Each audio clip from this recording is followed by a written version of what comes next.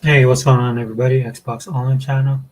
The Wrecking Crew podcast is live. Thank you guys for joining me tonight. Um, I do apologize. This is very late. I wanted to do the podcast a little bit earlier, but wasn't kind of feeling well, and I was a little bit tired and actually fell asleep. So I had to do some stuff before I got the podcast up and running as well. So that's why we're at the hour that I'm doing it right now. And my apologies, man, to the crew. I've sent out the invitations, man. If you guys can join, please do so. But I understand, dude, it is late in the evening for me, man. It's almost midnight right now where I'm at, so I'm pretty sure everybody's sleeping. I was thinking about doing it tomorrow morning, but I kind of want to keep a schedule, even though I'm going late at night. I do want to be consistent. But another thing is, I'm not sure. I think the fellas are going to be doing a podcast tomorrow as well, and I don't want to cross the streams, so to speak, man. I kind of want everybody to have their moment to put their content out, which I'm very appreciative for. Like I said in my previous video, I've not been able to keep up with a lot of the Xbox stuff because I don't follow a lot of people like I used to. And that's just par for the course, just because everything that's going on in the gaming community, and also time, man. In fact, I'll just open up the podcast by just talking about what I've been playing lately, which hasn't been much. I have a couple games on my playlist that I'm doing right now, but I haven't had a lot of time to actually play them because I've just been so busy. Like I said, man, in my previous video, life happens. I'm pretty sure a lot of you guys are in the position that I'm at. This is why I don't listen to anybody that tells me Xbox has no games. The Game Pass is trash. Because if that was the case, then I wouldn't be stressing about actually getting time to play my games. I have to make time to play my games, which is the interesting part, if I'm being honest. And I'm pretty sure, like I said, a lot of you guys are in the same boat as me. If I'm not gonna lie, in some aspects, it feels like it's a job, right? So this is another reason why, full disclosure, that I don't really sweat or stress the fact that a lot of the Xbox games are being delayed or pushed back. For one thing, man, I'd say give them the time that they want to. This is something that Microsoft was focusing on when they picked up these studios. It was actually a point of contention in the gaming community, if you guys remember, right, when everybody was hating on crunch, right, and talking about these developers not having enough time, and that became like the soup du jour in the gaming community, man, within the media and amongst gaming communities across the board. When I look at it, dude, I'm kind of old school.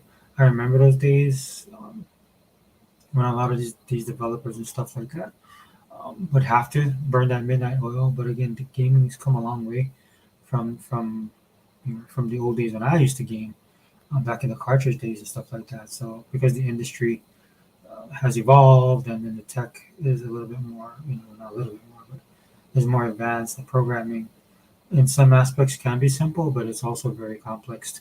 So you want the people that makes the games to make the best games possible, right? What you're seeing right now, if you guys are on social media, everybody's kind of hitting on the new Star Wars game that came out because of performance issues or whatever. I don't wrap myself in that kind of stuff. I'm looking forward to playing the game, but like I said, I already have Game Pass. My schedule is pretty full. My backlog is absolutely ridiculous. I just picked up Dragon Quest Builders today, Dragon Quest Builders 2, because it was leaving Game Pass. It's a game that I love playing in the service, and I haven't touched it in a while, right? Because other games will come in and occupy my time.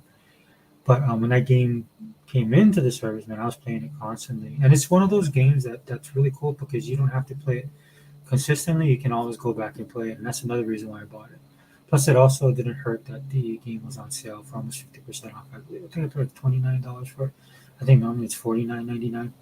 Um, and it's just a game. It's a time waster, of course, man. I mean, it's a sim game, which I love. There's just elements about the game that I like.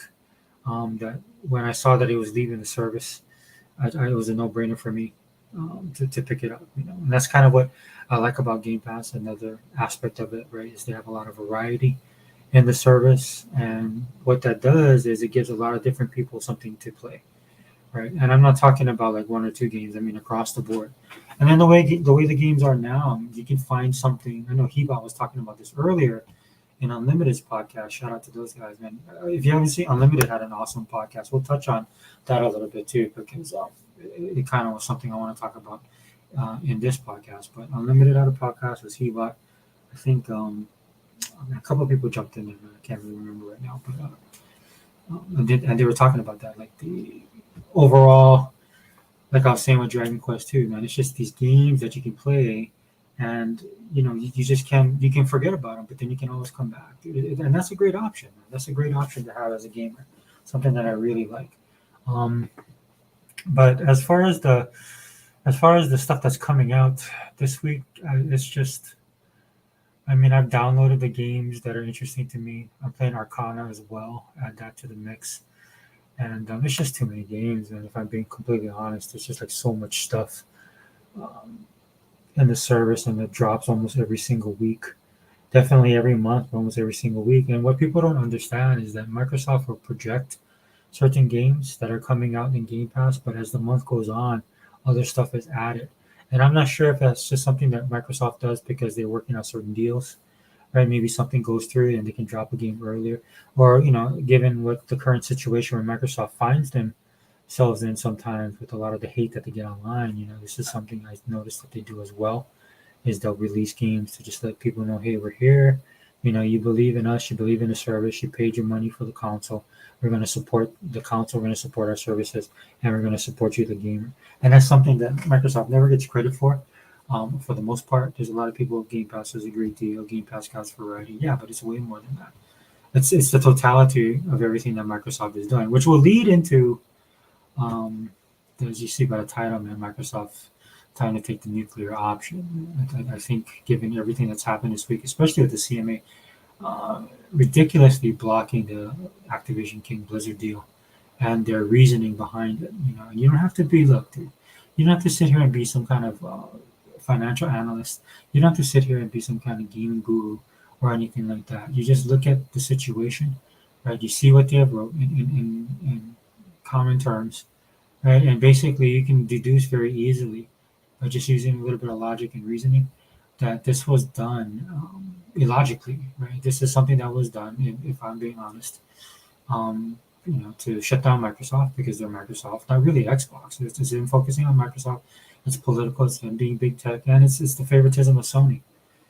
If there's nothing that shows that Sony has a grip on the UK, which is ironic, right? Because these regulatory agencies are supposed to protect the consumer first. They put the consumer first and foremost, right? So when you're looking at the business without any bias, or you're looking at it without any political agenda, right? And then you look at the facts.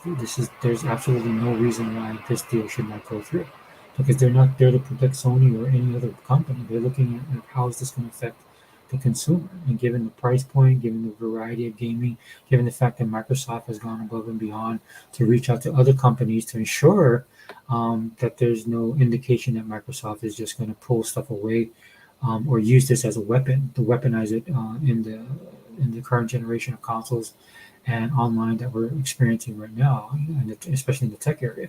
This is nothing like that, right?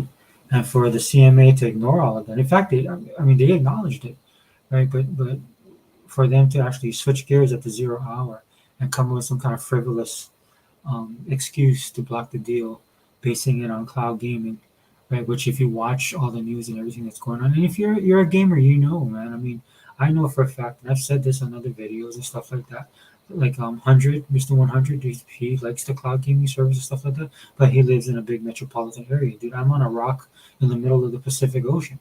Cloud gaming is not an option for me at all. There's a lot of places that Microsoft wants to penetrate that cloud gaming would be great, but it's not really an option just because the infrastructure is not there yet, right? When you're in certain parts of the world, in certain parts of the country, right? When you look at America as a whole, man, you have like what some people say, the East and West Coast, and then you have the whole of Middle America, and then you have somebody like me as an outlier out here in the middle of the Pacific Ocean, right? And it's just not feasible for everybody to utilize cloud, right? It's an up and coming business, right? And that's why to me, what the CMA's conclusion was totally off base, right?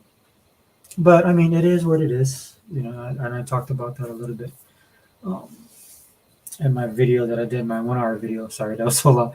But my other video that I did where I talked specifically about that because, um,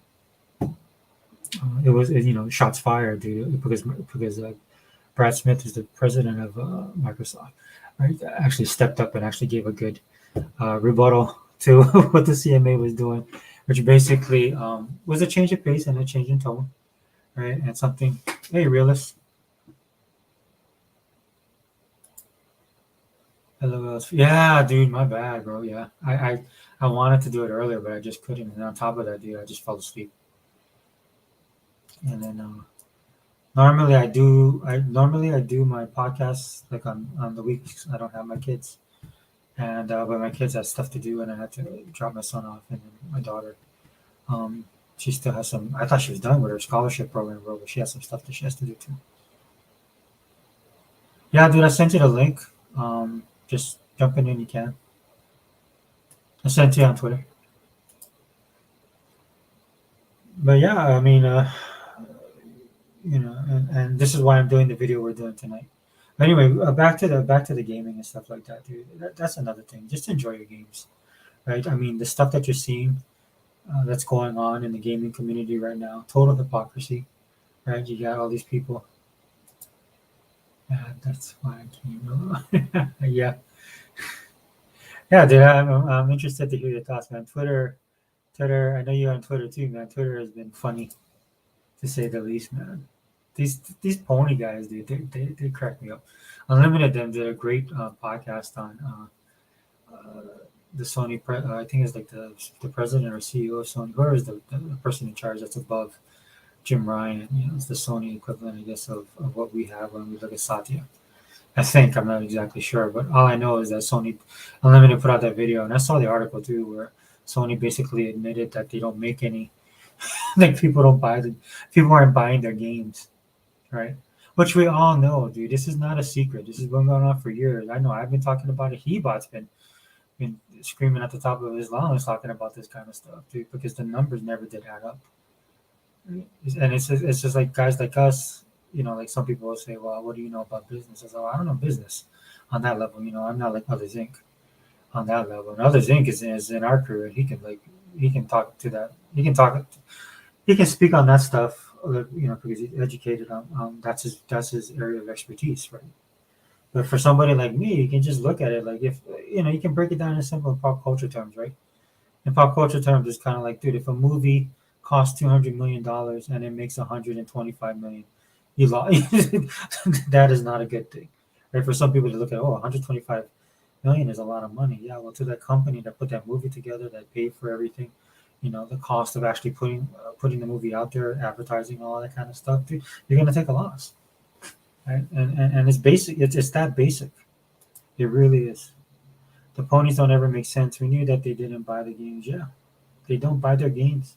As much as they talk about it, this is why I say on Twitter, when you look at where they are, because they're always on Twitter, man, and it's always the usual suspects I come across. Because the way my feed is on Twitter, right, I should not see them as much as I do. And that's why I've been having fun on Twitter, just like, throwing out little jabs, trolling a little bit, not taking it really seriously. Like for somebody like me, they'll attack us or attack Xbox or celebrate the CMA's illogical decision and stuff like that. And in the end, that doesn't matter to me. Well, it's something that we track. It would be good for me. It would be good for us as Xbox guys because it will help Game Pass, and then we'll have more access to more games. And not just us, but just any gamer, dude, that wants to buy the console, play it on PC, or just get the service, right? So we win in either way. But we're winning now, dude. There's just like so much early in the video, dude. I was talking about the amount of content I'm struggling with in Game Pass, man. I downloaded 3 more games tonight to play. Actually, I was supposed to. Oh man, there's another game that came out, that Pokemon one. I was gonna download that for my daughter, see how she likes it. It looks interesting to me. I'm gonna even play it. But I got way too much stuff to be playing right now. And in fact, I've been playing Twitter too much, man. I gotta throw myself under the bus. Everything in a day one bundle to capitalize on console demand. Yep, yep, exactly, dude. Did you see their numbers that they're putting up and that the ponies were sharing? Dude, they were reaching back too, dude. They were like, well, it's like 500 million consoles lifetime. This is how bad they have it, man. They can't really talk about games. They only can talk about sales. They can talk about Xbox. They can talk about the CMA the setback for Microsoft, right? They can talk about all this kind of stuff, man. But you mentioned I dropped like Spider-Man 2 in there to get all pissed off. They get all defensive with other people as well. They're like, where's Forza? I was like, I don't know, dude. Forza's coming later in the year. Yeah, you guys don't have Forza. I was like, dude, we got like 5 games that just dropped this week that is worth playing. And I don't name all 5 of them because one of them, Medieval. What is it? Medieval. I actually have that game. The only problem I have with Game Pass sometimes, dude, I'll download a game and a couple of the games, dude, I have a bug and I can't really play it for some reason. Hey, Global man, welcome, brother. Yeah, dude. Sony went gas for a reason. They have their numbers and see it. You guys woke me up. Thanks. Yeah, sorry, dude. I know it's late. You know, the irony of this all is after I do this, I gotta get up. I gotta get up early as well, man, because I gotta pick up my daughter and take her to her classes tomorrow. Thank God I don't have to go to any class, man. She's got that thing's like 4 hours long. It's ridiculous. And pink wavy. Yeah, thanks for joining, man. Appreciate it. The rest of the world outside of UK, EU, and FTC will approve, but Microsoft is a huge company to deal with if they get dirty. Well, that's why I'm doing the video, man. Yeah, so if you can jump in, man, let me know, because that'd be a good topic to have, man. As you can see by the title, time for the nuclear option. And last night I did a video talking about Brad Smith and what he was saying, and it's good to see. If I'm being perfectly honest with you, man, it's good to see that. This is something that a lot of us in the Xbox, especially in our circle of people and the hardcore Xbox fans have been talking about for years, man. Microsoft takes that high road and Microsoft plays the nice guy. And I'm not saying that they're faking that either, because they are. But to see Brad Smith come out and give the speech that he did, or his response to the CMA's, illogical decision, you can tell that he was not happy. Right, and a lot of people were saying that, well, he's threatening the UK. Yeah, and some of these people, man, are getting nuts with that. They're like, oh, like here, I'll show you this article real quick. I got this because I wanted to show the. This is why I hate the media, man. It's like Microsoft execs are out for blood after CMA blocked 68.7 Activision merger. This is what you're seeing like that. Microsoft's not happy. Microsoft threatens the United Kingdom. Right. So I will say that it was a veiled threat. I'm not going to lie about that, dude. It was a veiled threat. Right? But still, what he's saying was not wrong. Right. And you can hear in his voice the frustration, at least, right, of them doing all the things that they do, right, to make sure that this deal went through, to address all their concerns, and to be on the right path, man, and communicating with all the regulators, being very transparent, which is, which not a lot of companies do or feel like they need to do. But with Microsoft being who they are, man, at least they went that extra effort, and you could hear the frustration in his voice. I think that's where it's coming from, dude. But what he said, he was spitting straight up facts. Everything he said is true, right? From what Microsoft offers the UK, the partnership they have, the years that they've been in that country, right? And then another thing we'll touch on is like. It seems to be we're starting to rekindle that old UK versus USA argument, man, because of stuff that's been going online on both sides, but mostly on the British side, if I'm being honest. The British netizens. I'm on my way to work. I'll jump on a game. Yeah, dude, definitely. I'll run it for a while. I mean, at least an hour. I'll do this podcast. What's up, Jay, man? Good morning, dude. It's it's morning for you, brother. It's nighttime for me. It's early morning. Actually, it's early morning. Oh no, it's not 12 yet. Sorry. Yeah, dude. Thanks for joining, man. Let me know in the comments, dude, what you think about all of this stuff going on. If you guys are on social media like I am, dude, I've been spending way too much time on Twitter. I'm not gonna lie, dude, but it's been so much fun. Right? It's just so much fun to watch these guys chase their tails, especially on the Sony side. Right, and they're celebrating, and they think they're like putting these sick burns on the Xbox guys, and I just read what they write, and I'm like, dude, and you guys as a other Zinc would say, they catch themselves in their own lie. They catch themselves in a lie, dude. I mean, they catch themselves. That's what I mean. Like they catch themselves in a lie. They talk so much. They just, and that's why I like it. They just keep on talking, keep on tweeting, keep on posting, dude, and they end up shooting themselves in the foot with the stupid stuff they say. Yeah, it's 5 a.m., dude. You know what I was planning to do? I realized I was planning to get up at like 3:30 this morning, go to the gym. I was gonna go to the gym about 3:30. I still might do that because I actually fell asleep for a couple of hours earlier. So I'll do the podcast and then catch a couple Z's and then get up. 3:30, go to the gym. This is just better, man. It's like gyms are so crowded here. And then if you guys go to the gym regularly, and it's an interesting thing because when I was growing up going to the gym, and look, dude, I'm not trying to get body beautiful or massive, dude. I'm just trying to stay functional. I'm old now. Those days are behind me. But it's cool to watch, man. A lot of the people that go, especially the younger generation that go to the gym, dude, they are tuned in, man. They are plugged in, man. They know what they're doing, dude. The knowledge base is awesome. Nutrition's on point, dude. Body types are across the board, but it's cool how people work out now, dude. You can see like I was working out there. I was just doing. I felt bad, man, because I was like doing these pulley things for my shoulder. Because my shoulder, I have shoulder pain and stuff like that. So I do my workouts more towards mobility and weight loss. And so like I'm like doing like the 30 pound pull thing, man. This girl walks up to me, man. This and she's I live in Hawaii, man. This Japanese girl. She's Japanese, man. She's like the thickest Japanese girl I've ever seen in my life, dude. She was thick, dude. She was built. So she would put some of the dudes in that gym to shame, man. Bro, it was crazy, man. This girl was jacked, man. I mean, and I'm talking jacked as in she's massive, but just proportioned as well. Like when I was going to the gym back to this, people would have bird legs, or their arms were bigger, but their chest was, like that now. But this girl had it. Like I was looking at her, I was like, man, this chick is either a power lifter or she competes. Because I mean, and if she's a power lifter, she has that body for it.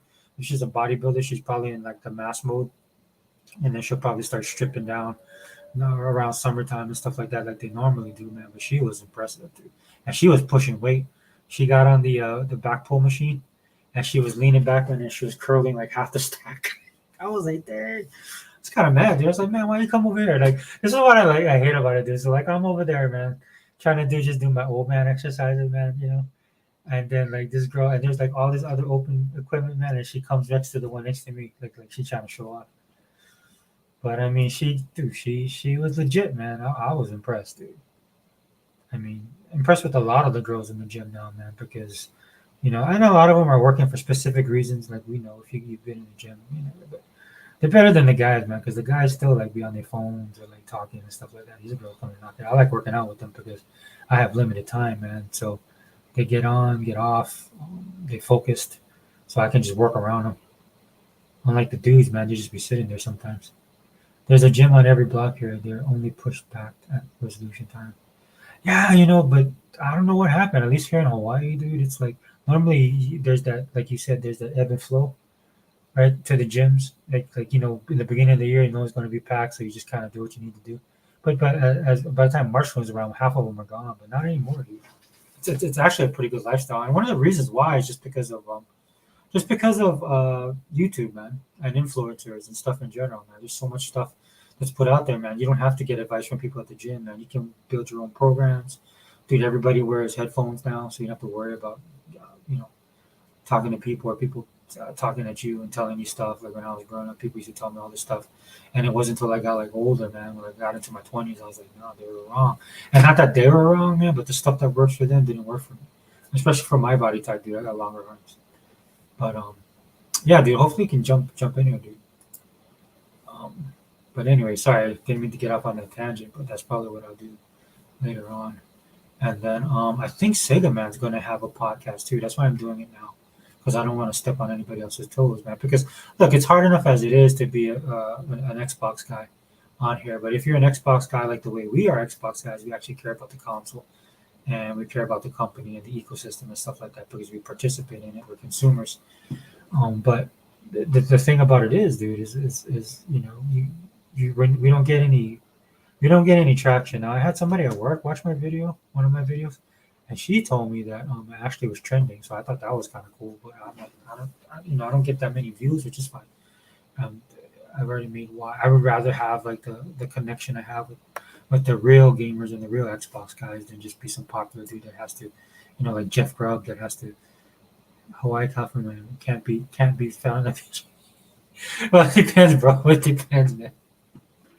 It depends, dude. But yeah, Hawaii is like I think at one point we are like one of the fittest places, but we also got like the highest diabetes rate and stuff like that. Look, Hawaii is like a hodgepodge, I call it chop suey of all different kind of cultures and races, and everybody has their own type of standards and stuff like that, and body types, of course.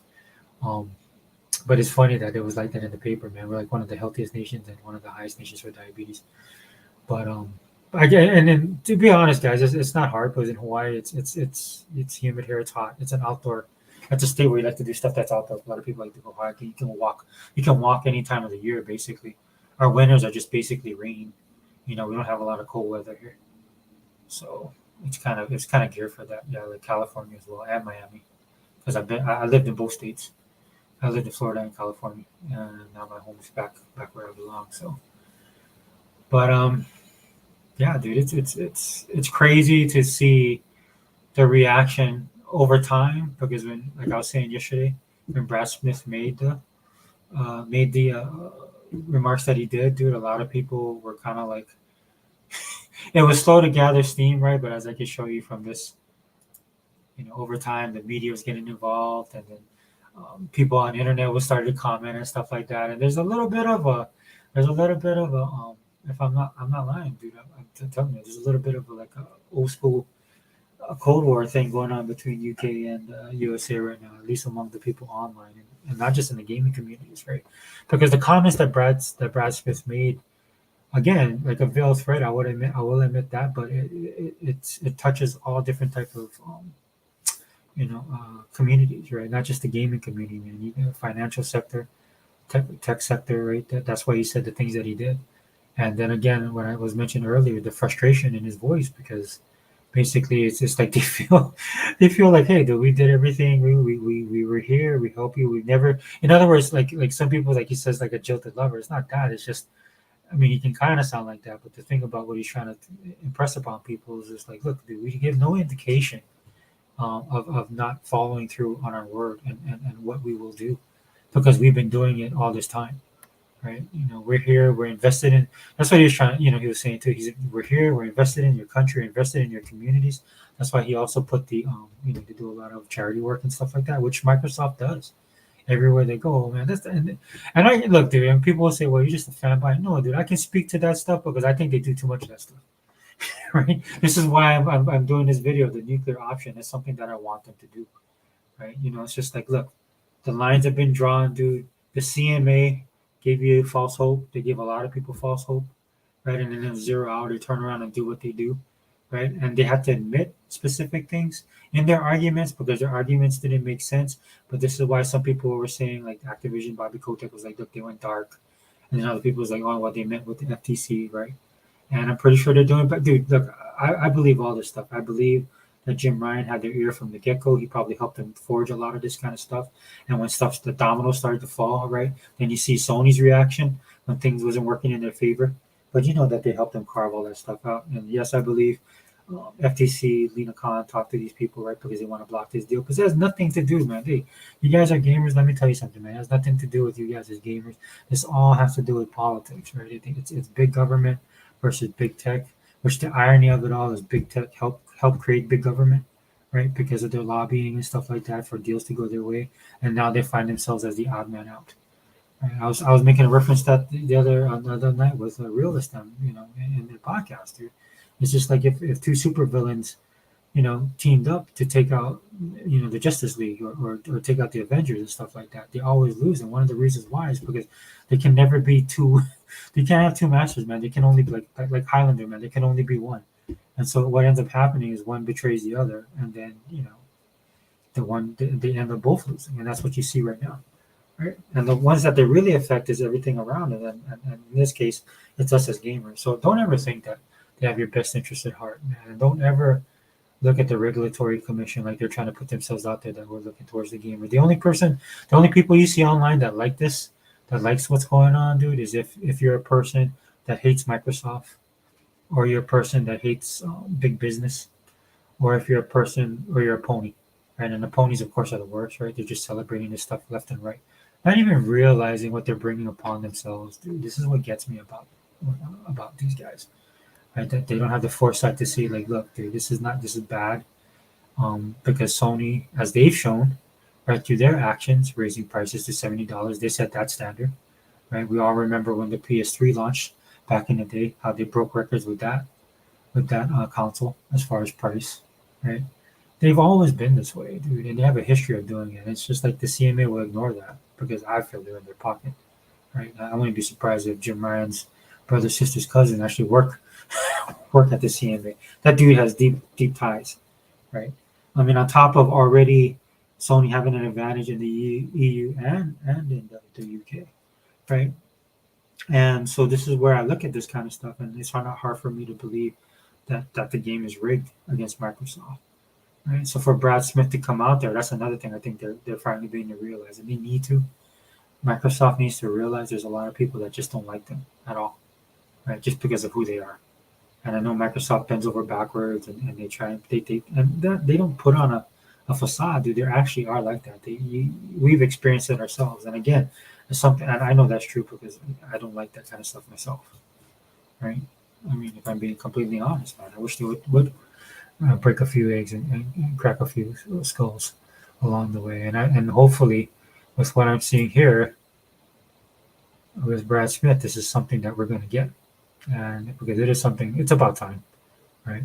And again, his comments, there was nothing wrong with what he said, and there was nothing, he didn't lie about any single thing that he said in that comment. So it might be hard for some people to swallow. Like I said, I see netizens right now in the UK kind of feel like Microsoft is like, okay, what does this mean? Or they're threatening us and stuff like that. Like I said, yeah, they'll threat. It is, right?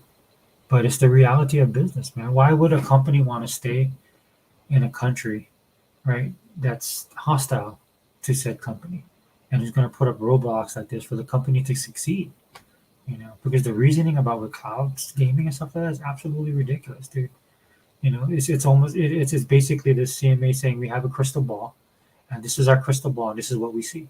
They have no way to predict the future, right? I was arguing with people on Twitter today. They were like, "Well, they're just global capitalists, and all they want to do is make money." I'm like, "Yeah, that's what a business does, man, and they deserve to make the money, right? Because everybody thinks Microsoft's just being greedy. Well, what happens is all this stuff. What happens if they buy Activision, right? And then they find out that Activision has really deeper problems that they didn't realize. Like Microsoft's going to come in, we're putting our culture, our company culture of diversity and equality and all this stuff, and they actually buy Activision, and then realize it's not just Bobby Kodak. The problem could actually be some of the employees, and they got to deal with that kind of stuff, right?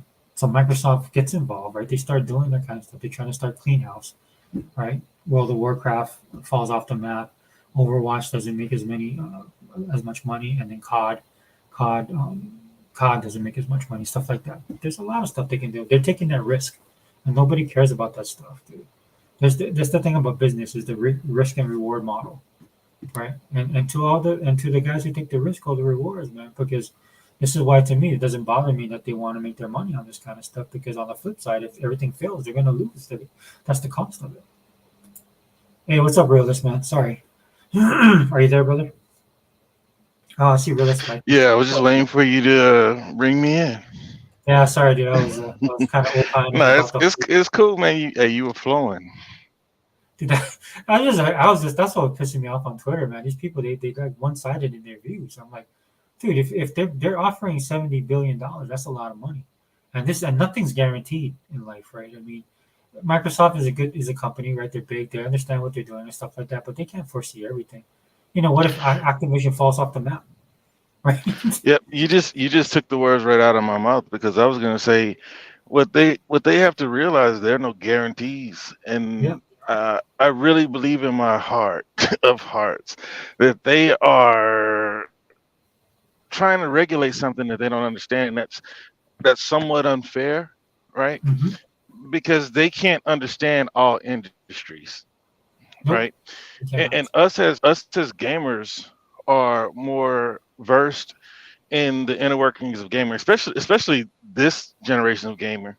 They want to be business majors and they didn't graduate high school and they sit around digesting all this information about the industry. Yeah. So you get these guys, you say, oh, yeah, they're lawyers. Yes, they're highly intelligent.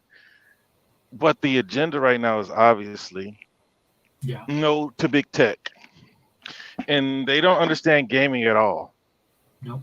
They would probably be better suited to regulate Microsoft if they wanted to buy a security company or like cybersecurity or something like that. But when it comes to Mhm. gaming, they don't know any because it's not all cut and dry. Yeah. Like even the fact that Sony does buy these exclusivity deals, which would normally, well, they still are supposed to be illegal. It's been the way it's been that way since the '80s, since Nintendo was in the catbird seat, Mm. and they don't understand this industry, and they've been tasked to regulate. And what I think is happening right now with the with them blocking it, Hmm. it's just an opportunity for them to get more information. A lot of people say The CMA.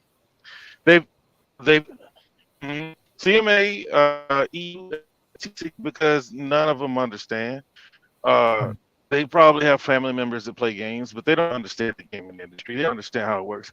This is against Microsoft. But what they're gonna have to understand is Microsoft is not gonna just take it laying down. And Yeah. Microsoft, when people see Microsoft being treated this way, it sends a signal, right? Yeah. And I read all kinds of articles and headlines that talk about how people are pulling out of the UK as it is. Yeah. And this is what I've been saying a long time. It's like UK doesn't represent as much as people think they do. People keep bringing up how they're the second largest market, but that second largest market is 5% of Microsoft's business. That's Yeah. 5% that they be losing. Not Xbox business, Microsoft business. It's 5%. You think Microsoft could stand to lose that business? Yes, but do they want to? No. But I don't think they really want to block this deal. I think that the FTC. Now, I don't know enough about UK government. I do know our government, our democratic government, Mm-hmm. are the Democrats in our government. Yeah. They are against business. They're against Yeah. expansion. They're against companies getting too big. Now, in the case of Amazon, did they do anything? Now, okay, yes, they did. But for lack of a better term, I'm going to call it organic. What they did is people liked their service so much to where it started to swallow up other businesses. It's just like Walmart. Walmart didn't make mom and pops close down. That was just a byproduct of a bigger store with better products, with more products and better prices being next to the mom and pop. Which is all there is to it. Mm-hmm. But Microsoft, to me, what they were doing in cloud, okay, who else is going to do it? Nvidia. Yeah. You see what I'm Yeah. saying? Google's out. Google's at a point where they're trying to sell their web space, but they're not making games. Mm-hmm. And what you said, nothing's guaranteed. This is what I've been thinking this whole time. They keep talking about Call of Duty like Call of Duty is forever. Call of Yeah. Duty has been good for about 20 years, but Mhm. who's to say that people are going to be playing in 20 years? And Bobby Kotick, he basically said that in an interview. Like Yeah. there are no, you can't guarantee that we'll be this Activision in 20 years unless we're able to grow. Right. And what they are is a Call of Duty company. They're a Call of Duty factory. And once Call of Duty isn't Call of Duty, what do? Overwatch was supposed to be a backup plan. What happened? You see, the second one is not near as interesting as the first. But just like you brought up about Microsoft and Mhm. other governments, I'm not other governments, other big corporations. There's more to them now. It's all a write-off, right? Now, when they do charities, when they do giveaways, when they do Mhm. nice things, they write them off, right? They have a certain amount of money that they have to just burn. But is that still a benefit to your country, to your citizens? Yes. And I don't think that Microsoft's in the process of doing anything malicious, right? Yeah. Sony is their competitor, and that's a byproduct of competition in business. You're not here to make your competitors better. You're not buying Activision to make your competitors better, but that's what they're making Microsoft do. They already made Microsoft fragment their operating system, allowing other browsers in. Like I think I said this the other day on the show. I don't have a problem with what iPhone did. iPhone did that. They got it honest. Mhm. They had what people thought was the best product, and people come out to buy it, and they buy apps in their store. But Yeah. what's about to happen is they're about to have to open theirs up too, because Microsoft's chirping, Epic's chirping. But see, right now Epic is on their own. But if you look at iPhones, it's not an issue that Fortnite's not there, and that there's nothing that can bother them. There's nothing that can really knock them off of their square right now, and that's a problem. Same thing with Google. The Well, only I mean, difference in the two is Google let anybody come on. well, the thing, like for me, when I look at business in that aspect, like you're talking about, I don't really have a problem with the way, because like you're saying, with at least with Apple, I mean, they just built a really good product, which is fine, right? The problem I'm having is more on the regulatory side, right? Is how they pick winners and losers, or they have favorites, right? And then when you look at the reasoning, like you perfectly said, man, I mean, the thing I don't think people realized, but you put it elegantly, was that regulators really don't know anything about anything. It's like politicians, really, right? It's just a lot of these people, they're just elected, dude. It's just like a popularity contest sometimes in school, right? Maybe you come from a family that's a well-known name, right? But are people really voting for you because you stand for specific issues, right? And are you going to do what's best for whoever your constituents are, or for, in this case, on a federal scale, what for your country, right? So when I look at what the CMA did, I could actually buy into the fact that they're looking at it from the perspective of doing what's right for the people of Great Britain, and the consumers of Great Britain, right? And then there's a lot of people, like you're seeing, and I was consuming a lot of information today. Of course, you discern what's really good and what's not. Um, but to your point, there was people making some great points about it. It's like, okay, look, we don't want it to be, because they're worried right now, because a lot of companies are coming in from the outside and buying up their stuff, right? So they want to really look at that. But I just don't think, one guy in Twitter, dude, he said, like, yeah, I'm glad they blocked it. We're gonna build our own AI, and I just laughed, dude. In fact, I just memed him with this with the Ray Liotta meme where he's laughing in Goodfellas. I sent that to him. I was like, look, dude, this is not the hill you want to die on. There's very, like you were saying earlier, right? Microsoft is basically the only game in town, and they're actually a nice corporation, right? Again, and I'll say that not because I'm an Xbox fan, but because it irritates me that they're so nice. So to your point, right? I mean, I can see where, and then you see a little bit of the nationalism and stuff coming out on that, which I'm fine with, right? But I mean, be smart about it, right? There's so many other companies you're going to deal with that won't go that extra mile. And again, that's what I got from the tone of Brad Smith. Sorry, man. If you want to comment back on there, let me know. But um, to me, it's just like I understand that frustration, dude, because they do go that extra mile. So for me, hopefully, what we'll see come going forward though is we'll see like this new Microsoft. I basically tweeted, man. In fact, I just pinned it on my account, dude, where I want Microsoft to be. I want them to take that red kryptonite already, because it's done. It's time to stop playing around, right? It's time for them to start looking at it to look at it realistically, man. This is stuff that I've said. I mean, he bought E-Rock, everybody in our circle, man. Unlimited, Sega, man. I'm pretty sure you're like us. I mean, you see it too, right? It's just, you know, sometimes the good guys are not being a good guy is not the way to go. So yeah, I mean, Microsoft has to be the good guy because even while they're playing the good guy, they still have a bad guy reputation. Oh yeah, from years ago. Yeah, this Hmm. is why so many But people hate them, dude. I work at IT, man. There's guys like old guys from the old school, man. They hate Microsoft because they remember the yeah, old days.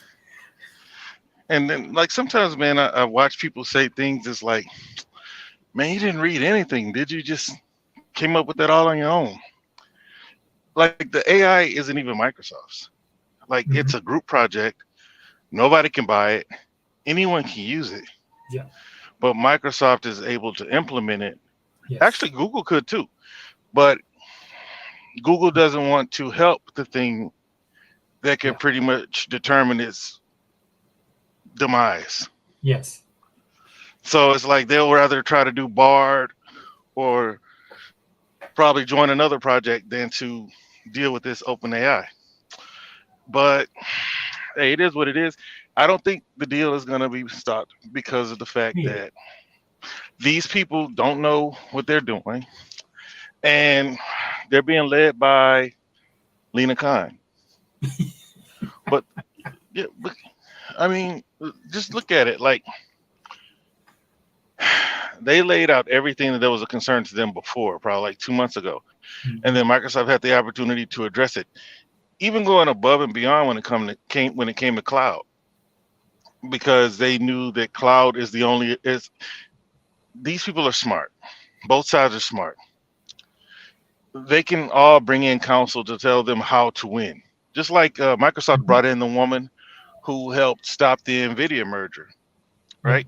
So Yeah. she was the prosecute. She was what was she, the prosecution before? Now she's the defense.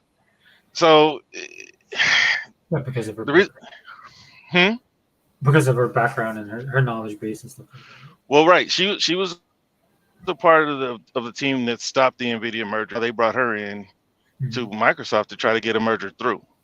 Yes. Everybody says that this case should, I mean, that this deal should go through.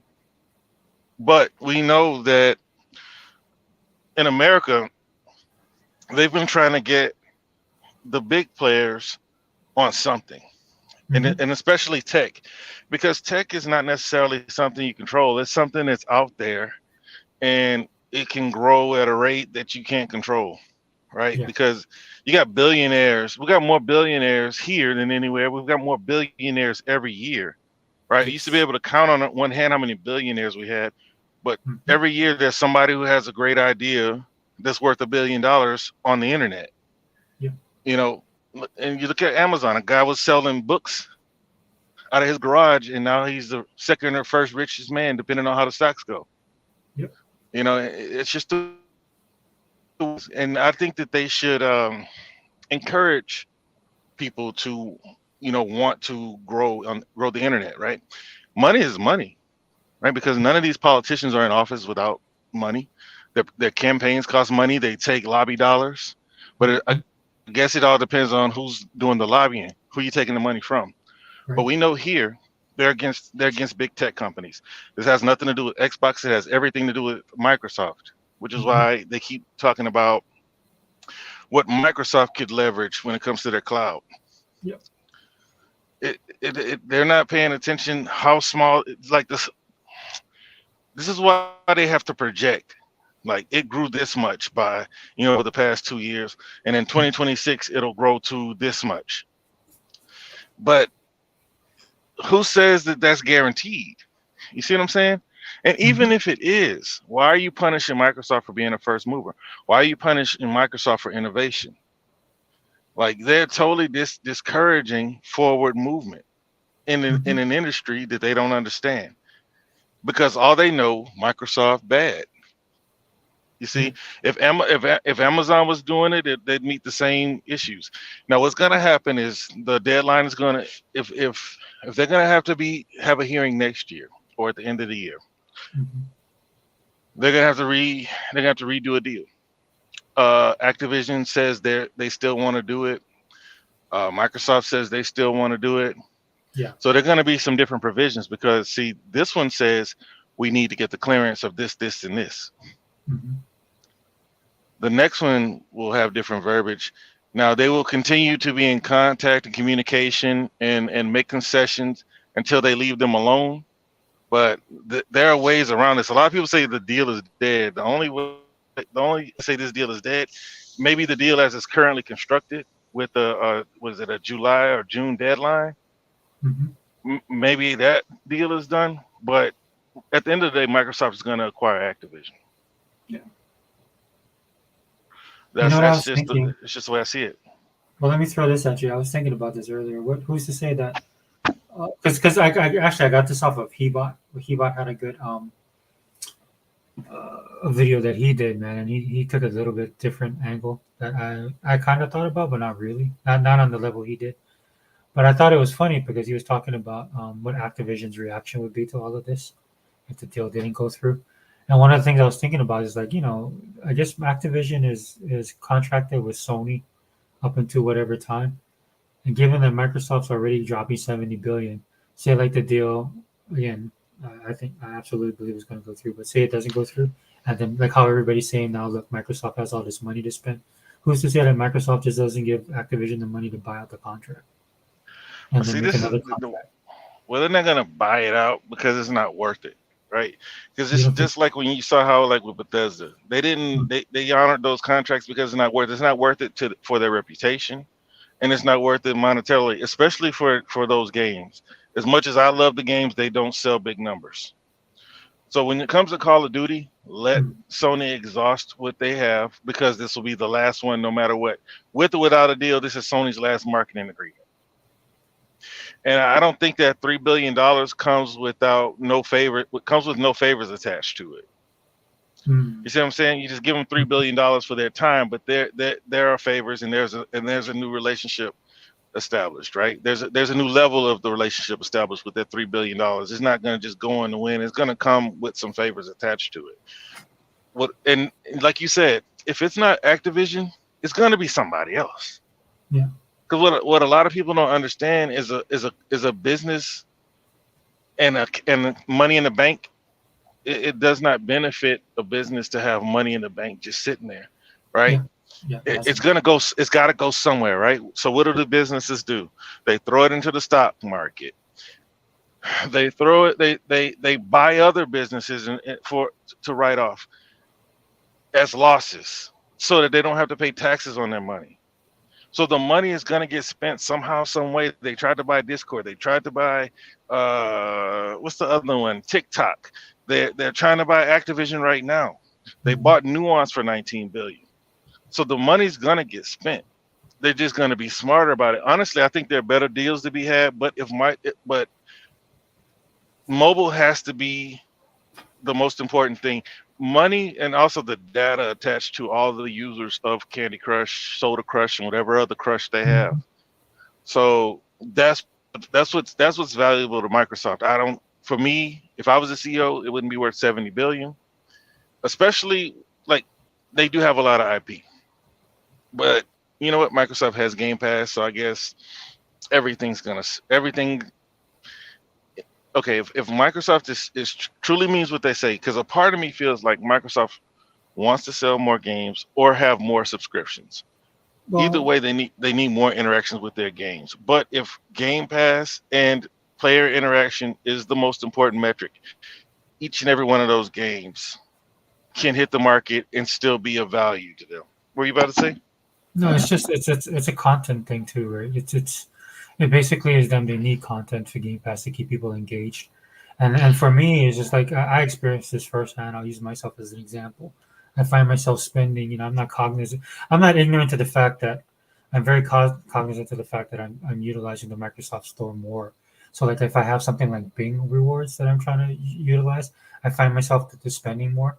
Now the great thing about using the Microsoft Store is that you're not paying the $70, or you can wait for sales. You don't have to buy stuff day one, right? It's giving me an option as a consumer to see how I spend my money, how I consume my entertainment, whether it's like how we were talking about anime, right? You and Dale was talking about anime, and then Dale was recommending all these animes that you can watch. Dude, every anime month you can get a lot of all these seasons for like 4.99, 2.99. It's digital, right? So you don't own a physical copy of it, but you're getting it in at least HD quality, if not UHD quality, right? And that's the thing I look at with what Microsoft is doing with the Activision stuff. I agree with you on the mobile front; they want to be a player there, but it seems like a 4 to 5 prong attack that Microsoft is looking at. And I say Microsoft because proper the company, right? I know Xbox is in all of this, right? But it is really Microsoft looking at it and how they can leverage a lot of these properties that they'll pick up, whether it's getting subscription services, right? Because that's a big thing, dude. That exodus from 360 to the PlayStation ecosystem was real, right? And that's probably something like when I look back at what Microsoft did by not renewing that contract with COD for some reason, and why they didn't want to do that. Um, Well, the that, reason that- they didn't want to do it is because like my Xbox was always a play toy. right? It was always this thing. It was something that they were never really bought in on. And the 360 was probably the worst thing to happen to Xbox because they thought that they were winning, and it was minimal effort, right? If Xbox would have lost the 360, they would have been forced to do what they're doing now. Back then, they had a false sense of security with the Xbox 360. That's why they thought that they could be the forerunners on DRM and things like that. They thought that they had arrived, and Well, I then they mean, come to find out that they hadn't. well, I'll be honest with you, dude. I can't blame him for doing that, right? Because, like, for me personally, doing the 360, man, there was a bunch of look, dude. I think everybody. I'll just be honest with you. Most people are normies anyway. They're not hardcore gamers to me, and I think in this generation there aren't really gamers anymore, right? I mean, not the way that we consume video games, and you can just see by what they play, how they talk, the fact that they're talking more than they're playing, stuff like that. But in the 360 era, man, it was kind of dude. The most popular game that I would play on my 360 was Left 4 Dead, and that's the first time I ever played a game where there was a constant flow of girls playing that game. Because I'm old school, man. I come from a time when girls didn't play video games and stuff like that. I remember that. Dude, the only people that played games was guys like me, geeks and nerds, and so you would see girls playing games on Xbox Live, but it was Left 4 Dead, dude. My friends list was just full. Half of that friends list, even more than half, was girls that I would play with, and then they would play with, and then how toxic it kind of was back in the 360 as well, right? Um, the people talk about racism now, dude, as well as I do, man. It was bad back then. And so when it came to girls, man, and then dudes, right, they didn't have no chill. So they just out there trying to mac this chick on a video game, which I thought was funny myself. But then if they were comfortable with you, they would play with you. So like 70%, yeah, dude, I'll even say 70% of my friends list was Left 4 Dead. Because you would do the little things, right? Like you would cover, right? If you had an extra medic pack, you would share it. You do those little things. That's the way I play. So people wanted to play with you. But then the majority of the people, bro, I can tell you, they don't play Street Fighter. Because you look at the list, man, and when Netflix was brought onto there, a lot of them was watching Netflix, right? Because you could see what your friends were doing. So anyway, that was, I mean, I don't blame Microsoft trying to transition from the 360 with the Xbox One doing what they did. No, like it. They weren't the ones to do it, right? It's Mm, kind of like Google wasn't the one to spearhead cloud, right? mm, It's like Google was the future, right? The future is your games in the cloud, you buying games online, just yeah, like movies. But they weren't the ones to implement it. They didn't have they had a place to. They didn't really sell it.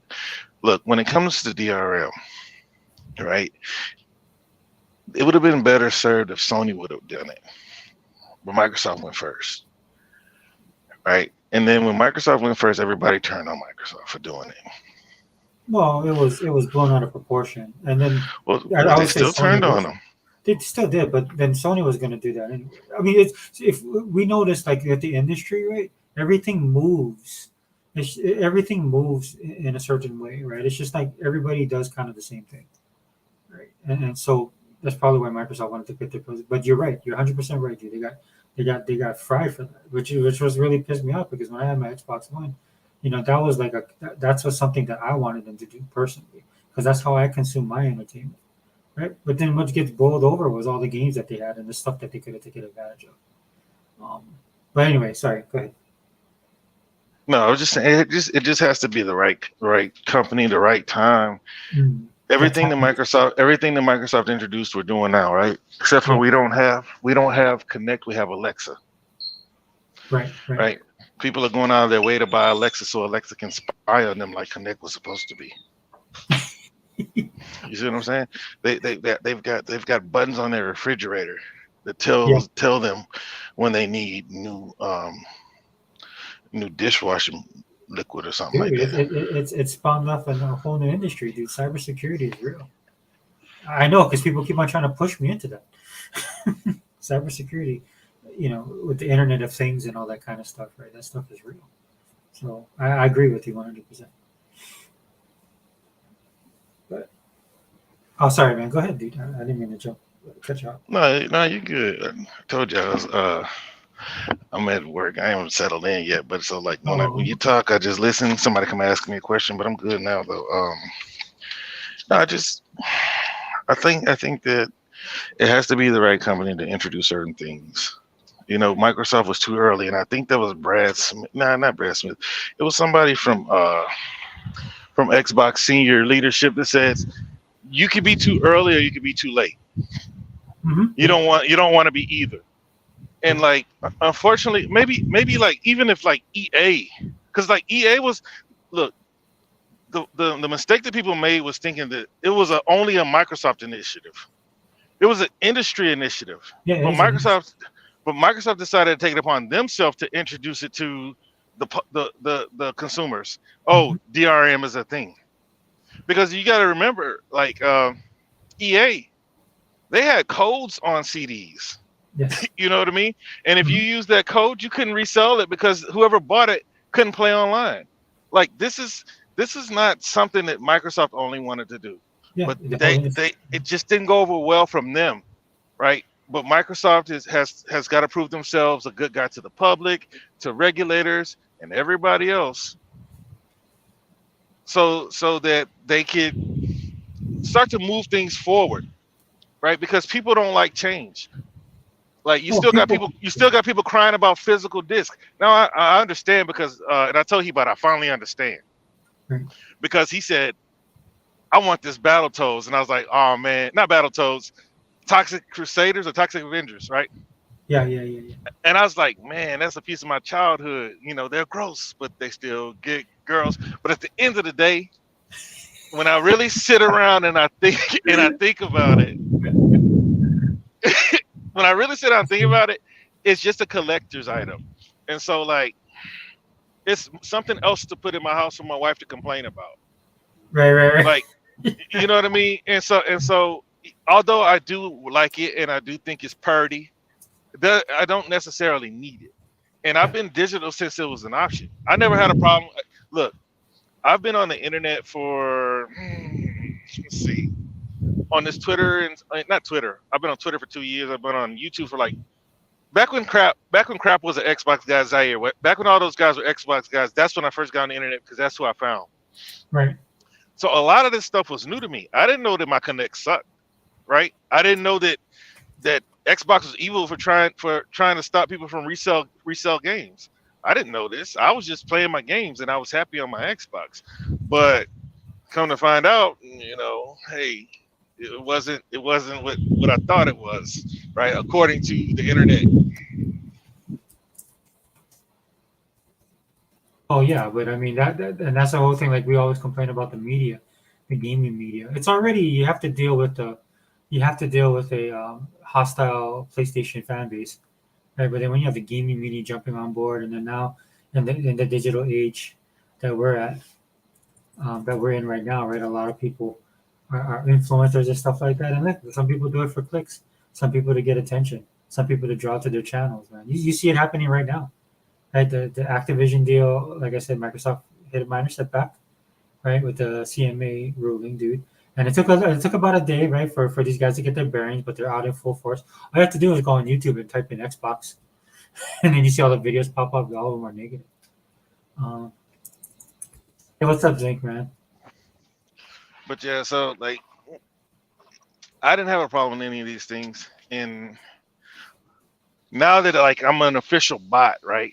Now that I'm now, cause see, look, because I grew up a console warrior, right? I Yeah, grew yeah, up, I grew up. I had a Genesis when everybody else had Super Nintendo.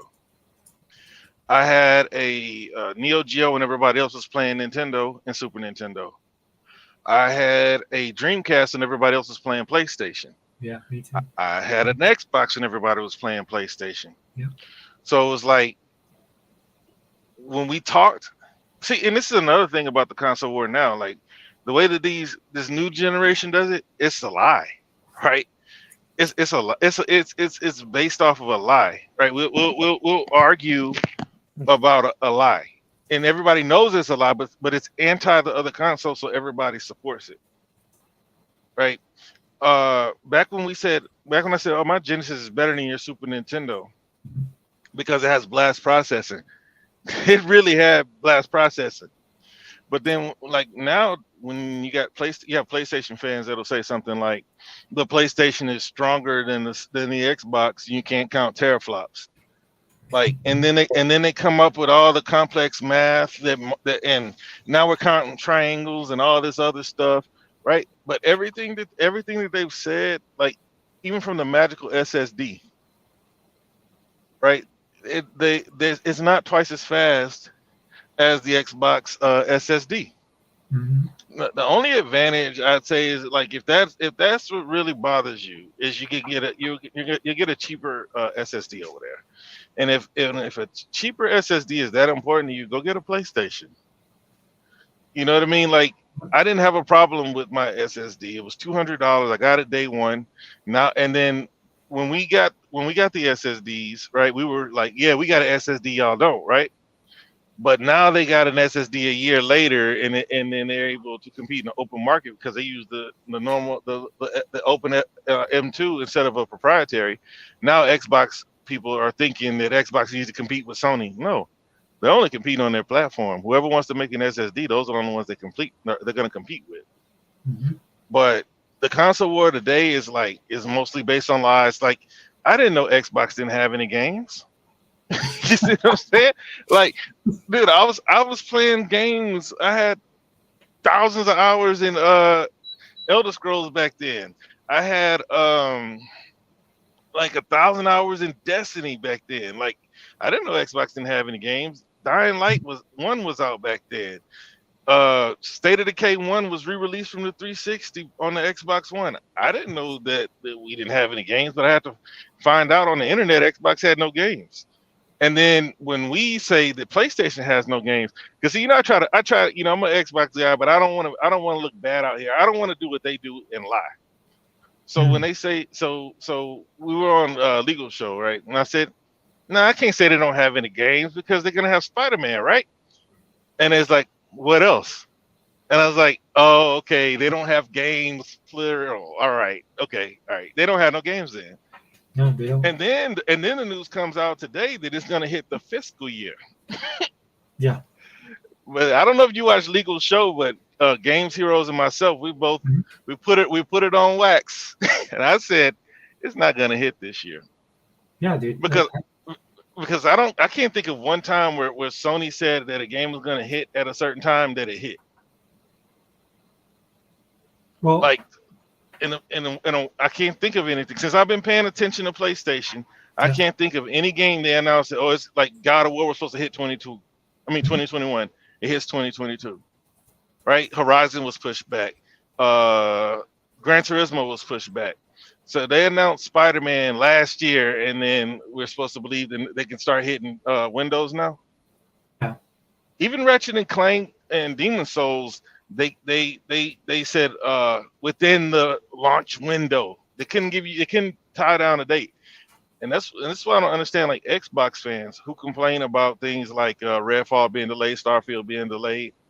It's like, for one, you got to see what Microsoft's doing, right? They didn't.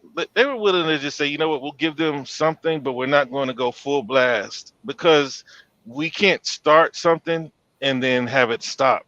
Like you brought up earlier, you said the content has to be there to keep people occupied, Hmm. but the content has to be interesting, compelling, and somewhat mainstream for you to get the metrics that you want to get. Like I started the last case of Benjamin Fox, but Hmm. I doubt that that's gonna build their subscriber base No, so the point because of that you is the same thing. It's just like Netflix, brother. It's just like Netflix, man. There's like so much stuff out there, but now you see people watching stuff like Squid Game.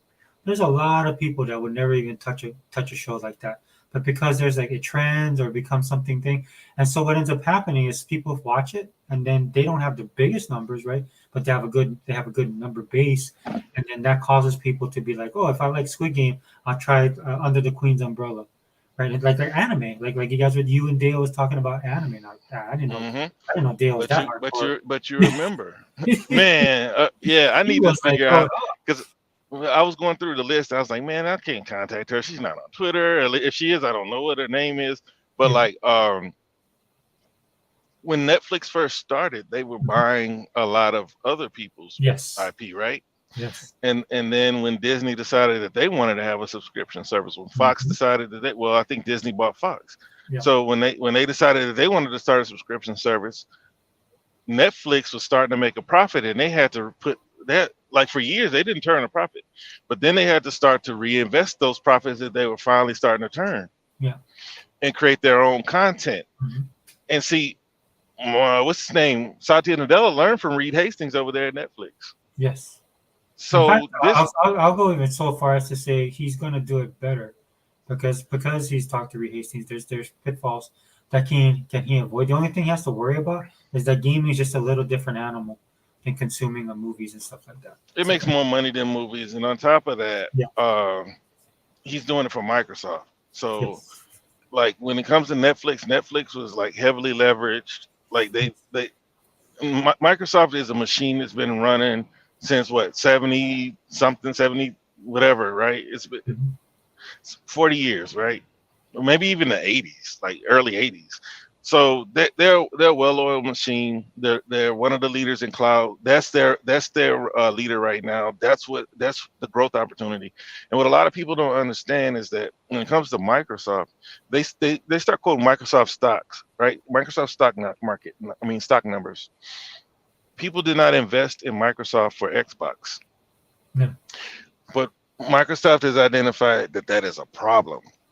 So what they want to do is build Microsoft, because I mean, I don't know if you know or not, but like Windows is pretty much hit is going as far as they can. They have to find creative ways to sell more Windows products because it comes on most people's PC, especially here. Like it's pretty much where it is. And Microsoft, if I'm not mistaken, made more money than Windows, made more revenue than Windows did, because Microsoft, I can't say that they're profiting, because $70 billion is, that's a lot of money. But they want gaming to become a pillar. See, like Nintendo, gaming is Nintendo. Sony, gaming is PlayStation. I don't think that PlayStation would want it that way because they were a hardware company, right? And they don't own any of the software that makes them money, right? Call of Duty is not theirs. What they do own barely sells, right? In comparison to how many consoles they sell, they don't sell the amount of games that you would hope they would. Like, and Microsoft wasn't either, but Microsoft came up with another idea, which is Game Pass, Well, right? that's the interesting thing about Game Pass, right? Because of all the stuff that Microsoft was dealing with. Because you saw what they did with the Xbox One, right? They were trying to take everything head on, as far as what people were complaining. But I think somewhere along the way, they realized, like, look, these people are full of crap. I mean, I'm not saying they're like like they're being negative towards their consumer base, or their fans, or their so-called fans, right? But they do realize that people say a lot of stuff, but they don't either mean it or they don't know. Right? They got smart about it, and then to me, that's why Game Pass came about, because they have to find something, right? They have to find their little niche, like how Nintendo has theirs, PlayStation has theirs, whatever, well, screw PlayStation, but Sony has their little way that they do stuff. Nintendo has their way, and this is Microsoft's answer to me, anyway. But Um, Microsoft's whole business, I mean, that's a Saudi initiative, right? yeah, Where everything's a subscription, yeah, right? because that's what Like he does like with like the 365. I have that subscription hmm too. So Office is a subscription now. yeah, You can get your cloud OneNote subscription, and if you get Offices included, uh, you got a subscription with what's that little job thing? LinkedIn. yeah, Everything has yeah, a subscription tier. So what that is residual revenue that everybody should understand by now. right. Like whether Microsoft sells 5 million consoles next month or 500,000 consoles next month, they have at least 30 million Game Pass subscribers, and that's making them money. And it's only going to get bigger, And going back to the regulators,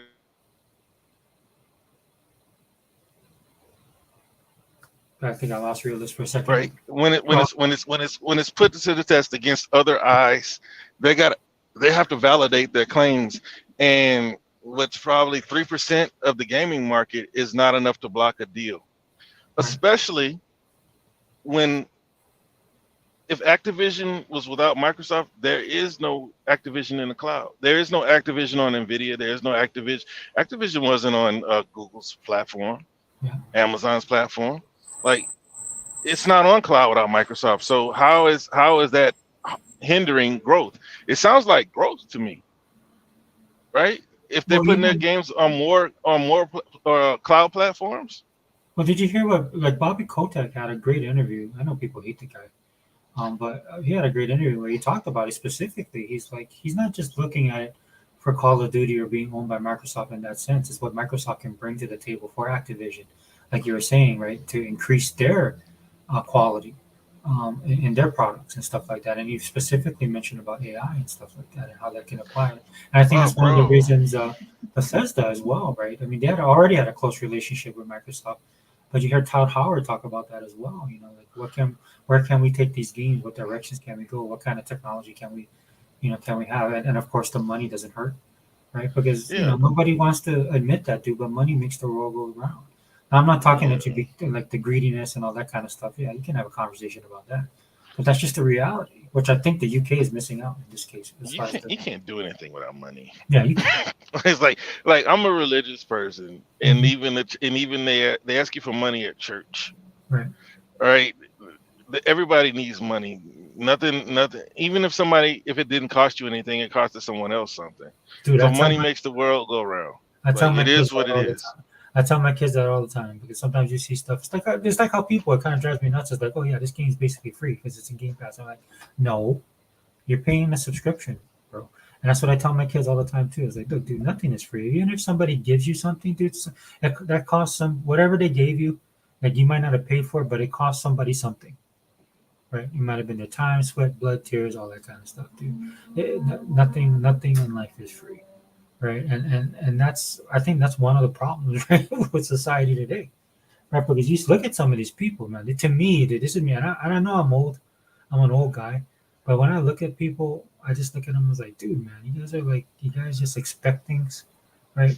You guys are privileged, right? You guys don't recognize what it takes to make something. For all the Hmm. people that say that they support their brand, like the Sony guys. That's why I can't stand Sony people, man, because they're the worst when it comes to this crap, right? It's like, But oh, we they're support. not genuine. So that's why like it's hard for me to take any of them seriously. Like I don't even have fun. I don't even have fun slapping them around anymore. Yeah, yeah, it gets Like old. Yeah. because they like if it's not a good faith argument, then we can't talk. Because like I just get completely turned off when I figure out that you're being disingenuous in your talk. That you're And when I ignorant, talk, and stupid, when I So had to learn, I had to learn, I had to learn. I had to deal with a lot of ponies on Twitter before I figured out that none of them are really here to have a good gaming conversation. They're just here to try to make Xbox look bad at all costs. yeah. Whereas Sony, in my opinion, Sony does a good enough job on their own. And I just say what Sony does. Yeah, Microsoft didn't have triple A's, fine, but they are making games. No, that's what irked me about them because they were driving that narrative, and so was the media that the AAA games. To me, that's the AAA games are not what everybody makes them out to be. That's why I love Game Pass because like Microsoft is doing AAA games now, but they're doing it because okay, it's going to be in our service. If it's going to give variety, if it's going to drive subscriptions and stuff like that. Because I'm pretty sure Microsoft, being who they are, looked at the numbers and realized, no, this is not a zero sum game with this, right? And this is Unlimited talked about this earlier because the article came out where I think it's the CEO of Sony came out, like the big boss came out and basically said, look, you guys don't buy enough games. But He's telling Sony we guys that they knew don't that, buy enough right? games. Th- Yeah, we Like all knew that, but it's just like even this is what pisses me off about like the IGNs and Ryan McCaffrey and stuff like that, or even the guys in our group like Boom, Mooch, and all these guys. They were like, no, we need to do a Sony. We need to be AAA games. And I'm sitting there going, why? Why, dude? I mean, number one, that's not what we're known for, right? That's number one. Or like when they're pushing the Japan thing, which that's dead. That's been dead because I'm old school, man. That's been dead since the early 2000s. And I can speak to that specifically because in Japan there was this little civil war with the developers where some part of the developers in Japan was like, no, we need to make more Western stuff, right? And those all those guys got ostracized. They got that silent treatment, like in Japan when they don't really fire you, right? Mm-hmm. They stick you in that office with the windows or with no windows and four walls. With no You know? windows. Yeah, no windows, four walls, and a desk and a pencil, and you just sit there all Yeah. day. Yeah. So that's But see, basically what happened to those guys. And you see what but you happened to their industry, dude. Their industry, they make great content, dude. They're good at what they do, right? But at some point, like you were saying about Nintendo, dude, this is why I have no problem with Nintendo or their fans, man. But they can't be running our industry, or Sony shouldn't be running. They're not the lead in this industry. They don't innovate. They don't do anything, dude. They don't. no, And this no. industry is gonna die if they were actually. Well, fortunately, like they do what they do, and then they get to have their own little heritage in gaming where they do uh, what they're known for. But we know for a fact that Western games sell better. They're more imaginative. Whereas when it comes to Japanese games, it's more about a storyline and Yeah. characters. So because we've created, that's a Western thing. The RPG we created that, and it says, and what I mean by we is that I'm going back to like the like Lord of the Rings and all that kind of stuff, right? So what Japan did was and this Japan is actually good at this, right? They're one of the few countries that are good at this. They can take something and kind of make it their own, or make it better, or add something to it. Like like I watched this anime, dude. If you haven't checked this out, you should check this. It's called My Hero Academia, right? And so it's Yeah, I know basically, about it. well, it's basically Japan's take on our comic book heroes, and it's a very Japanese perspective on it. Like when you look at the main character, is the guy All Might, right? He's like the combination of Captain America, Superman, all rolled into one. And when you see the way they make the character, it's basically we're looking at through their. It's funny because it's the Japanese. We're looking through their lens of looking at us. Does that make sense? Right. Yeah, Yeah, yeah, and so Japan is really great at doing that, right? And, like the car industry. I grew up in that time, dude, in the '80s. You remember the movie Gung Ho, right? I remember. yep. I mean, I remember all that stuff, and what it is, they have that ability to do that. But the one problem they do have is thinking outside the box, right? And that's with a lot of the Asian countries. Right? For a lot of the people that talk about China taking over and all this kind of stuff, I was like, well, I mean, it'd be interesting to see, but I'd like to see how they're gonna take stuff. And that's what I see a lot of times with Sony and Nintendo. Do they're good at what they're doing, right? Nintendo with like you were saying the other night, right? The product and stuff that they make, right? Sony being evil, right? They're good at that, you know. So, but I mean, again, they, I would not hang the industry on any of these guys. Look, dude, Yeah, look what but other Zingo. Look what other Zingo, dude. He actually named everybody I couldn't name. hold up. Oh, the zinc is up this early in the morning. Well, Yeah, yeah, it's yeah. kind of getting late. Well, Jeff he's Grubb, Ryan McCaffrey, Jeff Keighley, Jess Gordon, Rand, Paris, Lily. Oh man, look, my problem. Yeah, I stopped watching Rand when he started talking about his PlayStation yeah, because it's not because he likes PlayStation. It's because there are so many people who built their foundation on the backs of the Xbox fans, yeah, and then decide that we're not enough, so we gotta let the ponies know that they're safe here. yeah, You know what I mean? yeah. They play Like both this, sides. Yeah, yeah. These that was an Xbox guy. yeah. And that's why I don't listen to him anymore.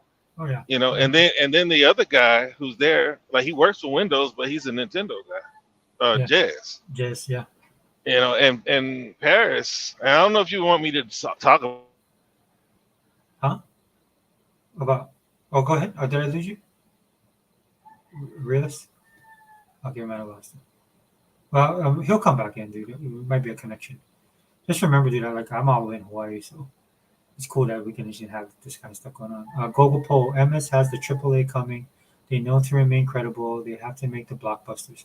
Assumptions are MS will always be the Xbox of 2017 of Halo, Gears, and Forza. Yeah, yeah, 100% global. And me personally, I don't have a problem with them being that. And they're being all of it. It's not basically they just throwing everything on the wall and see what sticks. And this is why I always say, man, and I'm not being facetious about this, man. Thank God Microsoft is rich, that they have that type of income and that type of money. Because I say this all the time, man, because there's companies that would not have been able to make it. So we lost the realist. We'll see if he jumps back in, man. I really want. Yeah, he was actually on a roll. Um, yeah, but I mean, this is what Microsoft is doing, bro. I mean, we experienced it firsthand. This is why, again, you can't take a lot of these people seriously. I'll question them on Twitter when they tell me, "Well, Game Pass does," it's there's nothing in there, and I'm like, okay, what kind of games do you like to play? Do you even have a Game Pass? Do you actually have like an Xbox that you can play? Because if you did, then you wouldn't be saying these kind of things. And then if they do, and I look at them, I say, well, then you must not be a gamer. I'll just be honest with you, you must not be a gamer because gamers play games. Oh, what's up, brother? Yeah, go ahead, finish your thought. No, no. I was saying. I said I could, man. And I asked a question. I was like, what happened when my phone died? So I had to get on my other phone. This phone, I got Anton Shakur on here. And I was laughing because I was like, oh man, I got this guy's face on here.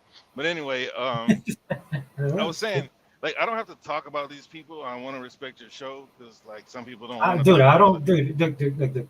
I want to tell you this, dude, because I have this with hundred sometimes too. Because he comes on here and he worries about his language and stuff. Look, dude, I ain't nobody's daddy, so and I want Well, everybody to. you don't have anybody's daddy, but some people they don't like the, all it takes is for one of their cronies to catch the wind that somebody says something about them on this show, and then they'll be making it. But I know, like, those guys that I've mentioned so far, they wouldn't do it. But like, it could Like me, happen. yeah, I'll be A honest lot of with you. people, I don't care. I don't care. You yeah, a can lot say of it. people don't want the backlash of the fans of these guys. So anyway, True. Paris, I Paris. want the backlash, dude, because that would give me more views. That's why I'm kind of mad at like I get mad at he bought that, dude. I'm like, dude, I said the same thing as he bought, and nobody says anything to me. But see, okay, so like Paris, like Yeah. when a guy says what he says about Killer Instinct, Yeah. he should be excommunicated. He was, dude. People was mad, dude. No, no, they took him right back. They're back liking his tweets and everything else. Oh well, He's I'm a saying okay, real like gamer. in their circle, like in that upper with those guys. But dude, even like fighting games fans was coming after him because Yeah, but in the fighting game community, people love because KI. he exposed himself Yes, yes, he for did. being a person who doesn't play games, just talks about games. But when you put certain people on the spot, they won't just take the classy way out and say, you know what, I don't have much time invested in that title, but Hmm. you've given me something to look into. No, he had to come up with something. He had to say something, and he found the rhythm of what the other people were saying, and then just said something that was completely way out of bounds, Yeah, because Killer Instinct was a huge deal. yeah. Even Awesome. being jank on Super Nintendo, it was a huge deal. Hmm. Like, Killer Instinct was right there. It didn't go quite toe to toe with your Street Fighters and Virtual Fighters, but it was right there. And it was a part of laying the foundation. But hey, anyway, so these guys, man, I don't tune in, and that's why, like, sometimes when I'm on people's show and they start bringing up these people, I'm like, man, I don't even listen to these guys, because even like Other Zinc, he complains about people, but he's in their chat, you know. Dude, Uh, I give I don't even go in their show. Yeah, I see. I try. Okay, so knowing other Zinc as much as we have for the last, especially over the last several months, man. Like, dude, he deserves like a sainthood, man, because he actually does listen to these shows, and I can't do that, dude. In fact, I tried. I was like, you know what? I need to listen to it, and I lasted like maybe like 5-10 minutes, and I just switched off. I couldn't Bro, do it. But I'm Zinc not does gonna it, dude. volunteer to listen to something that I already know is gonna piss me off. Yeah, yeah. I'm I the same. already know. I already know. And Boone showed me love when I used to come in there. But man, when he started playing that, holding Xbox accountable, and they need their feet held to the fire, and it's like, bro, are you playing games, bro? Like, it's so many Mhm. games out there that you haven't even touched yet, and you're Yeah. asking for more games. But see, the thing is, when it comes to YouTube, you have gaming YouTube channels like you, right? You're a fanboy, but you play Yeah. games, Yeah. right? But then you have content creators. Content Mhm. creators are the false equivalent to media. If there is no news, we have to make some news. And if there's nothing to talk about, we have to figure out something to talk about. Yeah.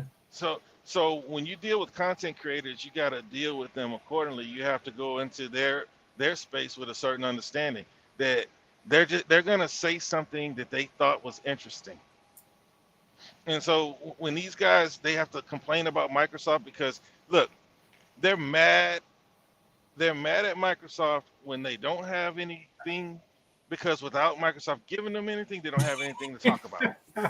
That's true. They're complaining that, oh, Microsoft, they have to let us know something. They don't have to let you know anything.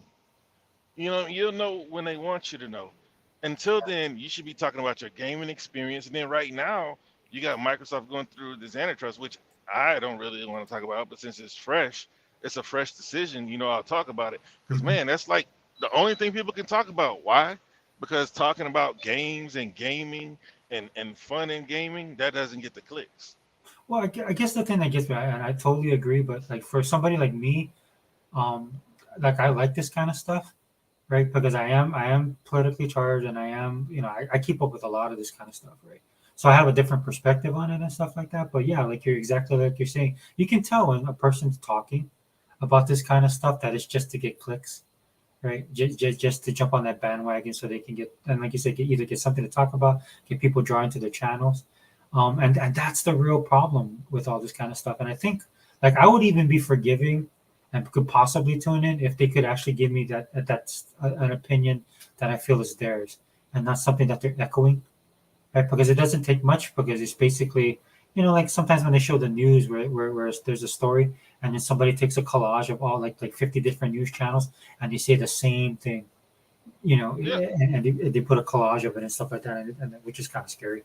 But the same thing happens in the gaming. Like I'm looking at this stuff and everybody's bringing out cloud, and then I'm like, dude, you guys don't know anything about cloud, right? Because I'm not getting what you think about it, like your thought on the cloud situation. I'm getting what somebody else said in the media that every one of you guys are copying verbatim, right? About yeah. cloud. And then like opinion pieces are one thing, but Yeah. don't present your opinion as if it's facts or it's Yes. indisputable. You know what I'm Yes. saying? Like, Yeah. Open minded. Yep. Agreed. yeah, like I'll talk about anything, and I'll be like, sometimes I reach a point where I'm like, man, we're arguing hypotheticals. Yes. Yes. You know what I mean? And at a point, it's all about who can make their hypothetical sound the most interesting to quote unquote win an argument. So I don't normally argue hypotheticals. I really don't want to argue about video games because at this point, there's so much going on with the games. There's so many games to play that man, we should just be playing them. You know what I mean? But since these guys create these narratives over there on the blue side, every now and then we should address them. Well, you have And to. then and then You our can't. and then our Okay. community. Go ahead. No, no, go ahead. Go ahead. I was just gonna say, and our community, it to me is not the strongest. Like when I look at like people on YouTube, when I look at community, I see a lot of people on Twitter, right? And they go along with what PlayStation fans say, but you're supposedly an Xbox fan.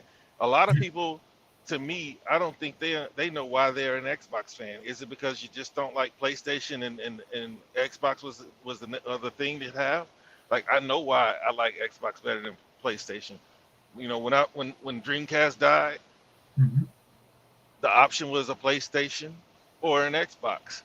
The option was to get a PlayStation with memory cards or an Xbox that had online game, MechAssault, Mm-hmm. and Splinter Cell. That was my option. So I went with Xbox. Then when I did more reading in the Xbox, I saw that it had a hard drive, right? Mm-hmm. And then on top of that, I could put my own CDs in there and burn them or rip them. So I'm like, man, like that's the side of technology that I want to be on, right? I didn't care that PlayStation had certain games because I didn't have any interest in them. I saw Splinter Cell and said I want to play that. I saw MechAssault and said I want to play that. It's online. Let me see it. I never played a robot game, right? And then with the 360, I didn't play too much games. I was finishing up college back then. Right. And then the one, my wife bought it for me. She said, "You talk about games all the time. You should start playing them again." So I started playing games, right? But I know why I like Xbox better. I know why, and it's the games that I want to play. It's tech. They're always bringing something different, right? They always like even though it's not a huge deal, right? You got quick resume, right? Yeah. It's when you're not paying attention, you see quick resume in the top right corner. It's like, wow, I didn't know I needed it until I had it. You know what I mean? There's always something different. When it came to PlayStation, they gave you a new UI and move music. What does that do for you? Mhm. Like, what does that do for your gaming? What does it do for your gaming experience? Nothing. Right. Nothing. And in this generation, I mean, yeah, they got some borrowed technology in their controllers, but Xbox owns the technology in their controllers. You see what I'm saying? Yeah. So, and honestly, I don't care for locking triggers, but I do like haptics. I mean, it's in my phone, and it's cool the way that the vibrations do certain things. But I know why I'm an Xbox fan, and it seems like there's so many Xbox fans out there that don't know why they're a fan of the platform, and they're easily swayed. That's why you get so many people that want to hold Xbox accountable. They ran out there to spend $70 on Jedi Survivor, and the best way to play that is at 30 frames. Mhm. But it's a Star Wars game, so they're not gonna cry too much because it's a game that they really like. They don't know that they like Redfall, or if they don't like it, they don't know. They just know that Microsoft is coming out with a game and it's gonna be 30 frames, so let's complain. This is unacceptable. Okay, if it's unacceptable, don't play it. But the crazy thing is when people start playing it and people start posting those screenshots, you'll see how acceptable it is. Yeah. And another problem that I have with these people is it's not like Microsoft didn't say that they were working on 60 frames. Is 60 frames better than 30? Yes. Did 30 ever stop me from playing a game in the past? No. And it's not going to stop me in what, 3 more days? Not going to Mhm. stop me. It's Yeah. pre-installed. I'm ready to Right around roll. the corner, bro. Yep. And And so and so, like, man, and I said all that to say this. When I see real Xbox channels, real Xbox fans, real mhm. people who stand tall on what Xbox brings, right? Because what the PlayStation fan has done is they've convinced Xbox fans that what they have isn't good enough. They've succeeded in convincing Xbox fans that what they have is not good enough and they need to complain. Yeah, could Xbox have more games? Yes. But if you're an Xbox fan, you know how many studios they had last generation. If you're an Xbox fan, you know that they started buying studios in 2017. So don't start asking for new games from these studios at least 5 years after, which was last year. But then we had COVID, and we still got some new games. Were they AAA? No, but they were new games. And then those studios did bring games. They had contracts. The reason why I'm bringing all this stuff because I see all these narratives on the internet, and I see Xbox fans that don't know what to say. This dude, this dude this dude said Xbox has 22 studios and nothing to show for it. And I was like, and I said, man, you guys, man, y'all embarrassing, man. Like you you don't know what to say. I'm like, this is what I said. I said, bro, you're not talking to real Xbox fans. So let me tell you what Xbox has done. Now they did have games that were under contract. Hey, kudos to Sony for buying up exclusivity deals, but all of those studios had something outside of Ninja Theory, right? Right. NXL had Wasteland. Mhm. We had Grounded. We had Pentiment, right? Those are Obsidian games, right? We had Psychonauts from Double Fine. Dude, Ghostwire, Deathloop from Bethesda, Ghostwire is Tango, yeah. So Tango Game Works. Tango, and then Deathloop is Arcane. So all these studios are busy. They are dropping games. Tango also dropped Hi-Fi Rush. Dude, you know NXile, dude, when they came into the fold, dude, they you could tell they was happy. They was O- dropping stuff Of left and course, right. you know how long NXL has been around. They've been making phone Yep. games. Yep. That's what introduced me to Bard's Tale, right? And NXL because it was Mhm. on the phone. And Mhm. then when they came on board, okay, Compulsion, right? Compulsion had a game they did with Gearbox. Gearbox didn't support it the way it was, and I noticed a lot of people didn't even play that game. Man, what's the name of that game? We Happy Few. We Happy Few. I only know that dude because my daughter loves that game. In fact, Amazon, she found on Amazon the collector's edition and she bought it. She bought the collector's edition. That's how And I much she like loved I that like game. that game. Well, I like she bought the soundtrack, dude. The soundtrack is awesome. So Yeah, I mean, I didn't pay that much attention to the soundtrack, but I did like the whole mhm. idea of people being on Joy.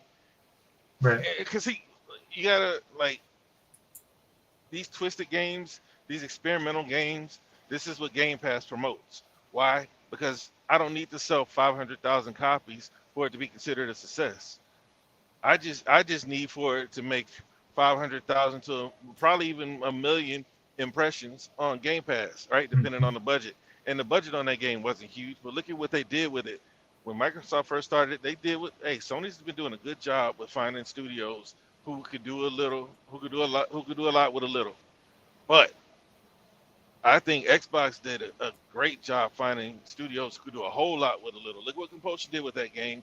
Look at what Ninja Theory did with Hellblade. You see what I'm saying? And NXile, and NXile is now a AAA studio. A lot of people don't even know that. I don't hear people talk about that. Mhm. They told Microsoft that they didn't want to be a small studio, and they introduced the idea that every time you get filled at or Aaron Greenberg, what's the game you're most excited about?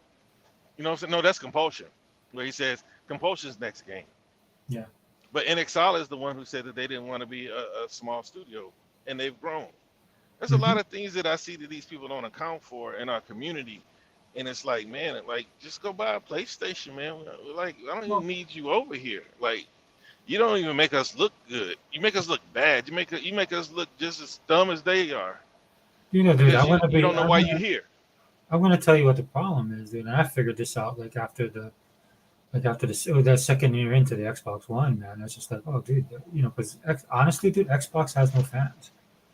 And I throw myself under the bus, man. I rock, even though I'm Xbox All In channel, my tag on a lot of stuff is Sega Forever because I'm a Sega fan, like a hardcore Sega fan from back in the day, right? And You I don't mean Sega that as man. yeah, like Sega Man. And so before actually, man, my gamer tag, in fact, that's why my gamer score is low. I actually lost my account and I had to make a new one. But it was Sega. It was Sega for life. You remember, NWO back in the day? Yeah. Yeah. So mine was Sega for life, and then I had to actually change it to Sega Forever because I lost that. I lost my But, account, but and that's what I so always. Oh, go ahead. I'm sorry. oh no, so I figured out a long time ago that yeah, Xbox doesn't have any fans, and Microsoft found out the hard way after the 360 because so many people migrated, right? And this is what you're dealing with right now, where a lot of people, like you're saying, dude, they over here, like in other words, they're normies on the Xbox side, but unlike the normies on the PlayStation side, they have like these defense, you have the Sony Defense Force, and you have all these ponies, right? And then you have the media that supports PlayStation. Well, you don't get that on the Xbox side. And these dudes ain't hardcore like we are, or they don't know game. It's not even being hardcore Xbox. They just don't know gaming in general, right? Right. And it shows, dude. That's why, like you were saying specifically, I don't get mad on Twitter, and it's easy to troll people, especially on the Sony side, right? Because you do feel a way about them. It's like, yeah, dude, it's not fun. Sometimes you feel sorry for them because they're that bad, and then most of the time though, you're like, it's not fun because it's like fighting somebody with no hands. These guys. It's like kicking babies. That's what Yeah, I dude. said. It's like kicking babies Thank you. because That's like good. Yeah. they don't they don't. It's like they don't even try. Like even their trolls suck. Right? Their The trolls are trolls suck lies. bad. Yeah, yeah. It's like It's on the horrible. Xbox side, the reason why they hurt so bad is because they're true. Yes. Right? Your best trolls. Like you had Gandalf, you got J Rock, you got other what's the other guy? Uh, well, Kojima was not anybody, and then he was really like just he'll meme anything. But Yeah. like that troll, and then there's another guy that I can't think of. Like PlayStation has low quality trolls. I mute most of them. Like some of them they reach out to me, so I don't mute them or block them. But most Um, of them are just low effort. But yeah, and that's pretty much what I was trying to say earlier when I was saying that Microsoft wasn't the one to introduce the new wave, right? Because any customers that Microsoft had or earned, they were pretty much Nintendo and Sony's to take. yeah. They didn't create a bunch of new fans to sell 83 million consoles, right? They got that success because PlayStation had a horrible idea of selling a $600 console 20 years ago, right? Which is like over 3,000 in today's dollars, you know. And then you saw like a lot of those people went back when the console was more affordable. Mm-hmm. And this is why when I say Xbox is thinking about the future and everything's long term, to when a PlayStation fan talks about Xbox not doing this, Xbox not doing that, Xbox is building. Xbox is looking at Nintendo, right? They're still selling games to people who played their games in the 80s and 90s, Yeah. right? And Xbox hasn't been able to do that, but they're in the process of creating IP. They're in the process of building IP so that in the future people will know those IP and come here or to Xbox for those IP because they won't be anywhere else. Right? This is Sony's issue, right? Sony put all their eggs in third party basket, and when they drop a game, they get 20 million tops. Mm-hmm. So out of 120 million consoles, 20 million of those are actually there for your games. That's the Well, issue. just like Keybot says all the time, though. But even then, right? What are they making day one? How much are they making off of that first drop? You see that that's one of the article that came out, right? Because they raised the price on it, like $70 for games now, dude. It's actually driving people not to buy games, which rightfully so, because you don't have to buy it day one. You can just wait. But I know the majority of the people that buy games, they don't buy them day one, right? They wait for those sales. This is why the holiday thing is such a big deal. Microsoft just nipped that in the bud, man. Microsoft, like, there's a time, dude, I was looking at Microsoft, I was like, dude, have some pride, man. Let this thing roll on for at least a month, man, before you discount stuff, dude. They always have sales. Well, the thing is, it's just about getting those numbers up. It's like Yes, any yeah, any company, right? yeah, Um, true. they know that okay, if it doesn't sell at 60, how long you gonna leave it at 60? The thing with Nintendo, the reason why they're able to leave their games at the prices is because they're still selling. But when it comes to, it's not just a Microsoft issue. Look at Ubisoft. I love Ubisoft games, Hmm. but if you wait a month, you can get it for half off. Yeah.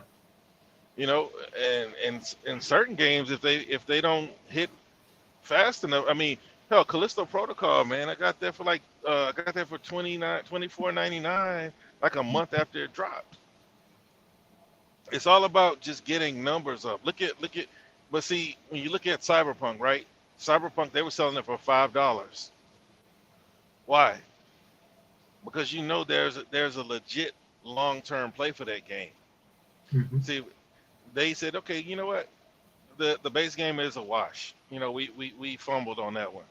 So let's get everybody sold on this new Idris Elba, not Idris, yeah, that's his name, Idris Elba DLC.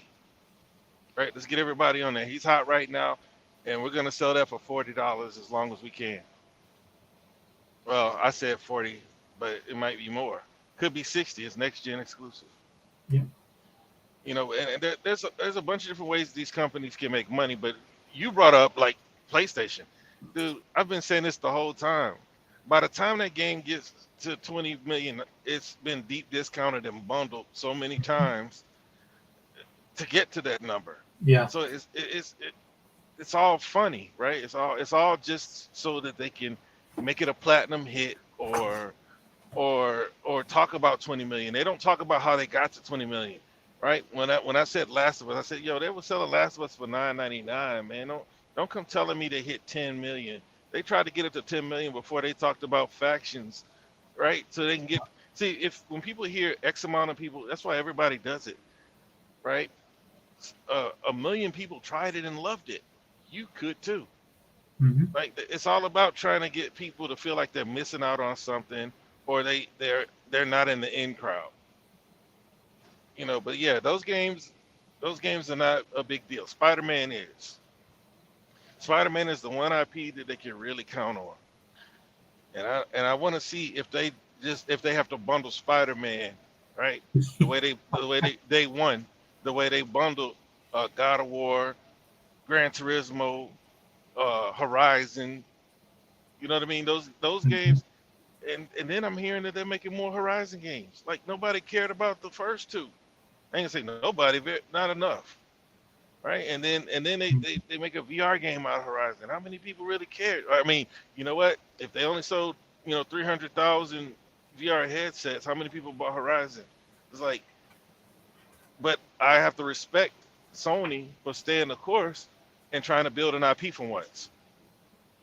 Because a lot of the IP that they had, they just gave up on it.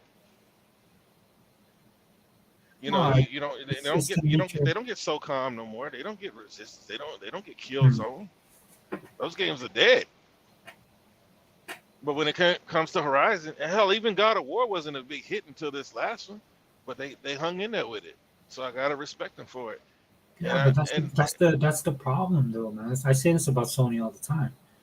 You know, they're 2000. We're in 2023, and they're running their company like it's still the 90s, and even worse than the 90s were, because at least they had studios what and connections to but studios back then. But what now, dude, what they okay, have is working to an extent. not really, dude. It's this is I'm not why talking this about their first party. I'm just talking about them oh, as a storefront. Sony makes its money well, as a storefront, not selling first party content. Majority of their money comes from being a storefront.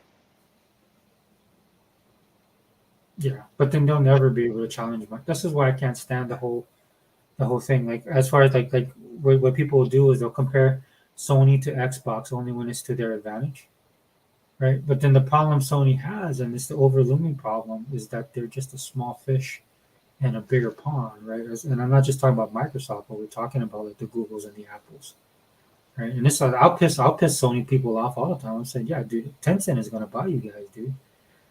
Somebody's Uh, gonna end up buying your company, yeah, man. yeah, because they're too far behind, And that's and they're across the board. prideful. Look, for me, like this is my problem with Sony, and this is why I'm problem with my fan base. I know more about Sony than they do. That's what pisses me off about them. Right? It's just like I go on. I used to go on some podcasts and we used to talk about comic books, and you'd have these DC people on there that they're supposed to talk about DC comics, and I knew more about DC than they did, and that used to piss me off because I hated DC when I was because I was a Marvel guy. Right, Right. and so that's what I look when I see Sony. I look at them and these Sony fans. I'm like, dude, you know nothing about your company, and I mean your company proper, But you're an like, old entirely. geezer.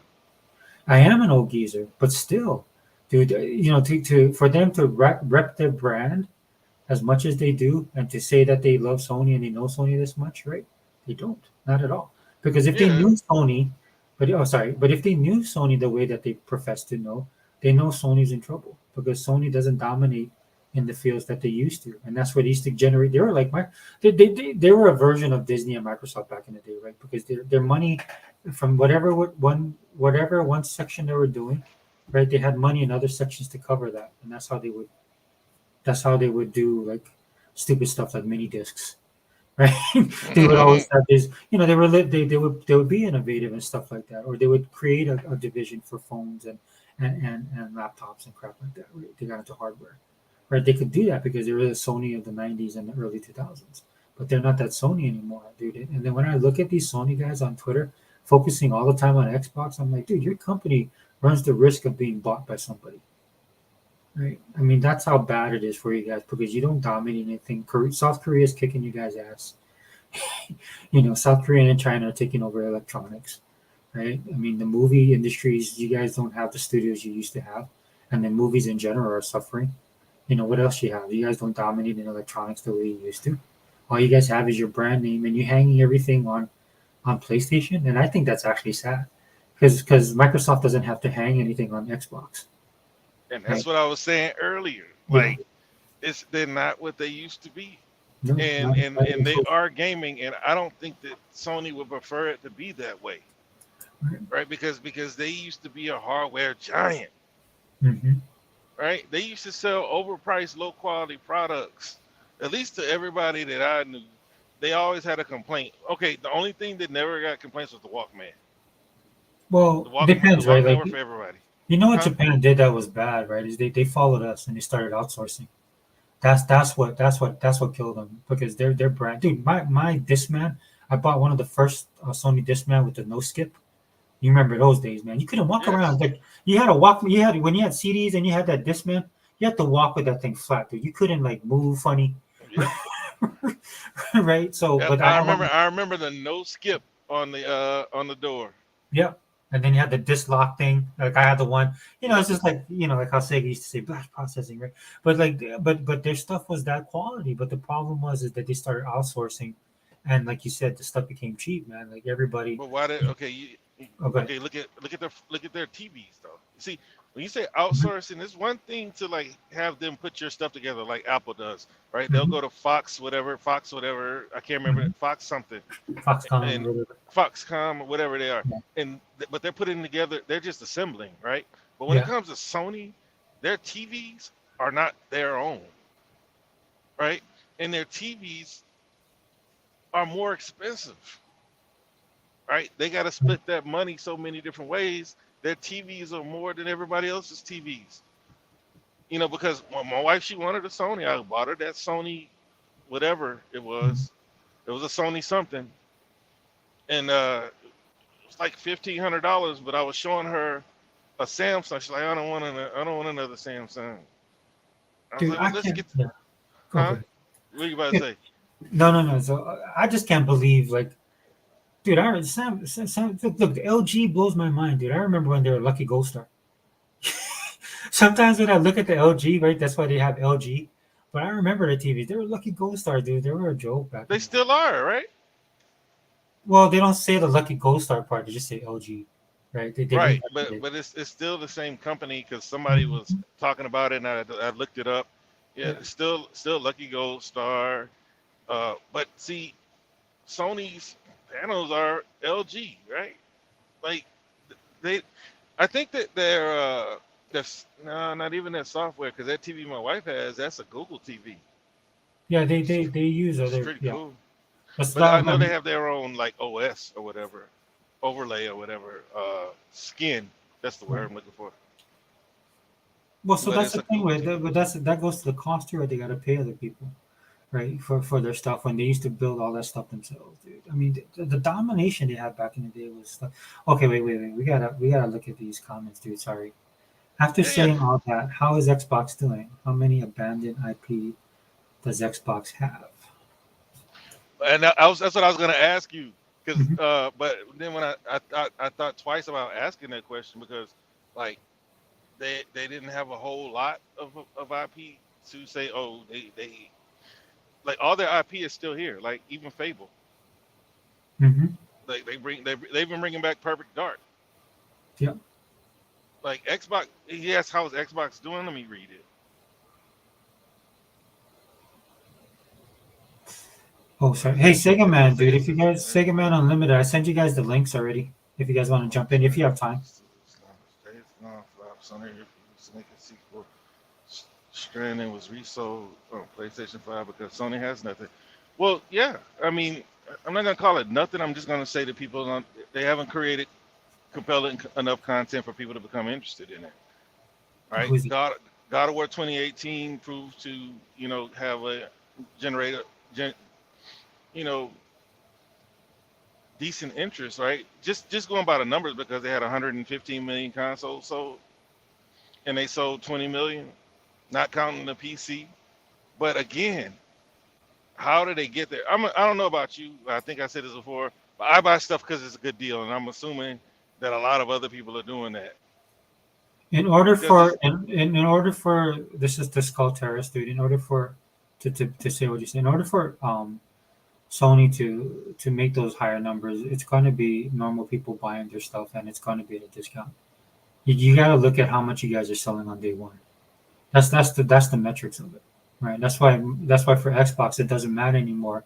This is why for a lot of the PlayStation guys like to try and crucify Xbox or Phil Spencer then for sharing those numbers, but this is why the engagement matters more, right? Because it is about engagement. especially in a service. Yes, it is about the service now.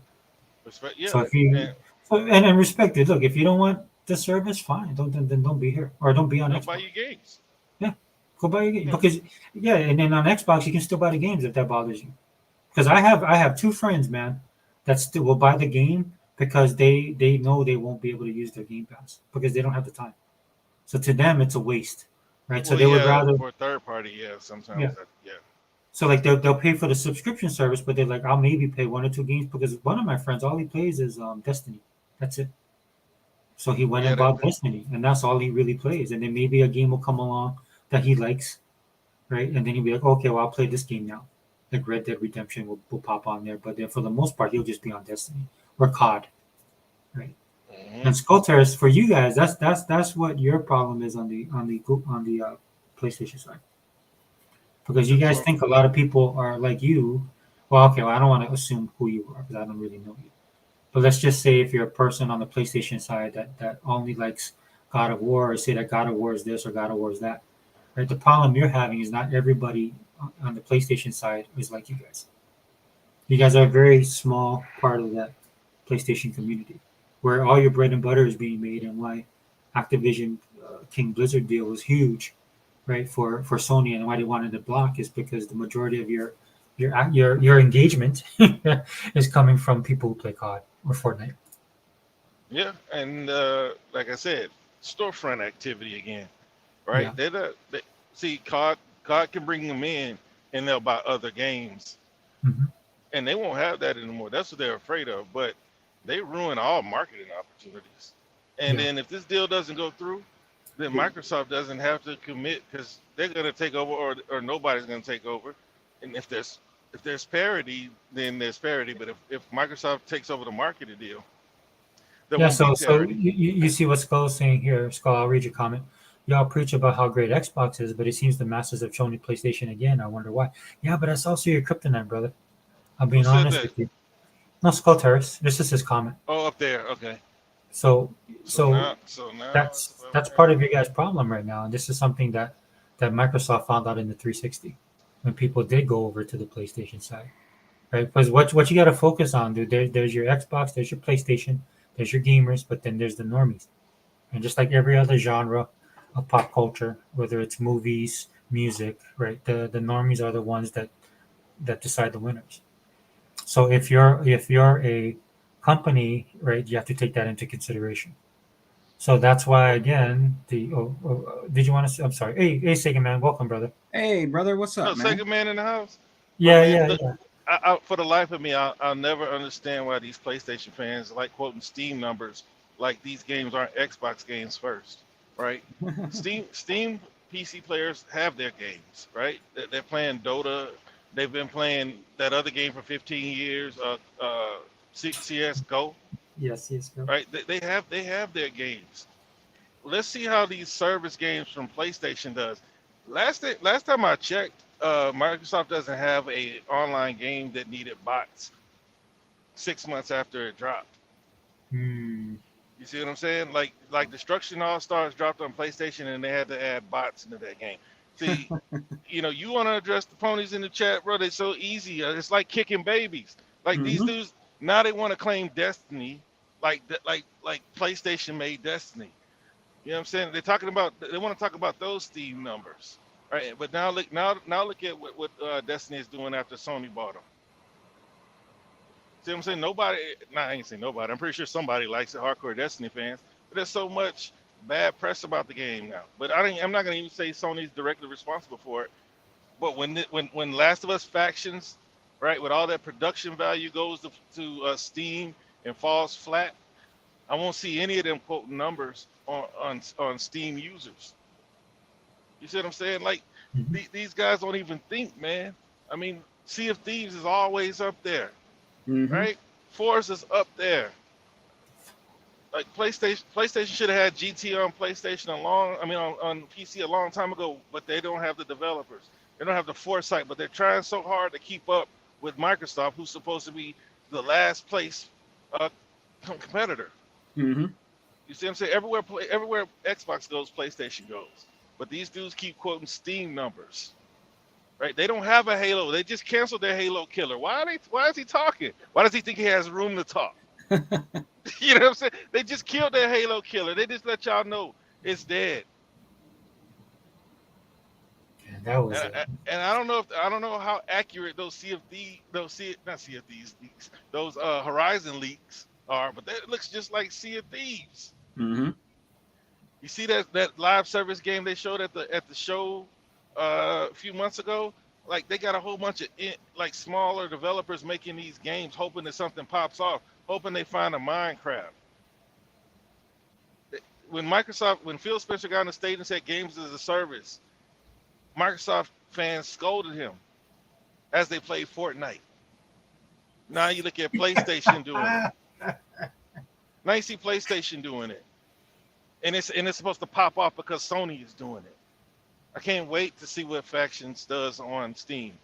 I'm not rooting for it to fail, but I already know the PC fans have their console first or platform maker first party makers. They had abandoned the PC, right? Everybody was look. I've been a PC player for 20 years. I remember when everybody left the PC behind because of piracy. Now they're coming back, Mhm. but the PC players found homes in other places, Mm-hmm. right? That's where your strategy games go to live. You can live the rest of your life playing some of these games. These people have found their games, but they're trying to grow they're trying to grow their game sales somehow, and PC is the next easiest way to go for everybody but PlayStation and Nintendo. But Nintendo is not looking that way. But you look at how Sony struggles. They're not waiting a year to put their games on PC because of anything that has to do with PS5. They're doing it because they don't have the capability. And once they man up and gear up and get competent, then they'll start having day one games and let's see how they perform. Every game they hit Steam, I think Spider-Man did the best. Look at the sales. You know, they don't want to talk about these things, but they want to always talk about Xbox and Halo, right? Because that's the game that we have, but they don't have anything like it. They don't have anything like a Halo or Gears. We don't have any movie games, but we didn't come to Xbox for movie games. Right. And we don't have a third party shooter and say, oh, that's our number one game every year, right? We have shooters to play. It's sold the most on PlayStation because y'all don't have anything else to play. Look, and the thing about it is too, and I'll jump back on Skull Terrace real quick. Not jump on you, dude, but just speaking on it, like just to follow up on what the realist is saying, dude, is just like Microsoft figured out, and they're just gonna have everything, right? And it's not necessarily for guys that are on the PlayStation side. Like if you come over and wanted to play the games, I'm pretty sure Phil them wouldn't mind. Phil them were pretty nice about it, right? But the thing is, it's not just about you; it's about everybody, right? And they're building this they're building this ecosystem for everybody to come in, right? It's what I like to call the Walmart effect, right? So if you have a brand like Coach, right? They make their money. They don't have to have billions of people buy their stuff, right? They have their set amount of people that love their brand that'll pay that high end price for them to make their money. And then you have what I call a Walmart effect, right? Where people go to Walmart to get like that $2 cookie package. Right? Mhm. The people that shop at Walmart is like, ooh, Cocoa Puffs is only $3.50 here. Oh, but if I get Exo Puffs, that's only 99 cents. That's that's the market, right? And that market though, people might scoff at that market, dude. When done in mass, that's a power play, and that's what Microsoft is doing, right? If the people on your side haven't figured it out, because the narrative to me that you guys run with all the time is just that narrative, right? And unfortunately for you, Microsoft actually listens. They do listen. In fact, they listen too much. If I'm being perfectly honest, and Sega Man will tell you, I've made my feelings known about how Microsoft goes above and beyond, taking the high road, being a nice guy. But Microsoft does listen, and this is why I tell you guys on the PlayStation side all the time that I say thank you, right? Because you guys built this. It wasn't just the Microsoft people; it was you guys, because you guys follow Microsoft so closely. It's always on your mind. You complain about them the most. You guys have all the stuff you talk about what's wrong with it.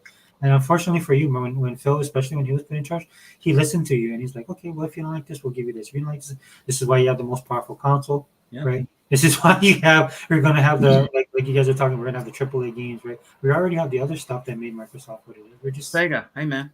Yeah, go ahead, Sega, man. Hey, man, listen, guys. A lot of PlayStation games, they're one and done games. They just start. They're one and done games. I'm not trying to, because there is guys out there that like the PlayStation. I understand that. Some of them are highly invested in the ecosystem of PlayStation. That's fine. But a lot of them are one and done games. With Xbox games, you get more for your money. You get more longevity with Gears, with Halo, with Forza, with Sea of Thieves. You get the best value for your buck over here when it comes to gaming. It's with Microsoft's Xbox, man. There's more longevity in the games. You get more downloadable content. You get things added to my favorite game, which is Gears. You get more content added to it. Brand new content added to the game. You get brand new content added to Halo. You know what I mean? You get content added to Forza Horizon 5, which is doing fantastic.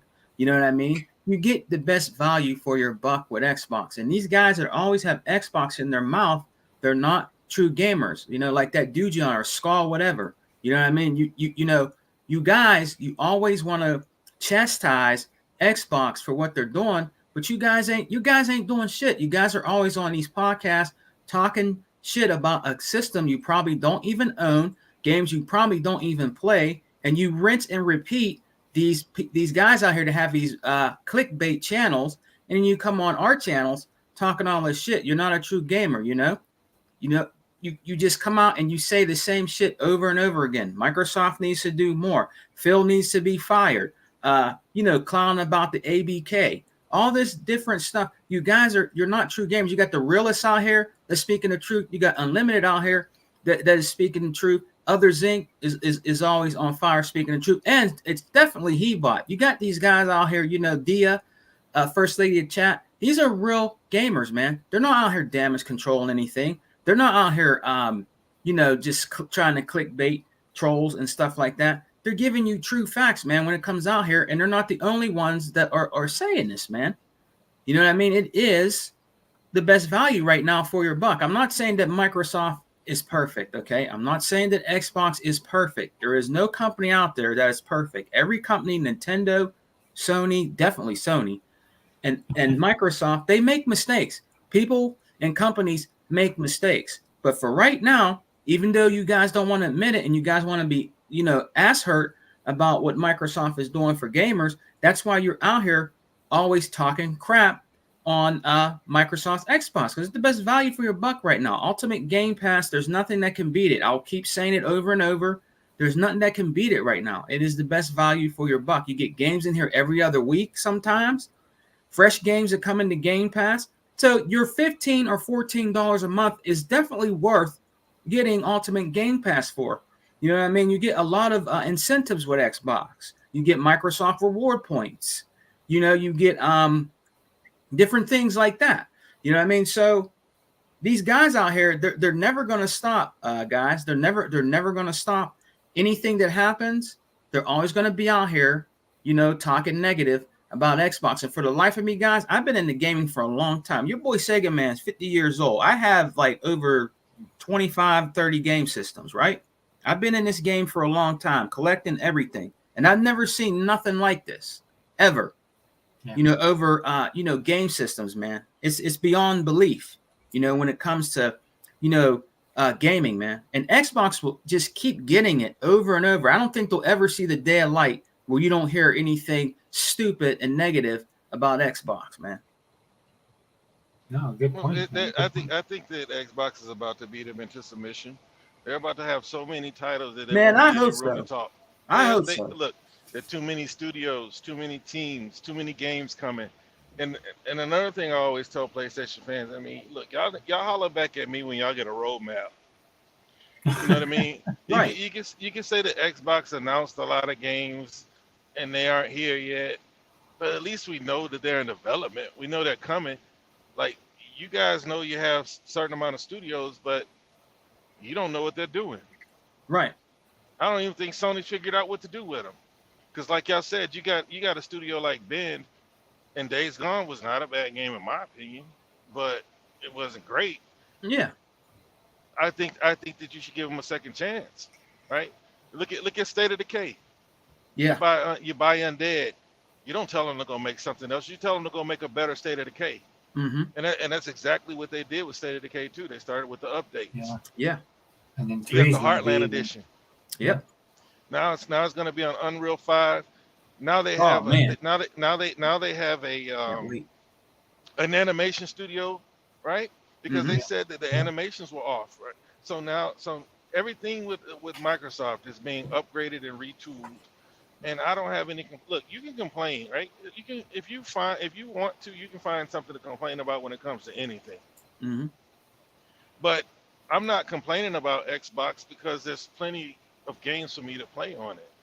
Dude, you can find your little niche with Xbox. What they've done, you can find your own little section that you can go into, right? Yeah, because look at what Microsoft's doing right now. They're making a big push towards strategy. Look at what Hey, they look Dia. look at what they did with hey dear. Look at Hey, what they dear. Hey, did you guys. Hey, Dia. with Age of Empires. They brought that to console. I thought it wouldn't be possible. I'm like, man, there's too many buttons that you need to use, and they Hmm. found a way, and everybody says it works good. And then you Mm-hmm. look You at know they what? got all. You know what it reminded me of, bro, is when they did Halo, and you could play on a controller.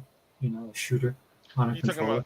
Oh, well, like back in the day, like people were saying it wouldn't work out. Hmm. Hmm.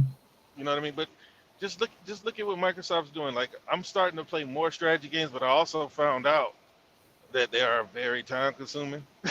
Yes, And yes. like I can play Age of Empires every day for probably the next 4 years if I got fully invested. You look at the tower defense games that they're bringing on console that were normally just like on cell phones and PC. Right. Like these Right. games are now on Xbox. Like they're look. I'm gonna tell you this, and then I'll let y'all go at it. Right? Xbox is trying to teach so-called gamers what gaming is really about. It's not about waiting for the next AAA. It's about playing games. Right? It's a Mm, lot of games nice. that won't make our hardcore conversations that deserve to be played. High effort Yeah. games from smaller studios, right? Just play the game. You find a lot of people playing these games. Look at Vampire Survivors. Look at that game. When I saw that game, I said that game Oh, I belongs on a love that cell game. phone. Hmm. Dude, I I love got that I Yeah. game. got I got I got 80 combined hours between my little Steam Deck and the Xbox. I 100%ed it on Xbox until the DLC just came out. Oh, that's great, All right. man. You look at a game like that, and people are like, look at what Xbox fans are capping for. But no, we are playing games. That's what this Right. is about. This is Right. not about just sitting around talking about the game. I'm playing that game. I said I like it. Sega Man just said, oh, that's a good game. It That's what is. this is supposed to be about. Yeah. Playing these games and enjoying these games. And they're gonna have to teach you because see, we've overlooked games because we've been trained to look at a certain thing because the only games we see are the games that can afford marketing. And those are the big AAA games. What about all those games that Sony puts to the wayside that don't get to be seen if they don't pay the $25,000 fee, right? Mm-hmm. You know, Right. we're not going to talk about these developers who said, although Xbox has a smaller install base, our games have more visibility over there and more success. You see, these games deserve to be played. You're getting some good effort from some of these AA studios or smaller and indie studios. But they're training people how to play games through Game Pass because now you don't have to think about how much it costs. You just play it. Mm-hmm. And Yep. that's why Yes. their little motto is find your next favorite What's up, game. Unlimited? Hi, Hey, what's Unlimited. up? Hey, Unlimited man, welcome, dude. Hey, good Unlimited morning, y'all. what's up, man? Hey, what's up, man? Hi, Hey, Realist. what's up, Kitty? I didn't want to interrupt you. That's why I was What's waiting up, to dear? I say said hi. what's up when you came in. Like, no, I said hey when you came in. Hey, Yeah. But Oh, yeah, you yeah, did? yeah. Okay, Whoever I had missed next up, it. 'cause Okay.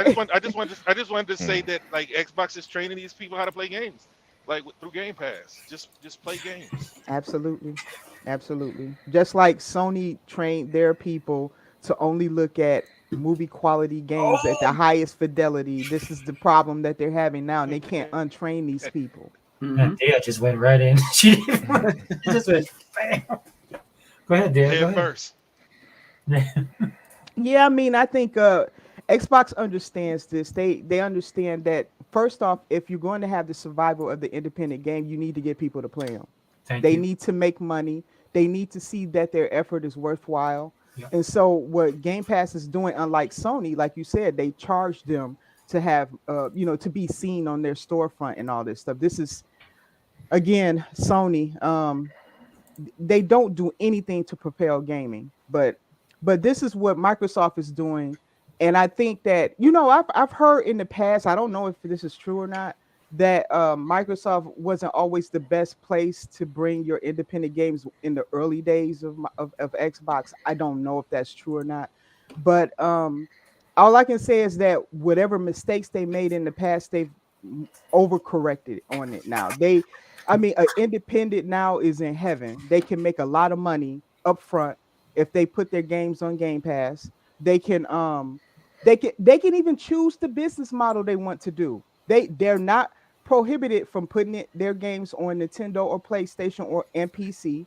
They can do whatever they want and still receive the money as long as Right. it lands on Game Pass day one. Right. They don't have to do a Game Pass model. They can, and I also heard some developers say they have it to where it's set up to where high, if they think they can get high engagement, they get money for every person who downloads and plays the game. So they get extra on top of that. I mean, it's a lot of different business models that's out there. So and if you're interested in doing an independent game, you should definitely look into that. That I think Idea Xbox program, I think that's where that's under. And so the independent is alive today. When you're seeing, studios collapse and stuff, they're alive today because of, in my opinion, that program, because it's so lucrative. And I think now you have so many people excited to get into independent gaming that might not have before, or who was hesitant.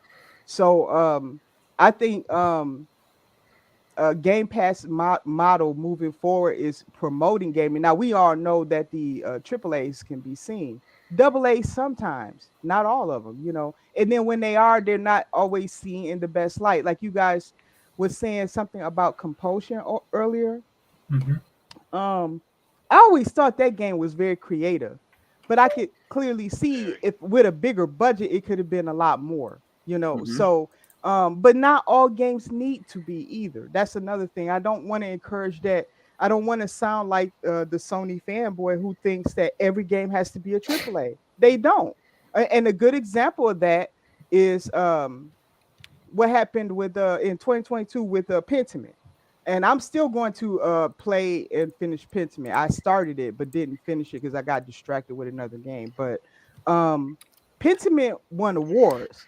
Mm-hmm. It's a single A game. I guess you can't call it independent because Obsidian made it. But Yeah, it's first party game. it's a first party game, but it's like a small first party game, and it's very well done. I can say that visually everything is very well done. Written, I say a very well written game. So Our Sawyer don't miss. no, they just don't. They I wouldn't bet against them. So it really shows you that quality doesn't necessarily dictate that 1,000 people have to work on a game. That's not what dictates that. One man can work on the game and do Vampire Survivors, which is killing it. It's killing it. Mhm. They got me. I done bought everything for That's Vampire very addictive. Survivor. It is. It's one of the most easy games to just jump in and play Yeah. and stay addicted to. Like I'm addicted to like Ghostwire right now for something. I mean, I'm gonna have to stop, for Redfall. Nothing's getting me out of I'm Redfall. stuck right but now, Dia. You stuck? I'm stuck on Ghostwire where I don't know if you're at that part yet, but I'm at the part where I'm fighting this girl with a cat. She has it's a cat with a girl's head on it, and she's jumping around. I got to try to pull these ball things off her tail. And Okay, I I can don't only know. it, It's such an open world that yeah, it's further in the game, but I'm like, crap. I have to come back to it. Like, what I'll do is I get frustrated and I'll come back to it. You know what I mean? So I Okay. think I'm pretty far into the game. Does it have because I just booted up and started playing. Does it have difficulty settings? Yes. Yeah. Yeah, so just like try it on easy and then go back to whatever you had it. I'm just kidding. I mean, because like that sounds like I haven't gotten that far, but that sounds like an easy I one. haven't either, and that's because I'm doing every little side mission. Are you? I'm just not. Yeah, Yes. me too. I'll Yeah, get we talked about that sidetracked. the other night. The realist, I'll get sidetracked. I'll do a couple of those side missions where Uh-huh. the spirit will say, My daughter has been lost. Can you go and find her? Yes. And different things like that. And I'm like, yeah, let me go do this real quick. And Yeah. then I'll get sidetracked. I always get sidetracked in those kind of games, guy, all the time. Yeah. Yep. Yeah, And because you got to level up anyway, so yeah, might as you well. do. Yeah, Yeah. you do. Yeah, and that's a good way of doing it. And engaging more fights. That's something that I had to learn. You have to fight because it helps you to level up too. When you're doing that, and I tell you, it's a bit risky. But when you see the parade coming through, I don't know what they call that. Yeah. If you see The the demon parade parade. coming, yeah, yep. If Yep. you That see big the monkey and all that. you need to jump into those Uh-huh. battles because you can save souls out of there, and they'll definitely help you to jump. Really? Yeah, yep, Oh, thanks, I mean, D. I didn't even know that. yeah. is If you is there like a perk for that? Because man, I walked up to it and I started getting killed by the fog one time. Yeah. okay, you know that parade that's in the fall. If you go up to it, and now other entities will start to disappear. They'll start to like turn to particle dust or something, and then a hole will come up, and then you get sucked into a different dimension, and they will hit you in wave after wave after wave. But if you survive that, you save more souls. That's the only way you can save them Oh, because all they've right. been taking souls. You're not everywhere. You're not omnipotent, right? So you're not everywhere. You know what I mean? So if you're Omnipresent. yeah, right, multi-present everywhere, so they, in other words, you're saving some people in one area, but they're somewhere else taking people, right? That's realistic. You're Mm. not going to be able to save everybody. So in order to get the ones you've missed, because you're human, you can only be one place at one time. You have to confront the parade. I don't know what, I think that's what they are. And then you go into that dimension and they'll hit you at wave after wave after wave, but once you get through that, the souls that they capture, however many that is, are released, and then you can take them. But that'll help you grow quite a bit because you're fighting so many waves, and then you save the souls too. So Well, that really, helps. I think I got I'm to trying go to find back those to it. jades. I'm trying to find those jade statues. Try it. Because Yeah, Oh since I yeah, got some of yeah. those. I Yeah. Giza, prayed in whatever they're good. I'm sorry. Yeah. No, I'm just saying the Jesus statue, whatever they're called. They I'm Buddha, just, yeah. yeah, because like man, sometimes like when I get hit with waves, because I found out you got to unlock the perks too. Because you got the perk where you can just punch them and you get some ether that way too. Yes, So yes, like, yes, yeah, yes. I'm still learning, man. Yep. You know, but I'm thoroughly enjoying the game. Yeah, But this man, there's so game is many like, games. yeah, it is, and I haven't even touched Benedict Fox. See, that's another thing. I mean, Bro, I'm that's looking a at the game. Metroidvania. I want to get into that game because it caught my attention, but at the same time, Redfall's getting ready to come out. I'm like, I got this dilemma that is crazy. Like for all the people that saying Xbox doesn't have anything, they don't. I got the best problem in the world. I have too many games, not enough time. I can't finish game. I still need to go back to Hellblade. Who knows when the heck that's gonna happen? And I don't. I just don't have enough time for all the games that I have. I still have to say, I still got to get Hugo cured of the macula. What that? What's that? um, Plague Tale. Oh, that's right. That's Okay, a yeah, I great beat game. Plague Tale. Yeah, I Great beat game. that. That Yeah, was a good I'm in game. like Yeah, that was a good game. chapter 5, I think. Oh man, I'm not going to spoil anything, but when you beat it, let's get back together and talk about it. I think that's going to be a good Yeah, conversation. and I know I'm not the first to remark about it, but that was a beautiful game.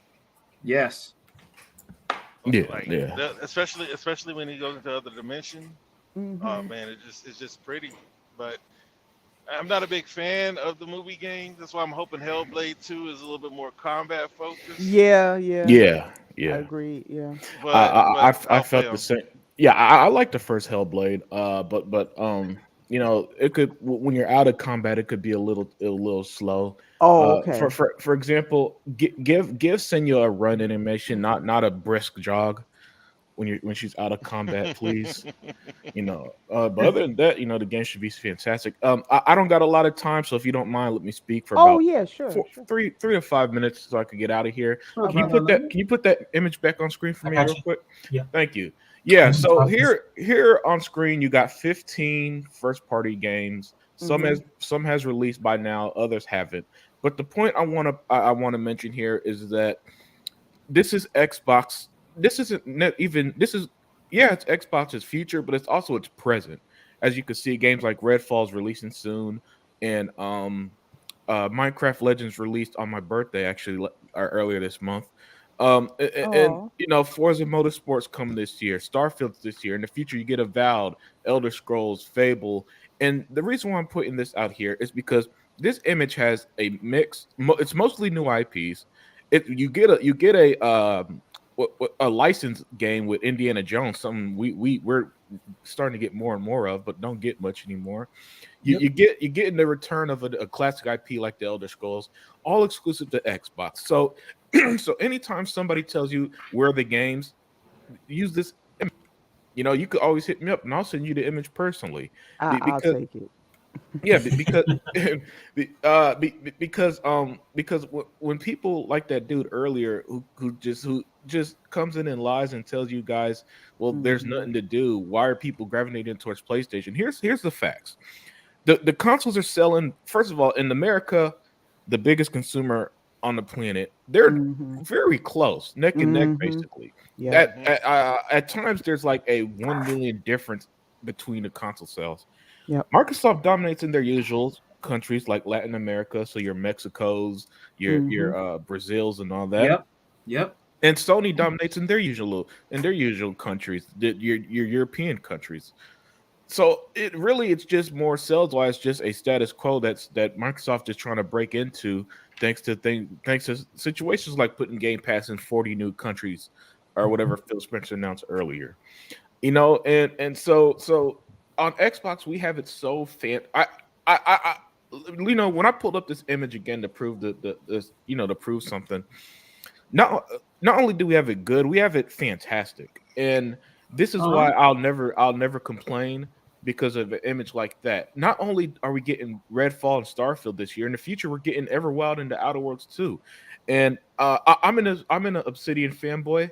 I think that they Mhm. make no bad games. Yep. Yep. And the Outer Worlds, when I beat it last year, it blew me away by Yep. how amazing the game was.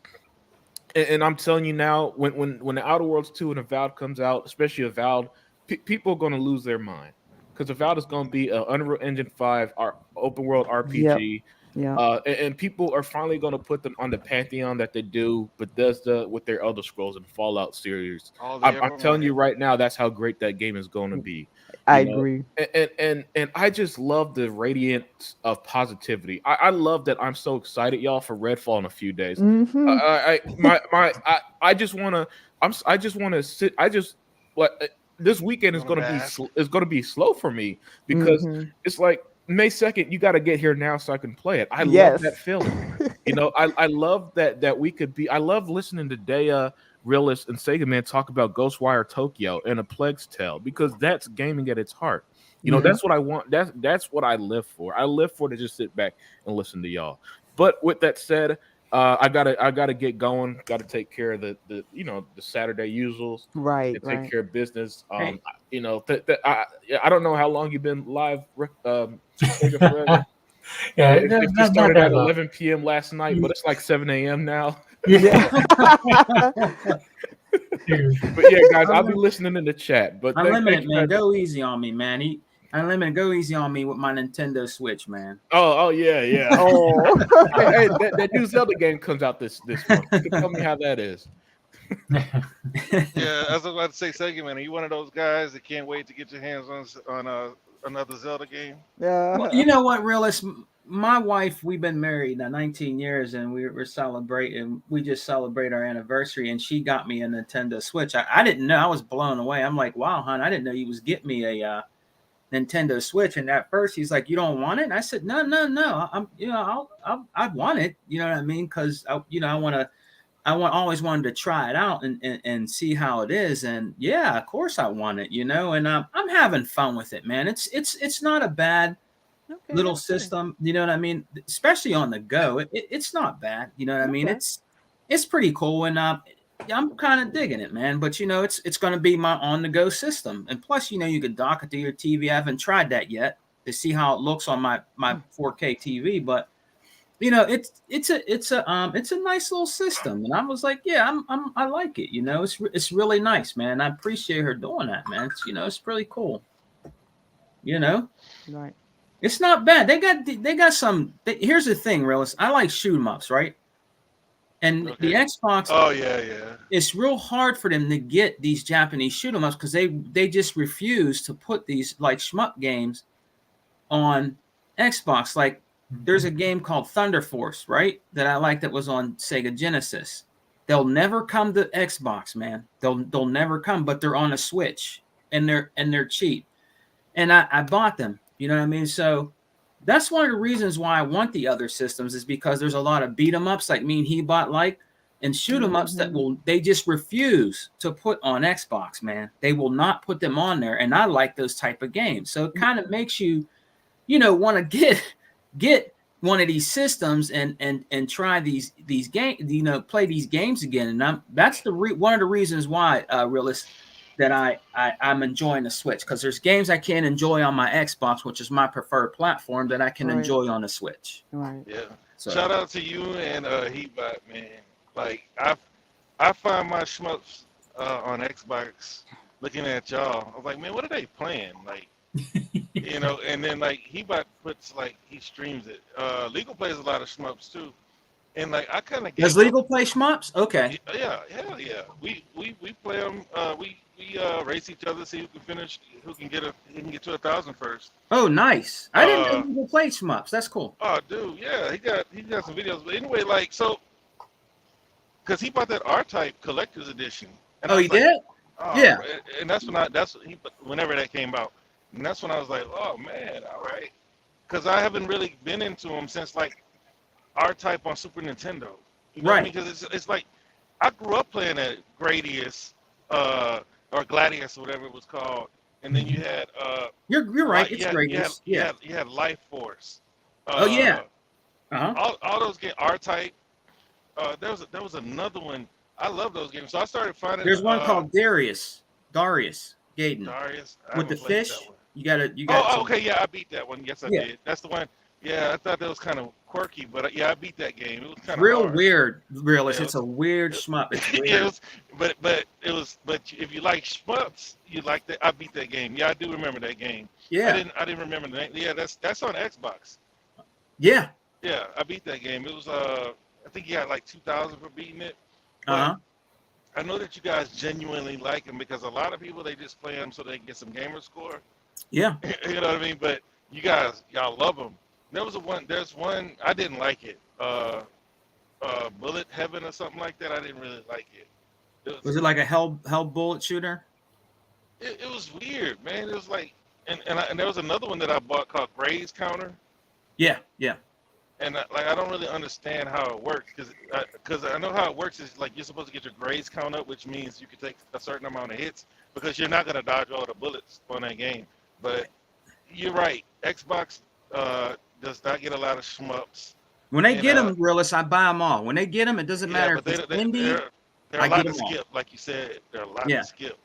And if you I just started getting back into beat 'em ups, because Sick is always talking about beat 'em ups, and I was like, man, I'm falling away from a lot of these games that I grew up playing, or the style of games, man. But I was playing Karate Kid, and I got my wife to play. And I was like, man, this is a good game, because nobody was really talking about it. They talked about it because the show was hot, right? Yeah. But nobody was really playing the game.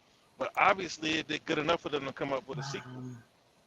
But I just got Karate Kid 1, so now I'm going through Karate Kid 1.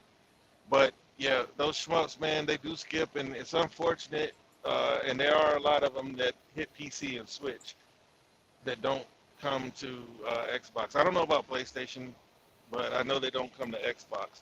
And a lot of the beat 'em ups as well. Yeah, they're all on PlayStation, Realist, and they're all on Nintendo Switch. There's one called Cotton. It's a little girl that rides on a broom, a witch, and it's called Cotton. It's I think it's by Cave Games. It's a very expensive game that was on Sega Saturns and different things like that. But they have them all on the Switch for freaking $10. They have all these games on there that are way cheaper that are on these other systems. And that's a really expensive a game is Cotton and different games like that. There's a weird game on PlayStation called Chawaniki. And it's this dude that flies around it's I don't know if I should I have to tell you, the Japanese are so weird. He flies around with his fist out, and he's in a Speedo, and he's shooting toilets and weird stuff like that. And you can get it on your PS Vita. And that's the only place I got it, because I have a Vita. I don't play it as much, but like I said, I get all this information from Hebot. Oh, you have a Vita, Sega Man. This is what you need to get. Boom, boom, boom, boom, boom, boom, boom, with the shmups. And then I go and get them, because I didn't know all those games were on there. And they're dirt cheap. And that's the only way that I can play them, because they're not going to come to Xbox. They will never come to Xbox. Great games though. They're great games. The shmup games and some of these beat 'em ups. And he bought his sons. Man, them dudes, Darius, not them dudes have all that. They have all of that stuff, all of that. Every time you turn around, they got all those shmups, they got all those beat 'em ups on because they got all the systems. So they have all that stuff, man. I mean, Xbox, maybe in the future we might get a few more, but for right now, they just refuse to put those games on the Xbox, but yet they're on the other systems, which is very biased. And I guess they don't like money, you know. That's what it sounds like to me. You know? It's weird, man, because that's a very Japanese thing too. You know what I mean? You know what I'm talking about, Sega Forever. You had a Sega Saturn. You had a lot of those games, man. Radiant Silver Gun and Yeah. All those games. Yeah, I played the same games too. I'm not as hardcore as I used to be into the shooters, especially the ones you guys were mentioning and stuff like that. But yeah, it is unfortunate that it's really bad is that when they did the emulation. Yeah. Stuff. Yeah. Like I know Hebot's probably not happy about that either. But, yeah. And I watched your video where you showed I think it was 32X cartridges. Yeah. I was like, man, this dude, he's serious about it. Yeah, man. It's Realist. I've had that stuff, Realist, for years, bro. I mean, I've had that stuff for so long, Realist, man. Over probably 20 years. I had that stuff for a long time. When that stuff was going out, Realist, is when I bought it. Like when Dreamcast was going out and these newer systems were taken over, I went in at the right time to Electronics Boutique, or some people call Babbage's, well known as GameStop. I went in and bought them. Huh? Didn't GameStop buy them? We used to have Babbage's. Okay. Yes, they did buy them, and when they were dirt cheap because these new systems were coming out, I bought them. I bought all those beat 'em ups and stuff like that for like $10, $15 because they were gone. It was Dreamcast was gone. It was gone, man. So I went in and bought those games. Now some of those games are worth over $180, $190. Some of those games, man, and they're good games. The Dreamcast. The Dreamcast is still a beloved system today. There's still people making homebrew games for the Dreamcast and some shmup games too. I'll have to show you, Realist. I'll do a video maybe. I'll show you some good homebrew games that the community out here that missed the Dreamcast. They're still making homebrew games for this system, man, and that system's been gone, a long time now. There's still a lot of love for the Dreamcast because it was a fantastic system with the Naomi board. It was. Yeah, It was. It was unfortunate, man. I read all kind of stories. The more I read, the less I like Sony. Yeah. But like that was the best console on the market. It's just that they were. You remember the football game, right, Realist? Man, everybody and their mom was playing NFL 2K. It was brand new. People were like, NFL "Wow, 2K this is and crazy." NBA 2K. Dude, I was, They were the best on the market. Yeah. When I was in the Navy, man, dude, and I would play playing 2K.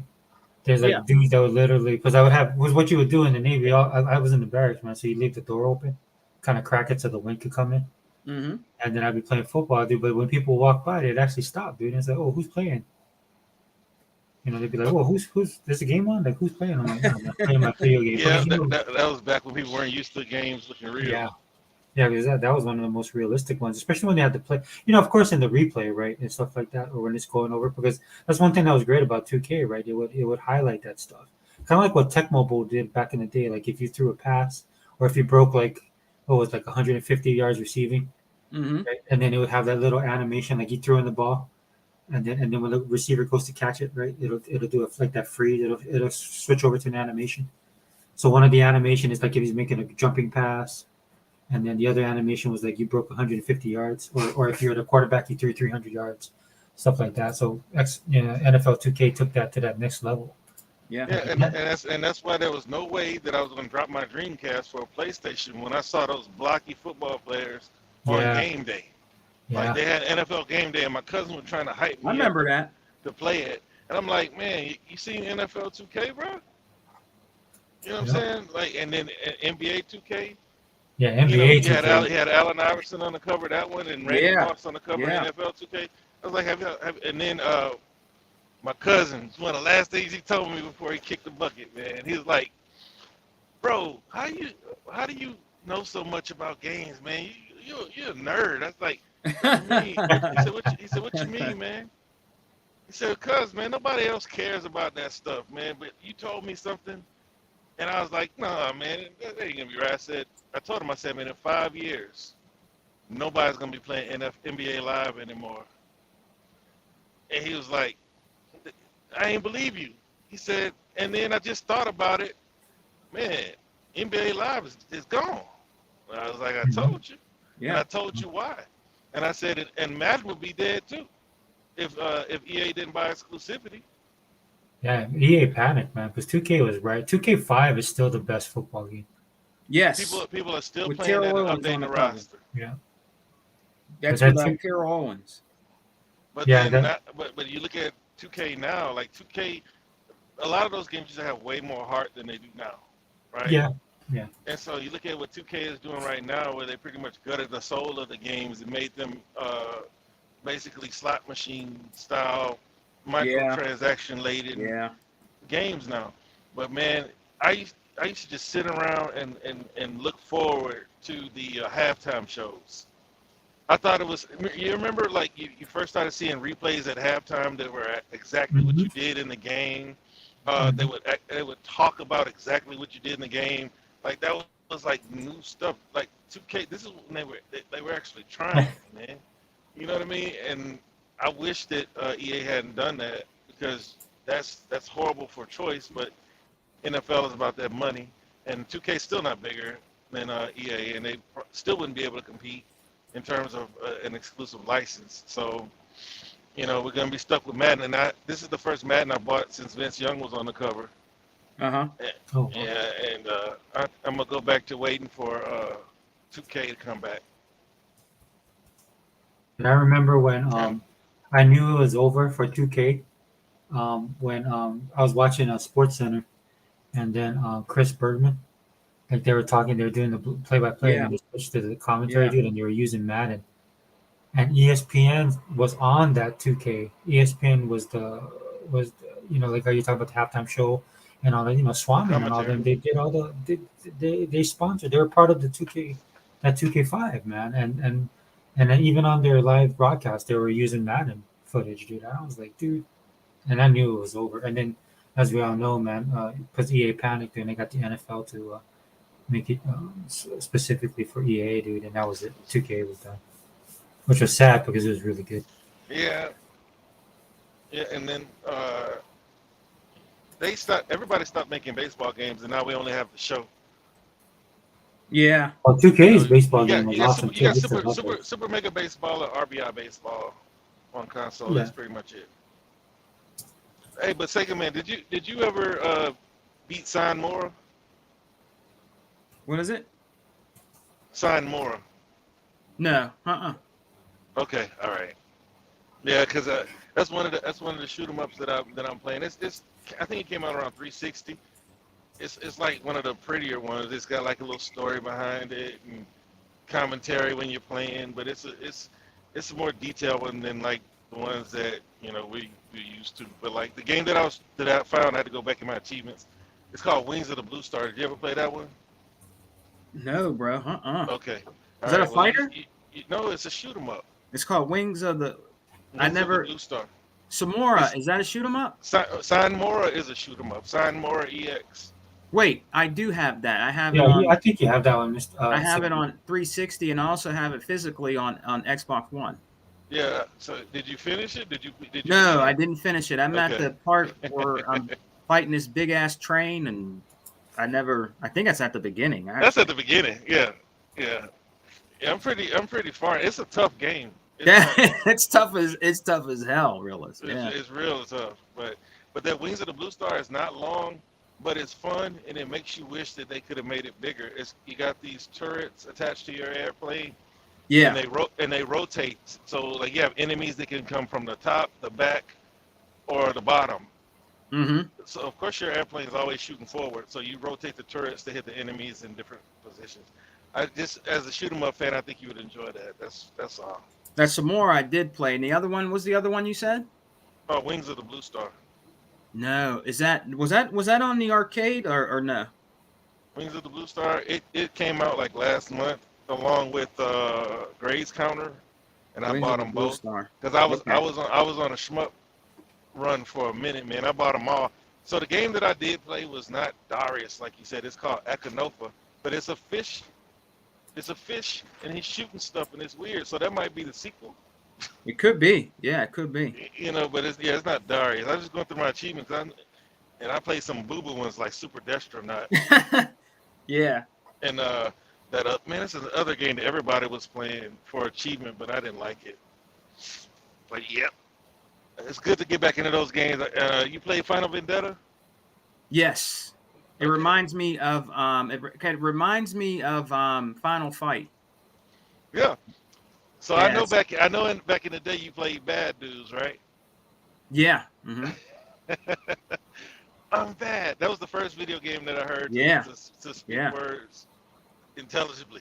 That Final Vendetta, it's a good game. They did a good job. I have to commend the developers. They did it. It brings back nostalgia for me. It reminds me of Final Fight. It's a good game. It's a really Yep. good game. Final Good Fight job. was the shiznit back in the day. And what's the one with Sega? I Mine played is all my four of favorite them. is Streets of Rage. That's the one. That's the one Yeah. I'm talking about. I played all Mhm. four of those on the Genesis back in the day. Yeah. I'm getting back. Look, man, and all these games are back, you know, in my in my sights, right? Yeah. Because Yeah. of Game Pass. Game Pass put a lot of those games in there, and I'm like, man, let me just try them. Like, remember Ninja Turtles? Like, Yeah. Yep. those are the types of games that we would go spend quarters on, getting our butts kicked. Super difficult. You know what I'm saying? You spent Yeah. $5 and you only got halfway through, and then you come back and do it tomorrow like a dummy. But yeah, that's cool, man. Seeing you guys that are, you know, big fans of the retro games, and just like Unlimited just got finished saying, because when I first, you know, came onto like watching YouTube videos, getting involved into Twitter, I came to find gamers and have gaming conversations.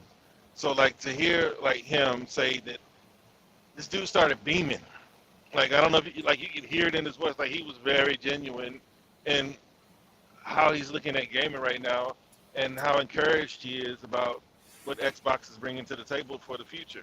Yeah. And those are the types of conversations and those are the types of people that I like to interact with when it comes to gaming. I don't want to argue. Like even with that guy who likes his PlayStation. My problem with PlayStation people is they can't tell me why they love their PlayStation. Yeah. They can only tell me why they don't like Xbox, but Yep. they can't tell me why they love their PlayStation. That's my biggest issue with them, because I'd love to hear. Right, this is my first time buying a PlayStation. I'd love to hear why you love it so much, other than Xbox has no games. Right. Right. I'd love to hear what's good about it, right? Because not everybody's sold. So when you come to a channel like this and you listen to Xbox fans, you know, our part of our aim should be to have people become more interested in Xbox and understand why we appreciate the platform the way we do. Yeah. They can't tell you, can they, Realist? No, they never can. They can only tell me Xbox sucks. Xbox has no games. Phil Spencer's a liar. Yada yada yada. But it's never about PlayStation, unless it's some weirdo tweet like the best looking game of the past 15 years is The Last of Us with 1,500 likes.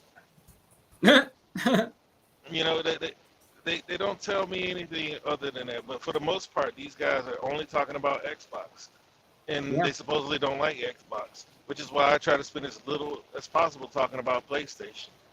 Now, I can admit that there's some fun to have on every platform. Like you said, with your Switch, you're having fun with it, and that's great because there's fun to be had on every platform. You found your shmups and your beat 'em ups, and they have a home there. Like, you have some people that love like visual novels and stuff. You can play those on your Switch, your JRPGs. That's where they live, other than PC. Yeah. Like and if that's fun to you, great. There's something to be had on every platform.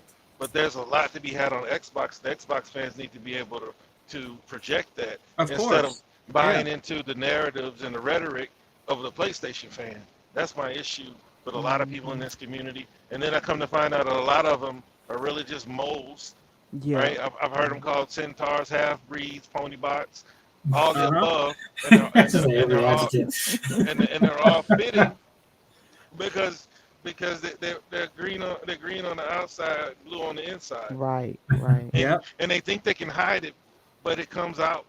It comes out through what they say and what they type. You can't hide it. The first time you say something about PlayStation is not favorable, they start defending it, like like like their life depended on it, because that's really where their heart is. Like, and I don't have a problem with that, but just talk to me in facts. Realist, a lot of those dudes that are doing that, they were actually 360 dudes that went over to PlayStation. Yeah. They're No, 360 dudes. A lot of them are 360 dudes. When remember when the systems first came out, PlayStation 4, Xbox One, and then they found out about DRM and 720p box TV, and then Sony capitalized on that. Remember Sega Forever and Dia? They capitalized on it when they found out that the Kinect was going to be in the box. They had a camera that was going to be in the box too, because they were copying. Mm-hmm. They were copying Microsoft, and then they found out and took it out, and then they dropped the price. That's how they won. That's how they won that generation, because they made it cheaper, and amongst other things. And with the TV, and the DRM, people, they weren't liking it, and they said it was wrong what they were doing. Where's the games? And then at that time, Microsoft, Xbox had the better lineup of games than PlayStation. Mm-hmm. Yes, Yeah. it did. But nobody never talks about that. They want to, block that out of their mind, like it never happened. Well, the media doesn't, and that's well, the problem. They yeah, reinforce, the misconceptions, and that's the problem Right. I have, because a lot of people believe that the media had no incentive to lie about that, and to not really present accurate facts. But if you can Yeah. see how it is today, I mean, I don't have a lot of faith in those people. Let's just put it that way. And Yeah. it makes a lot of sense as to why Microsoft couldn't dig out of the hole they were in, is because they were battling the media, which had a lot of sway. I think more sway. I think they have had more sway back then than they do today, because I think people have woken up to what they are. People have pretty much decided on if they believe the media or not. I don't even think ponies believe the media. I think they know that they're for Sony and everything, but they don't care because it benefits their side. Now, when that coin flips, they're gonna see, and it will flip. Yep. There's a day when, if Xbox gets to where I think it's going to get, that the media will come crawling back, asking Microsoft for, begging them for interviews, or begging them for time, begging them for exposure. That's what they're going to do. And they're going to forget Sony, when Sony is not paying, whatever they're doing. I think, like I said, I think everybody who protects Sony has some type of financial stake at it. And that's why I think, because it doesn't make sense from a business perspective for them to continue on with this. I think they even see this, that there's no stopping Microsoft either. If you've watched them throughout the years, when Microsoft is determined to do something, they're going to do it. It's not anything anybody's going to stop them unless it was illegal, right? Apart from that, you're not going to stop them. So if Microsoft say, hey, guess what? We're going to grow Game Pass. We're investing in Game Pass. They're going to keep doing it. That's another reason why people shouldn't be discouraged about ABK, because I think whether they own ABK or not, which I still think they're gonna own it, but whether they own ABK or not, they're gonna the relationship between them and Sony is done, and they're gonna have they have a closer relationship. You can see it on the surface. It's not just business talk. I think Microsoft and Activision Blizzard King has been through a lot through this ordeal, and I think it's brought them closer. And I think that is going to reflect in future partnerships and deals, regardless of what happens. So, okay, go ahead. Oh no, sorry. Just real quick, and we can shift to that, right? Because that's kind of what we wanted to talk about. I wanted to talk about too on the podcast. So I'm glad you guys are here. That shift, right? That you're talking about, Dia, right? Right. So what do you guys see happening? Like, I know you gave your little, like you just gave a little glimpse of what you're saying, Dia, but I mean, overall, with AKB with the AKB deal. What do you guys see happening in the not so distant future? You don't have to like future cast like years from now, but Is within the next like 1 or 2 years. one or two. Like, where do you Okay. guys see Microsoft, Activision, the repercussions of what's going to happen? If that makes sense. Okay. Yeah, we understand. Who wants to go first? You You. want me to go or something? Yeah, Okay. go ahead, Jim. Yeah. Okay. I wasn't sure. Ladies Uh, first. thank Yeah. you, thank you. um, I think that Microsoft comes out standing tall in about 2 years after everything is settled. Right now, you got the media and everybody kind of celebrating this, thinking that it's a blow. It's not a blow to Microsoft. It doesn't matter even if it never went through. Microsoft is just back to where they were when they were about to acquire some more studios. It's not changed anything. Mm. But like I said, it has changed something between Microsoft and Activision because I believe they're closer. So what I see in 2 years, they're going to probably have some kind of let's just assume they don't get it right. I don't believe that's going to be the case. I'm gonna explain that why, Right. but let's assume they don't get it. Well, they're gonna have exclusivity deals, I believe, with Activision Oh, Blizzard King because I think that whatever losses like, let's say they ABK doesn't really care that much about their relationship about Sony anymore and don't want to pursue it. They might still sell their stuff on there, but that's the extent of it.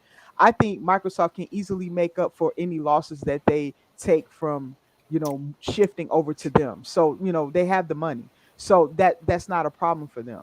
So I think that relationship will become stronger. You'll see that reflected in the games and the releases that will come out on the platform. And I believe that yeah, it may even lead to some exclusivity deals or exclusive content. I think that they'll. I think although I know what Phil Spencer said, he would be a fool not to take advantage of it after what Sony has done to them. Okay, I think that if ABK is willing to do that, take it. Take it. It is benefits to that, and it can help propel Game Pass. And Game Pass, in my opinion, is healthy for the gaming industry. So if you look at it as a whole, I believe that will happen.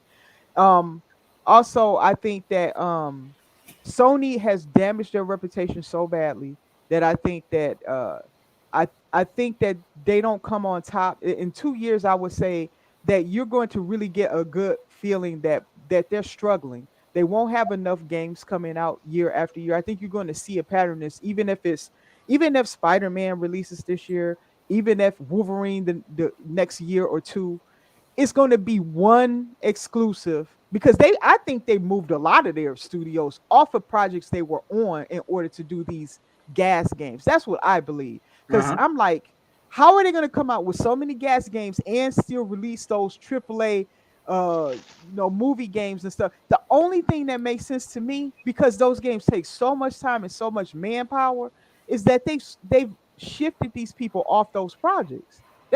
And they're going to recycle the same IP because they're not going to be really making a lot of new IP that stand on its own. They're going to be making these gas games, and we don't really know how those things are going to land. Most of them right now, the industry is shifting away from gas games. They're not, I think people have kind of gotten tired of it, and that doesn't mean that some won't do well, but it means that it's not going to be as much, money available to all the gas games. Some are going to die. They're going to die, Well, they're and cannibalizing, right? They're yeah, cannibalizing. You were yeah, in and that phase, yeah. yeah, and some of these games are fine. They're good games and all, but when you got it's oversaturated and people are just I think you just sometimes see a shift in the industry, and I think that right now I can see it kind of shifting away from gas games. I think people kind of want to go back to some of the old school style gaming. They might want to just do the single player games and all that. It might be a shift to kind of go back to that, but Microsoft position with their titles, they're positioned good because they almost always have some type of single player, multiplayer, co-op. They cover all the gammas with their games. They always have. So they kind of cover everything. So they're in a good place with all their titles. It doesn't matter if they're old or new. But with Sony, they are trying to shift that over, like with the Horizon. I think what's that called? Horizon Forbidden something. I don't know. I Forbidden don't West. play. I've never played it. Um, Yeah, the Forbidden West game. Okay, this that series, I think it's 2 games in that, right? Hmm. They're trying to do what Microsoft has always done. Microsoft has always, you notice what they've done with all their titles. Their titles exist in different genres. It's not just one. Minecraft extended beyond one type of game. You have Halo that's done it. All their titles, they've used those titles and produce games in different genres so that it keeps the IP alive and it keeps it fresh. Mm. And Sony's trying to get into that now, but I really think that Sony's late. I don't think they have the Oh yeah, time to do that now. I think they're it's real late. with Microsoft, I don't think anything's going to really stop Microsoft. Again, I even without the ABK deal, should that happen, I don't I don't think anything's going to stop them. It's just going to unleash Microsoft with close to 70 billion to start spending on the studios they already had them. They already know what studios they're going to get. They already know. Mhm. So I think they kind of lost Crystal Dynamics and Idols, but kind of not. Money speaks. So if they really want those studios, they can get them. So yeah, I just think that that's why I see Microsoft in a much stronger footing, Sony on a weaker footing. They're gonna look like they do today. They're gonna be releasing maybe one AAA at a time and trying to hurry up and get those gas games out. They're gonna have a lot of failures before they have a success, should they have one. And I say that because just the shift of the industry, and plus just the odds of releasing something like a Fortnite is very hard for anybody. They're going to probably most likely have to release a gas game that does well, but would never reach those levels. Because even Microsoft doesn't have a game that quite reaches those levels, like a Call of Duty or a Fortnite. But they don't need it. Again, I say not every game needs to be like that, but yeah, I think they're going to have a lot of failures first, and then that means that their studios are not wasting, but using their time, possibly making a lot of games that won't go anywhere. So the time aspect is still not on their side. And finally, I'll say that the reason why I believe the ABK deal is going to go through is because I believe the EU is not going to be as stupid as the UK. They will pass it. They're not going to want to get on Microsoft's bad side. I'm gonna tell you now, because Microsoft knows that legally they're on good standing when it comes to this deal. And I think that now that you're seeing articles come out about how the tech industry is looking twice at the UK about not doing business over there, the EU is going to take advantage of that. And if they're smart, and I think they are, they're going to take advantage of it, and they're probably going to run with it. They're going to say, okay, UK, you don't have to do it, but we will. It's Right. what I would do. It's what I would do. I'm like, oh, you missed your opportunity. I'm not. I'm not gonna be as stupid as you. I'm gonna pass the deal because game this one acquisition is not worth all the business I could do. It's not gonna be worth all the reputation of the EU just to stop this thing It's for not worth Lena the hit to the Khan. It doesn't.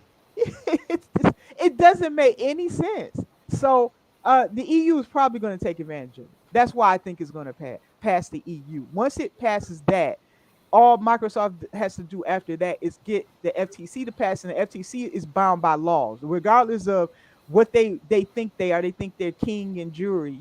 They're bound by law. So even if it takes a little bit of time with them, because Lena Khan is insane. She's insane. She wants to. She just doesn't care. And I'm glad that they didn't approve of her receiving more money just to waste our money, because that's all she's doing. So Exactly. yeah, but they'll win that lawsuit Oh once, yeah. in my opinion, hands down. So if they get the EU, consider it over, because there's no way Lena Khan is going to win the lawsuit. I would be shocked, because Sony doesn't have people in their pockets that deep here in America. This is not the UK. Okay, so, and they're questioning Japan and stuff for what they've done in harming American companies. What do you think, Sony? They're already seeing Sony's dirty laundry, so they don't have a standing. Once it shifts over to the FTC issue, once the EU passes it, they're done. That's going to be it. That they run at it with the CMA, and I don't know what's going to happen with the CMA. They may try to backtrack that or not. I don't know the answer to that, but I just think that the EU is going to pass it. Well, that's why everybody was saying that they believe the stories out there that Lena Khan actually talked to the I do too.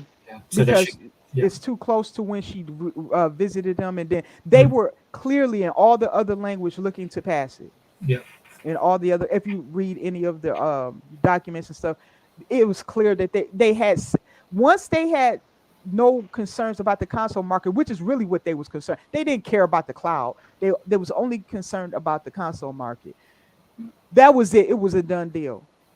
Lena Khan did or said something. I don't know what she did, and she's gonna lie through her nose. She's never gonna reveal that easily. But That's quite the she's but nose, huh? she's yeah, already yeah, taking big she's already taking big L's. And when it comes to the U.S., yeah, we're a different beast because there's already a couple federal drawbacks already on their stuff, and like you were right. saying, the Senate, I think it's the Senate, right? They're Yeah, looking deeply into it, and of course with Japan, that's why Japan moved quickly they did. to They to didn't. yeah, They didn't dare block Microsoft because they would no, have been a CMA if they had. yeah, So don't expect the EU to follow suit. yeah. I'm pretty high on the EU, and we'll see how Me that. too, because they're not dumb as the CMA. Well, they also have a different process too. Oh They yeah, are. They, They they don't are. have a process that where if there are other issues raised, that you go to another body and then it goes right back to the one who had the problem in the first Right. place. That's a stupid system. I don't know why they need to revamp that. It's Because I mean, it seems like only Microsoft would be one that would say, "Oh, we need your approval." Like mhm. it probably has never been an issue until now. Yeah. The way they conduct themselves. Yeah. well the EU has already chastised the CMA's findings once, so that's why a lot of people are believing that too, right? Right. That's true. Yeah. And again, I'll get a little bit political here, but the whole Brexit thing still rings. I'm back, guys. Hey, what's Welcome up? back, Welcome back, Sega man. Sega man. But that No, Brexit, but that whole the Brexit thing is set up. Like it's the UK. I can see why they're doing what they're doing, right? But I think, like I was telling the realist earlier, I mean, of all the things to pick that the UK could do right now, or the UK is doing right now, this is probably like the wrong battle. This I wouldn't die on this hill. Why would you on a weak case like this? Number one, Yeah, number two, with a partner you worked with for 40 years in yeah, sensitive government business. Why would you tick off? Because see, Microsoft could accept it if they did something wrong. But the right. thing is, Microsoft knows they've been meeting everything that they wanted. The CMA waited to the last day, announced it so that Microsoft would have no room to make any corrections, any remedies. Yeah, They waited purposely. They could have said something about the cloud thing a while ago. They didn't say anything. They didn't say, "Oh, we would like you to do." They said nothing. yeah, So Microsoft can't act on nothing. So they did not want Microsoft to have it because Microsoft had a plan. They know how to handle all of this. They didn't want Microsoft to come up with a solution. That's why they waited to last minute so they can block it. That's why. Yeah. Yep. radio silent. Yeah. So Sega Man, you got anything? But yeah, Well, I had a feeling about something Sega Forever. Like everybody was happy this was going to go through. Down into the rooftops. But then when they started doing that Sega Forever, Yeah, in the back of my mind, driving to work one day, I'm like, there's something gonna happen. Something's gonna happen. Like it was either Sony was gonna get on board at the very last hurrah, or somebody was gonna block the deal. It was just too good. It was too good to be true because I felt something, man. I'm like, something's gonna happen. I know it. I know before it'd be right before this goes through that either or was going to happen.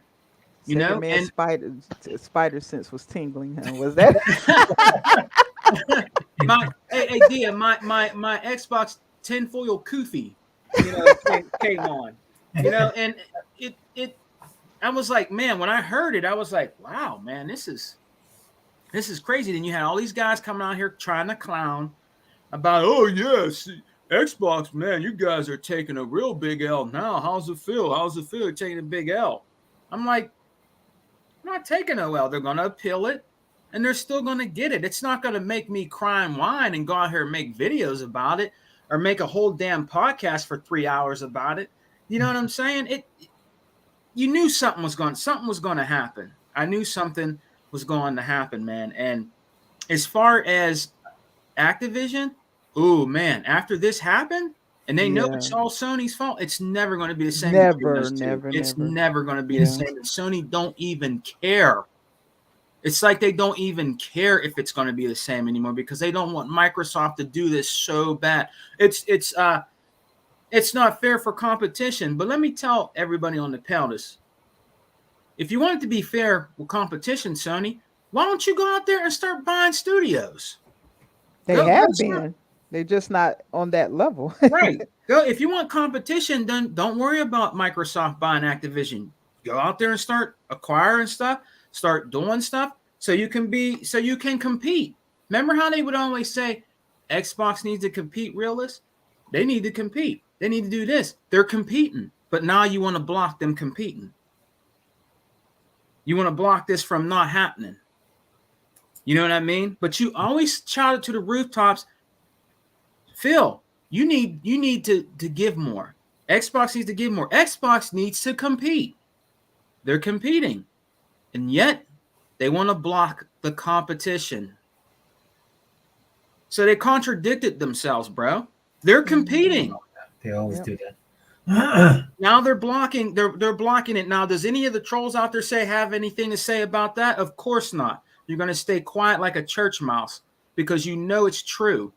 They're competing. Now your so-called precious company wants it to be blocked so bad. Now they're going to be bad with Activision because they did this. They they blocked themselves into a corner, guys. They really did by doing this.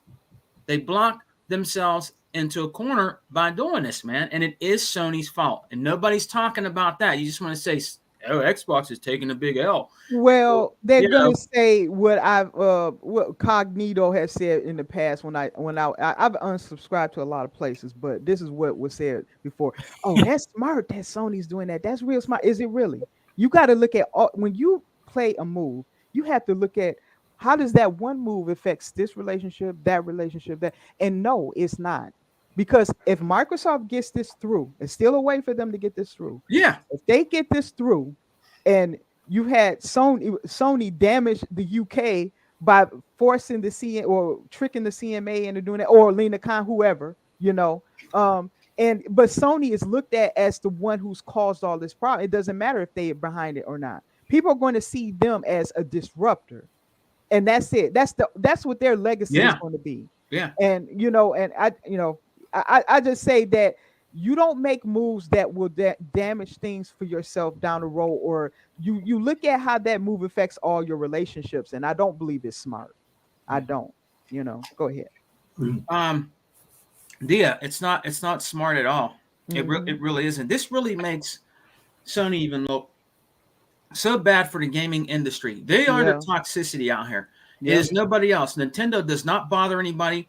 They do their own thing. They got their own crew over there. They got their fan base. They don't bother anybody. They don't go out and say stuff about Xbox. Right. They don't like that. That's it's true. Always these Sony dudes or trolls that do this, and Sony just lets them do it. They never address anything. They never say anything. Hey, don't do that. It's not nice to do it. They never do nothing. You have Phil Spencer out here all the time, and Aaron Greenberg, all these guys talking about, hey guys, we got this great new game coming, and we got things coming out, so look forward to it. You always see them out there advertising what they're going to do for their fan base and for the consumers. You never see Sony out there doing nothing like that. All you hear is that they're raising the price on their games now to fucking $80. Yeah, and good luck with that on PC. That's going to crash and burn. I said those are they're idiots. Do they even know the market they're dealing with there? Right. That's not a closed area. A PC, anybody can go anywhere in any way to play your game if they want to, but people do pay if it's reasonable. It has to be reasonable. Their games are old, and number one, they don't have people like games that you can come back to. That's seen as more value. So these one and dones ain't going to scrape up all that money. They're crazy. No, they're not. And Sony, in their minds, I believe, First Lady of Chat, I think they believe that. I really think they believe that they're just going to take it because they're so used to them just, Sony can do no wrong, and it's just right what they're doing, and Sony is eating that up, and they're eating it up by raising the prices of you PlayStation fans games. And there's a lot out there that are upset about it, but the trolls and all that will try to damage control. But I'm talking about guys that really play on that system that don't do no console. They don't mess around. Yeah, they're furious about it. You're not going to pay $80 DF for a goddamn game. Just raise it to $70.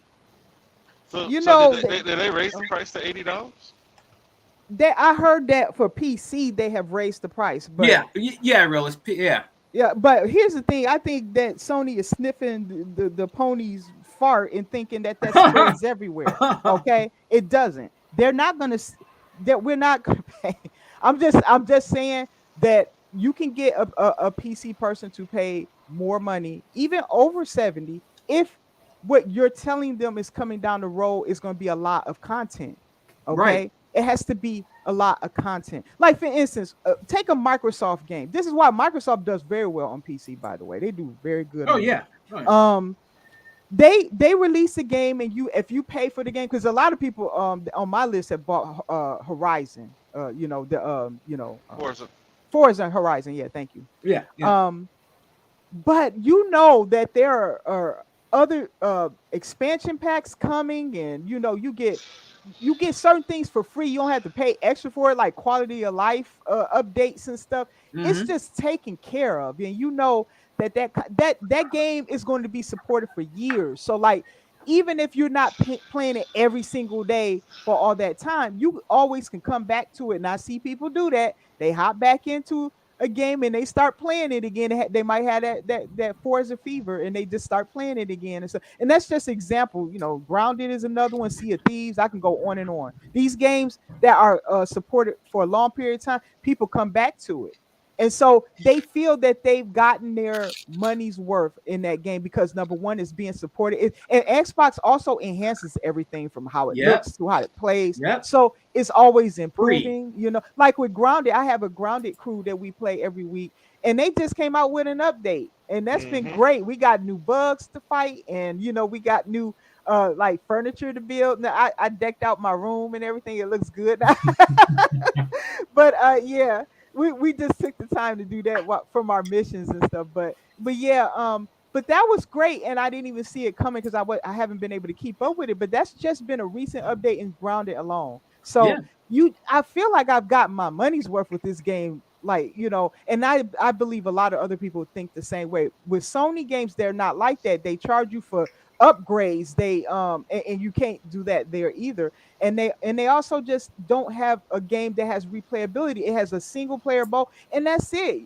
And then no cooperative mode, no multiplayer mode. And if it does have it, it's not good. So that's why it's not going to go anywhere. And I think that Sony looks at their fan base, the fanatics, and think that everybody thinks of them that way, just because they're so shielded and protected by the media, and because all they hear is the loud voices of the ponies. That is not how the rest of the gaming media looks. Gaming community looks at them. Yep. Yeah. You're absolutely right on that. They just, and when I heard about them raising the price, I'm like, you can't be serious. The games are just reaching $70. Right. And now they're raising it again. And then they don't even have enough. They don't have enough to even value raising the price of their games. Like I said before, a lot of their games, there's no longevity in no PlayStation game. No. There's longevity in Fortnite that they play over there, Call of Duty that they play over there. That's not in-house games. Those are not their IP. They have no IP whatsoever over there that has longevity. Not one. And expect that to become the norm in the UK, by the way. Just saying, because they have no competition over there, and the CMA has indicated that they don't want competition over there. So let them. For our fellow UK gamers that are Xbox people, you're smart. But for everybody else who hasn't done that, they're going to get the worst of Sony because there's nothing stopping them. And don't you feel good, guys? Listen, when you buy Gears of War, right, or Halo or Forza, don't you feel good about your purchase because after you beat the campaign, you can continue playing the game with your friends. Yeah, there's other stuff you can do on it, they like you said, Dia, sometime free content, Yep. downloadable content. You know Yep. what I mean? All kind of stuff on there. You get the best value for your buck, and they know this, and they're mad about that. They're so ass hurt about that because Sony is not doing that for them. That's the real reason that they're upset. So they come over here and they spew all kind of toxicity on the Xbox community because their preferred console and company is not doing what they're doing for us. That's what it's all about. Right. Sega man, they can't even get co-op or multiplayer in their games day one. Yeah. Yeah, that's true. Right? And That's this true. is my issue, and I'm gonna stop talking about them where they hate me and I'm a bot too, but like like Xbox fans complaining about Halo. Halo didn't have co-op for the first time, right? Yeah. No understanding, of why they released. They didn't have to, but they did, right? They needed a game to come out, right? They didn't have any games when they launched the console, so they got Halo out as soon as they could, and the campaign was wonderful, right? It was, yeah. Even Yeah. according to Metacritic, gave it 87. They did. And Yeah. open critic as well. So Yeah. they don't even get that in their games, and we let them come over here and tell us about our games, right? Where what's the game that nobody played that Unlimited put in chat? So 500, Returnal. Yeah. Oh, Returnal gets co-op a year later, and it doesn't do a quarter of the things that Halo does, right? Right. Yeah. Ghost of Tsushima gets a Legends mode a year and some change after it releases, right? They're still waiting on factions. Yeah. You see what I'm saying? Yeah. And when the Xbox came, even though they didn't have a lot of content because they made it free to play and it didn't please the free to play Battle Pass patrons, it was an outstanding game at launch. It ran out of content for the free to play, Yes. and no one has any complaints about the campaign. Well, I ain't gonna say nobody, because there's always somebody complaining. Mhm. Oh yeah. But I'm enjoying it. right. I just played it yesterday, so it's great. I got a It's friend I great, play with. Yeah. Right? And you compare Halo's grappling to any other game's grappling, right? You look at Sony's grappling in their games, it's only where they tell you can grapple. Right. And then you traverse in a Halo game, you can grab anything and go anywhere. Yep. Right? You can grapple your way across the grass if you want to. Swing yourself across the grass. You can shoot a tank with you can shoot a whatever they call it, a little Jeep. You can shoot that Warhol. with a rocket Warthog. You can shoot Warthog with a rocket and catch it with your grappling hook and take a long ride across the map. Right. The physics are A1. Yeah. So I'm not gonna pay attention to what these guys tell me about my games on Xbox. But going back to what you guys said about the pricing, what Sony's figured out is there's no control on Steam or Epic, right? Because Epic is in competition with Steam. You don't control the prices because guess what? Day one, you can have a $60 game that people can go buy between $40 and $50 at a key site. Right. That's true. Absolutely. Yeah. So if they raise the price to 80, that means they skipped 70, which I don't know. And then on top of that, how are you charging brand new prices for old games? Yeah. Right? Because the games don't hit PC day one. So $70 is not going to fly. So what I'm thinking is they're willing to take they're going to charge 70, but knowing that people are going to go to key sites to make their purchases. Mm-hmm. But going back to the question that Sega Forever asked earlier, what do I see happening, right? And Dia, it's kind of, messed up. I should have just said this, but like, you were already talking, so I said, you go. I'm giving it 2 years too, because the output of Microsoft is going to become to a point where it's undeniable by anybody. Right. From ponies to review sites, right? Right. They won Publisher of the Year based on an aggregate score of their games released in 2021. 2022, they didn't show up in the same way. But going forward, and I think that I said this on Legal Show back in 2021 at the end of the year. I said, don't expect a big year from Microsoft in 2022. Like, no, really, they can't do that. No, they can't do that. I said, look, the console generation hasn't even started yet, right? They still have supply chain issues, and there's no point in releasing a game like Starfield when you don't have anything ready to follow it. Exactly. Good point. So, Good and point. if you have a service if you have a service, you get them there for Starfield. But the way that gamers operate, they'll look at a game like Starfield, get excited about it for a little while, and then start asking what's next.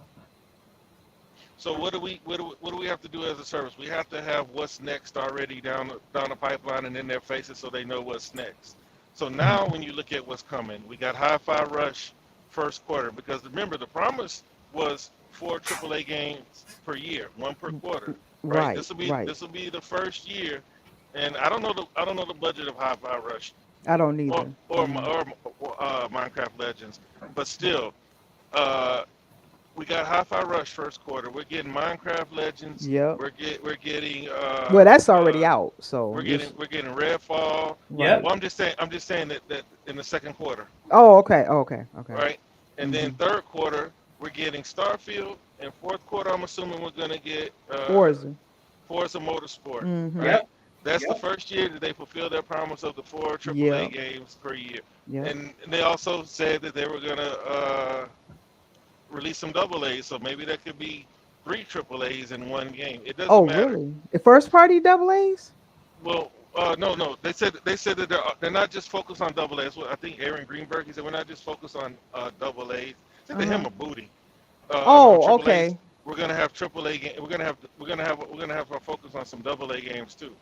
Okay. When you look at games like Aura that might not hit console for day one, which is what I was talking about when it comes to new focus towards strategy games, right? When it comes to PlayStation guys, where are your strategy games at, right? Where are your shooters? That's true. When you're talking about first party, where's your variety other than movie games and Spider-Man? Like, this is what you get over here. But these 2 years, this year is gonna put them all on notice. Yes. Next year is gonna be the year to watch, though. Yeah. Next year is where they pretty much cement that we're here and we're ready to play, right? Yep. Because I believe Hellblade is gonna come out next year. Avowed, probably. And look, it better. I normally don't say that because every time they can't do that or better, I said, what are you gonna do? Go buy a PlayStation? Complain? What are you gonna do? Yeah. But Hellblade was shown to us back in 2019. Yeah. So they can't work on that game forever. They just got to release it at some point. Yeah, I know they're perfectionists and stuff, but yeah. That or Project Mara, because they got what they said their new strategy is to have smaller teams making big projects. Right? They said they've expanded their studios, they've expanded their head count, so they're making more than one game under the Ninja Theory banner. So I think that by the end of next year, it'll be undeniable. People will be ravenous looking for the next Xbox game because this quality that people speak of. See, I have to ask what quality is. It's quality graphics. It's quality, just a good game. But that's what it is for me. That's why I bought Vampire Survivors, because it was a good game, Right, because we've been letting PlayStation fans dictate quality, right? And quality to them is a pretty game. But every game that's coming out, from Fable to of course Hellblade, we've seen Hellblade.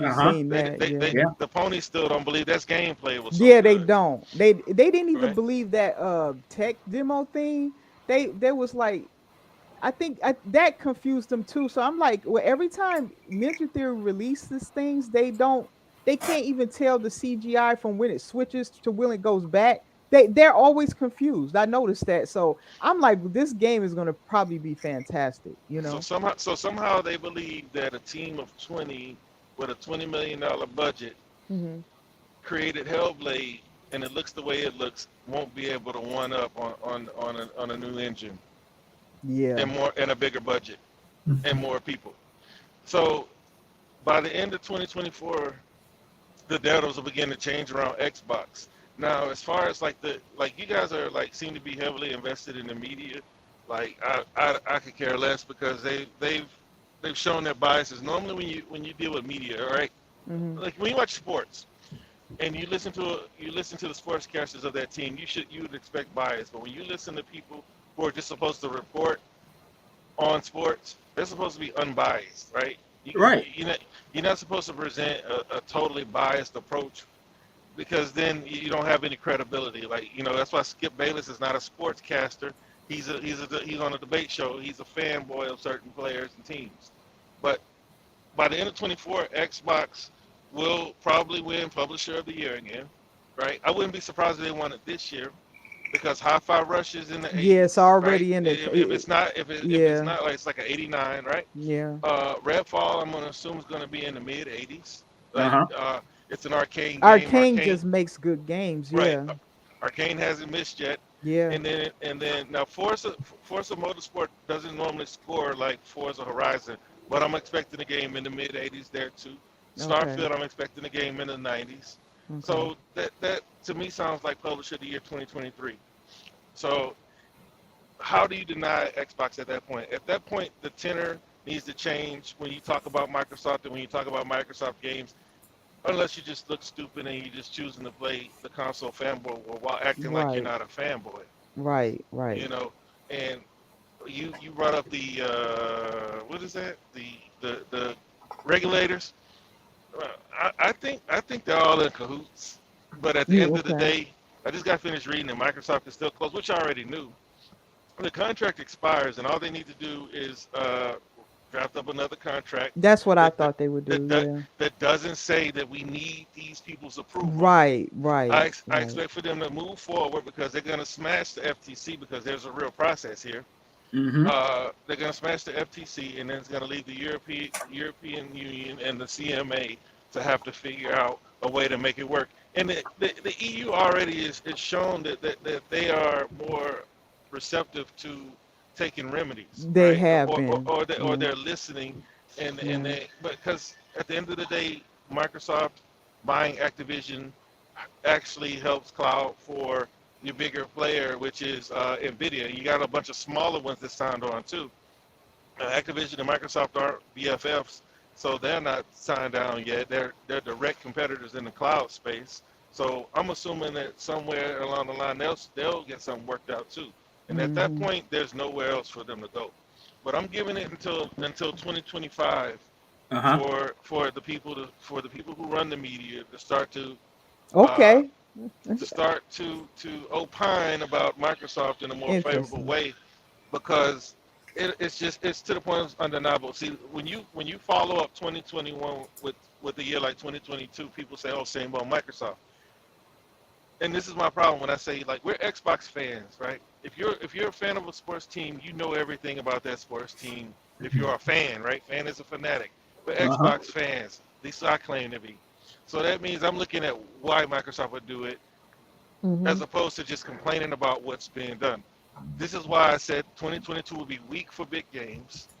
2023 will be the year that we get big games. 2024 will be even stronger, and 2025 Right. and so on and so Will be forth. unstoppable by Right. 2025. Right. Because Yeah. we also don't take into account Xbox Global Publishing, right? Right. We were talking about the Right. narrative games where you get games like as Dusk Falls, which won Which I love the that the game. I weird bought that thing. the weirdest award I've ever heard, but the impact game of the impact game of the year that year, That right? game is so much fun with more people. I'm sorry. Go ahead. I'm so You said sorry. with more people, It like is. It's like that. I don't know what it is about that game. It's good story, very good storytelling, but it's just the way that you interact with it. Anybody can override you, like you can override something and direct the story in a different way. It's fun. I like it. yeah, kind of takes a page out of Telltale's Yeah. multiplayer Yes. storytelling game. But like Yes. you get Yeah. games like that out of Xbox Global Publishing, and the Right. game that I was talking about earlier, not, is it Avia or I know what you're AVA? talking about. And AVA. Yeah. Yeah. Ava, so I don't know if that game's gonna hit console day one. I doubt it will, but that's another Xbox first party published game, and it is looking great for those of the grand strategy genre, right? Yes. And So, and trust me, it's people who love those type of and games. and They're and appealing. and see that would count as an Xbox published game to be Hmm. considered as a publisher of the year. And I would bet that that game is going to score in the mid 80s. So you're looking at somewhere the mid 80 average, and then we might be looking at another publisher of the year in 2023. Wow. So at that point, what narrative could you write that makes sense? What narrative could you Right. write and Right. maintain your credibility? Right. This is Literally.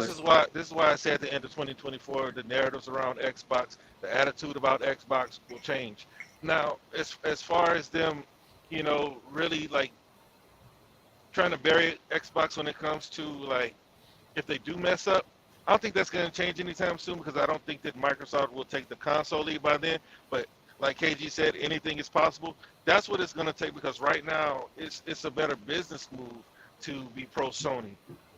So they're going to always look for opportunities to make Sony look good. They will just look for. They just won't be as active in finding excuses to make Xbox look bad because it won't make any sense to do so, right? Because if 2024 we get those games that we're talking about, Perfect Mhm. Dark has to come at some point, man. Oh yeah, Perfect Dark. Yeah, Yeah. yeah. Crystal Wait, yeah. Dynamics is working on that, right? Isn't that Who? Crystal Dynamics? Perfect Turn Dark. Oh yeah, Who's 10. yeah, what? yeah, yeah, yeah, yeah. No, no, no. No, no. I, Perfect. that's yeah, Oh that's no, what that's Fable. That's Perfect Fable. Dark is Crystal Dynamics. It Yes, was that's what I'm. Okay, yeah, I'm trying Playground to Games is working remember. on Fable, right? So how Playground long? is on paper. Okay, so how long have they been working on that game now? I can't remember. They say they've been working on it before it was announced. So like Okay, these are rumors, but okay. it's been announced for like 4 years. 4 years. So yeah, then that should release. If No, not yeah, next yeah. year, maybe the year. I mean, it depends on. Like I said, I don't know when they started. So Well, I would say, and then Outer Worlds that's not coming because yeah, that was. they only showed us a splash screen, Yeah, that's it. Yeah, I know. I don't expect that to come out and then anytime that's on soon. Unreal 5. So it's like Yeah. Oh that yeah, they gotta switch it. it's Yeah. not going to be a Spider-Man style game where you run around the same city. They're showing you they're going to show you a different part of Halcyon or whatever planet they're going to use for that. So I'm expecting to see Hellblade. I want some news on Everwild I do because too. I because do too. Yeah. as a guy who liked Breath of the Wild, and I'm not interested in playing the Tears of the Kingdom. I would like to see something new with that type of art style Different. because I've Right. always been a guy that's like, you know what? We keep asking for these hyper realistic games, and we want them to run at 40 frames per second, Yeah. and we want them in 8K, and that's kind of hard to do. But It is. Yeah. when you take a game, look at a game like Immortals, right? Oh, it's a game I'm playing right now, trying to wrap that up. I got 3 gods saved, and then Yeah. I Okay. still got DLC. Yeah. Oh You look at a wow. game, you look at a game like that, but that art style is still a beautiful game. Right. It's Everything doesn't timeless, need to right? be hyper realistic. Yes, It exactly, and that's doesn't. and that's and It that's what doesn't. Nintendo's mastered, right? They can sell like we'll still boot up Mario and play it once and turn it off because Yeah. it just stands the test of time. Right. And we need more games like that. It's like Sea of Thieves, right? You look And at the Hi-Fi Rush, that's gonna be, Hi-Fi Rush. yeah, because of the Hi-Fi art Rush will be style. around, Yes. and there will be a sequel to that, right? Yes. There's gonna be a Yes. sequel. There's gonna be a sequel because Xbox needs more E-rated content, and that game was a hit for everybody. It It was was a shadow hit. dropped, Yeah. and Yeah. it acquired a following. And that's what Xbox is in the process of doing right now. They're in the see Game Pass brings so because this is the problem with new IP, which is why so many series are on part 6 and 15 and 20 because people are afraid to try new things. Because you look at Forspoken, everybody took a dump on it, but if it was named Final Fantasy, they would be a little softer towards it, Yep. Hmm. Yep. if not That's a lot, true. because it's an IP that they love. Hmm. And like I said, the short answer to that question in the 2024, and I think that we're going to be looking at back-to-back Publisher of the Year award, uh, Zinc. Publisher of the Year awards for Xbox. Okay, Yeah, that's a somebody. bold He prediction. said it ain't bold. Like I'm Yeah, telling you, look, I'm following though. Yeah, it's. I can see how they could get there based on the things that you said. Absolutely. who's Absolutely. Hey, who's gonna compete with them for what's a bold prediction? Which part of it? So I can I so I can kind of. I would say I think it's easy for them to get the publisher of the year because Okay. I saw how they did that. But I guess and the cadence that depends. Like I think their game should be on track by then, but that just depends. Like some games to me were taking longer than I thought they would, and then other games came out. Yeah, I guess I want to know when the games are no longer being held back from COVID because I do still think we're seeing traces of that. It's just getting less and Yeah. less now. But Yeah.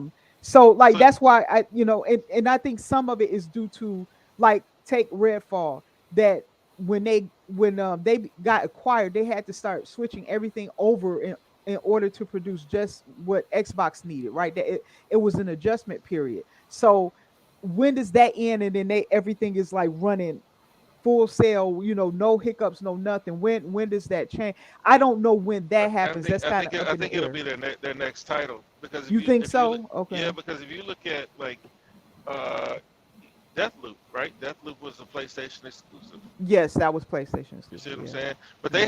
they have two studios, Austin and Leon. Leon and Austin. Yes. So like with this title, well, no, that's this title was being developed for PlayStation 2. So Yeah, that's what was it'll be their being. next title where they're only focused on Xbox and PC. But Okay. uh, Okay. a lot of people are not paying attention to like Xbox Global Publishing. Like all those games count, all those games matter, Yeah. and all those games scored high. But the big games, the games that they got us salivating over, we're Hmm. gonna have to wait for some of those games. But see, Xbox was in a position where they had to show us some things early against what Phil Spencer said that he would prefer to do Right. because Right. we were in a spot where we needed to see something after last generation because as an Xbox fan, you know and you understand that Xbox was debating whether or not they wanted to do this anymore, right? And Hmm. in 2020, in 2017, they showed us that they did when they bought these studios, Right. and then when they acquired Bethesda, they showed us that they were really in there. And after they bought Bethesda, there's nobody else that can tell me anything about Xbox getting out of gaming, Yep. not making another Yes. console or That's right, anything else. realist. Yep. Yes. $80 billion dollars says that they're not going anywhere and they're here to stay. So this is look. Do you think they'll be able to hit their one AAA game per quarter next Yes. year? One. It's just I don't know. Is they might hit it this year definitely, but they remember these was games that was supposed to release last year, so you can't really count these in the But same way. this is why this is why you don't drop them last year so that you can start with Uh, your cadence this year. This is oh, what I I see you saying that was they made that decision in order to get that cycle going. That's what you're this is saying, what I right? believe. Why Okay. do you you can't release big games to sell a service and then not have anything to follow it. See Yeah. Right. now, Right. Yeah. we have these Xbox Bethesda showcases now, right? Now we're gonna have another one in June, Right. and then Right. they're gonna sell us on a whole new set of games for the next 12 months. We need to know what's coming in the service, right? There's like even Hollow Knight still isn't out yet. You Yeah, know, that's there are a right. lot Yeah. of games that they Yeah. announced that haven't even hit the That market hasn't yet. come out yet. Like, look, what's that other one? It's a lot of games we saw that year. Replace hasn't come out yet. Uden Chronicle hasn't come out. They had this little small game to kind of introduce you to it, but that main game hasn't come out yet. It's a lot of titles that just hasn't come out yet. So Stalker, of course, but we know why. Um, Right. but yeah, we're still waiting for a lot of And then they don't titles. all have to be AAA. No, they You know, don't. and No, then, they like, but don't. he said first party. He said first party. Yeah, he But did. Yeah. first party, I believe that they'll be able to hit the metric. But for Game Pass, I mean, Game Pass has been over delivering. Right, it Like has been because I can't I'm keep getting up. so much value. I'm getting so much value. So many big, pretty games that I can't even It get to. is. I can't even Ravenlock get to is them all. coming. It's like I Ravenlock is mean another one. Benedict Fox. I haven't even touched. I'm still trying to Well, be I, Ghostwire. I I might have to just stop Ghostwire. I yeah. can't See, get through these games, man. I put everything down. I was on a Twitter space and somebody brought up Benedict Fox. It dropped yesterday, before yesterday, whatever. Yeah. I was like, dang, it's out. So I I Yeah, played a little tried get bit it. of up it. Not there. bad. I played a little bit of it. It's a Me too. bro. First I had to get legal through Wolong because he broke my game. Come on, man, let's play. I Oh was like, man, I stopped Wolong ages ago. I just couldn't get through the whole thing. I said, bro, I uninstalled that crap when I finished that game. He It's a was like, good game though. Yeah, it's yeah, I I enjoyed it. thought it was fun to play. You know. Yeah, it was fun to play. But so I installed it again. So we beat the Hmm. boss yesterday, and so now I tried Blaze Blue, but that's not my type of fighter. Uh, Okay. Okay. Soul I Hackers tried it. 2, It's okay. Soul Hackers 2 is in there. Like, bro, Yeah, Soul Hackers I haven't even tried yet. Yeah, it's Nino just like Cooney 1 and 2 is in there. I got the first Nino Cooney. I'm probably just gonna have to buy the second one, and when I get the time to play it, because I just don't have the time. It's like the games that keep coming out on Game Pass. Game Pass keeps It's me in more Game Pass, busy, Dia. huh? Nino Cooney 2's in Game Yeah, Pass. it is. I just don't Yeah, have the time. It's the Oh, time, yeah. right? I owned the first one. I bought that off of Game Pass. Yeah. Um, so I bought that so I can come back because RPGs just take forever. So you got, I have to like make time for that. But the second one done came out now, and I'm like, I haven't even got through the first one. And then when I want to focus on it, Game Pass every 2 weeks they dumping something. Every 2 weeks, I Yeah, can't keep up yeah, with that. yeah, Like a person would be a fool. I've tried to talk some people that play on PC. I'd be saying like, "Oh, you pay for that game?" I said, I got it on Game Pass." Like, why are you not on Game Pass? I just don't understand them sometimes. I don't think they fully understand that. And I think that Xbox has been so distracted with the ABK stuff and all that stuff. I think I want to see them target, because if you can believe it, it's still people who don't really fully understand it. Game Pass. They don't. They just think it's like they're used to subscription services, but I don't think they fully understand everything about Game Pass, like the minutia of it. yeah. Oh yeah, they So will. yeah, I think that once Game Pass feel like I think once I'm sorry, Xbox feels like they're ready to absorb all of that, like they're gonna start taking in a lot of people now that these games are dropping. Their Yeah, first I parties mean, and stuff, these watch big watch ones. the marketing before Starfield drops. Okay. You think it's gonna kick off with Starfield, right? That's what you Yeah, think? but see, this is my thing with Xbox and marketing, right? They market their big games. Okay, they market Halo, they market Gears, but you don't put a whole lot of marketing out for State of Decay by a small indie studio that you task to make it, right? Right, But you got right. this new studio. You got this new studio with brand new animation studio running Unreal 5. Got Coalition helping them out Yeah. time to time. This is when you start marketing games because now they're in the building phase. They're going to start marketing these games a whole lot better. Game Pass already introduces 30 million people to these titles. Game Pass is a marketing arm in itself. I've always said that.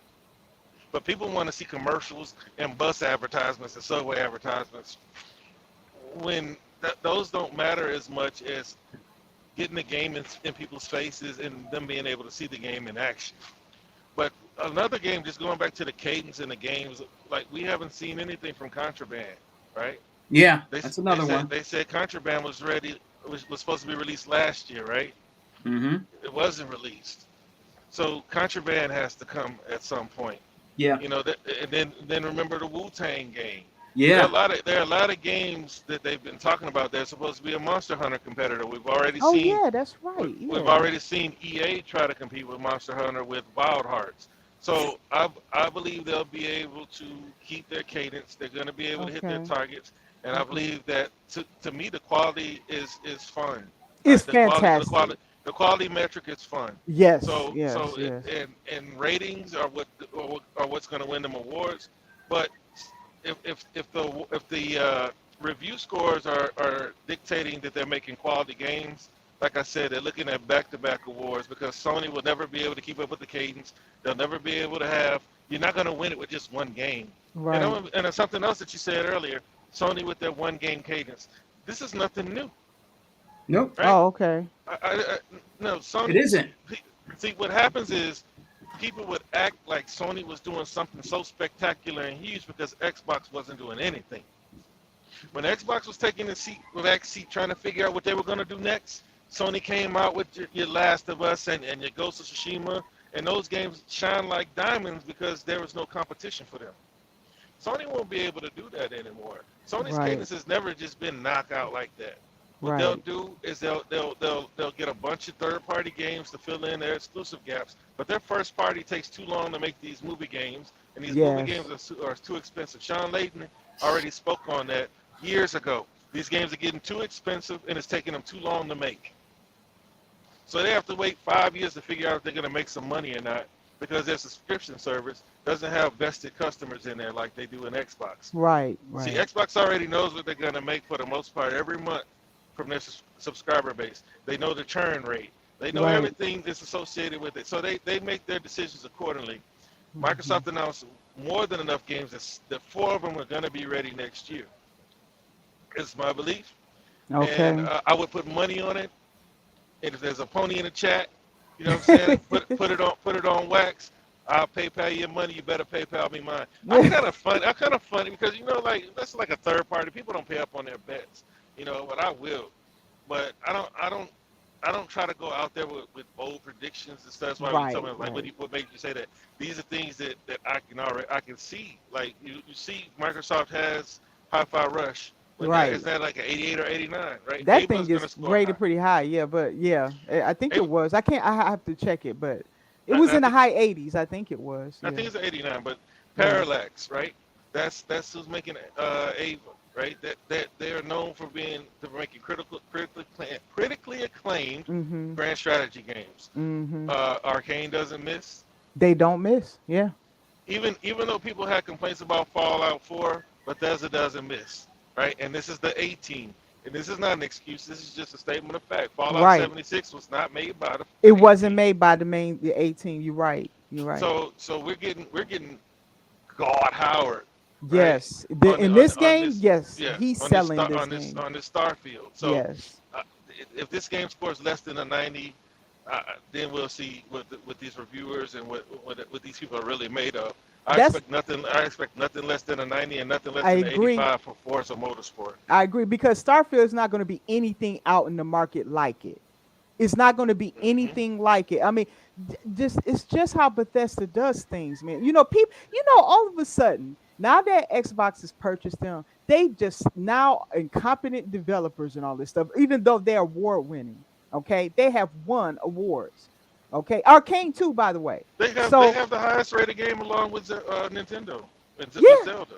yeah, And if I'm not mistaken, I think a Mario game scored 97 as well. yeah.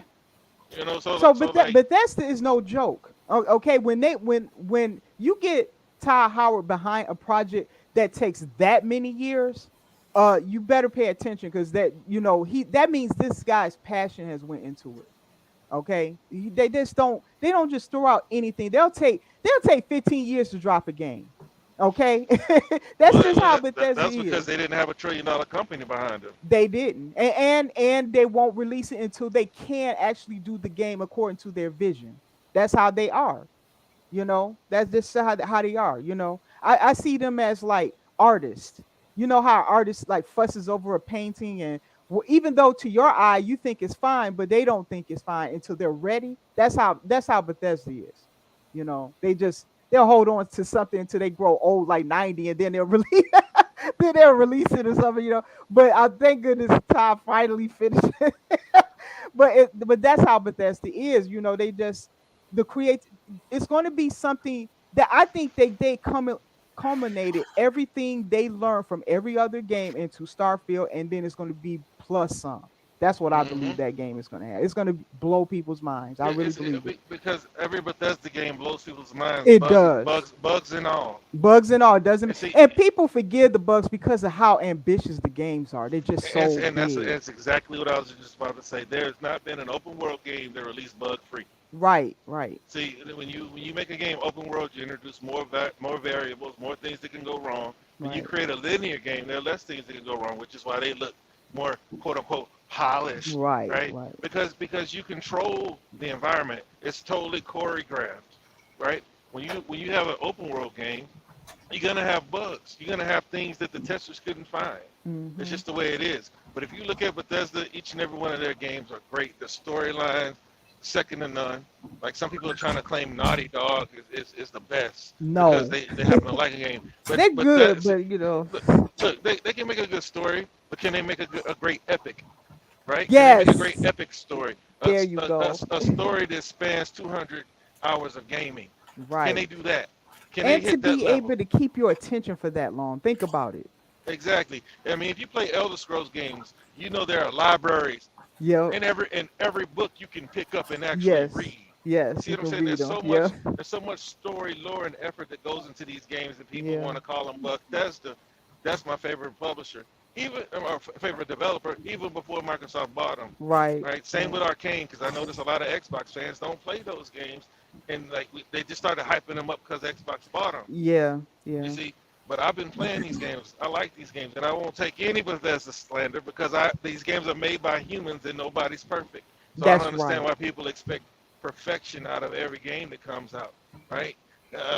they can take 20 years to release a game. You want to wait that long, or you want to fight through the bug? Right, I'd exactly. rather And I'd let them rather I'd rather patch it fight up. through the bug. Yeah, I mean, they patch and they take care of those games, and so I don't have a problem with that. But as somebody who absolutely loves, and I mean, I've said nothing but praises about Skyrim, like how what that game did for the time. It's just I still play that game to this day. It's Hmm.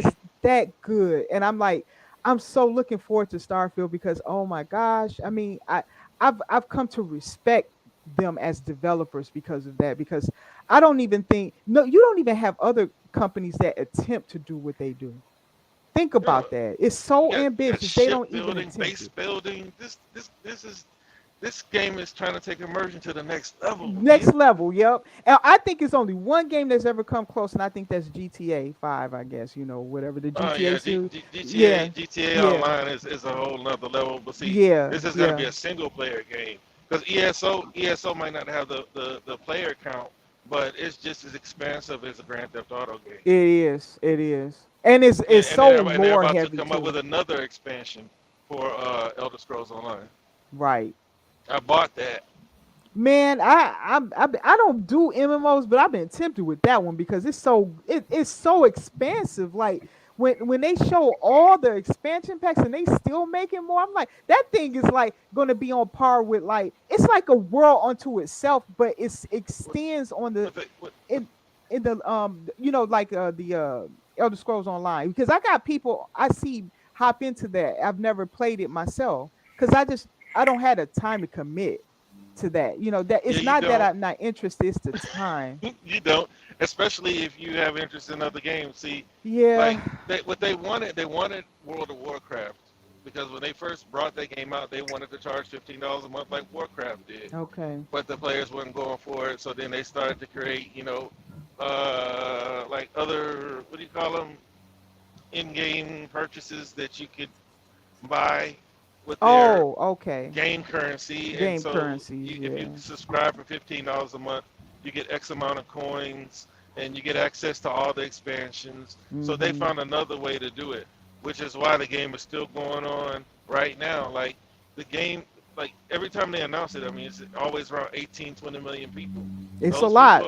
These people are paying for the expansions. These people are Yes, still they paying. are. I got You people know, on my list that I see playing it, and I'm like, oh, I wanted to do it, but I'm not going to get started in there because I can't. I know I don't have the I time. thought I had a lot of time. I had 2,200 hours in Elder Scrolls Online. Oh wow. Okay. I looked at the friends that I met back when it first started. Uh huh. They got 200. The top one has 292 days. So Wow. he has a year's worth of game time almost in that game. Oh my gosh, he living in there. Another guy had 180. Another guy had 167 like Wow. days. So like Yeah, they're practically living in that game. Like it's the the only game they played. They came from yeah. Skyrim. They loved the Skyrim world, and they thought it was going to be another Elder Scrolls game. A lot of people were complaining when they figured out it was an MMO. Just like me, Mhm. I thought it was going to be another. I thought it was going to be an Elder Scrolls game, but it Mhm. turned out to be an MMO. But it still felt like an Elder Scrolls game outside of not being able to swim. Okay. Okay. Like you can't go Yeah, you underwater can and swim find in treasure and boxes and yeah, things like that, right. unless they updated it. Because I quit They back could have. on the Morrowind DLC. I was like, man, this is taking too much of my time. It was that and Destiny. I was playing a lot of Destiny, and I was like, man, I'm Oh, not okay. playing anything else. But yeah, Yeah, so those games are kind of meant for you to devote your time like solely into. well, because they make it to where if you miss a day, you fall so far behind. You Yeah. know, you like if you don't run your trials and you don't run your dungeons and you fall so far behind, it's like nobody wants to play with you. You know what I mean? Because they basically have to carry you and things Yeah, like that. yeah. They don't want to go back because then other people are leaving them behind.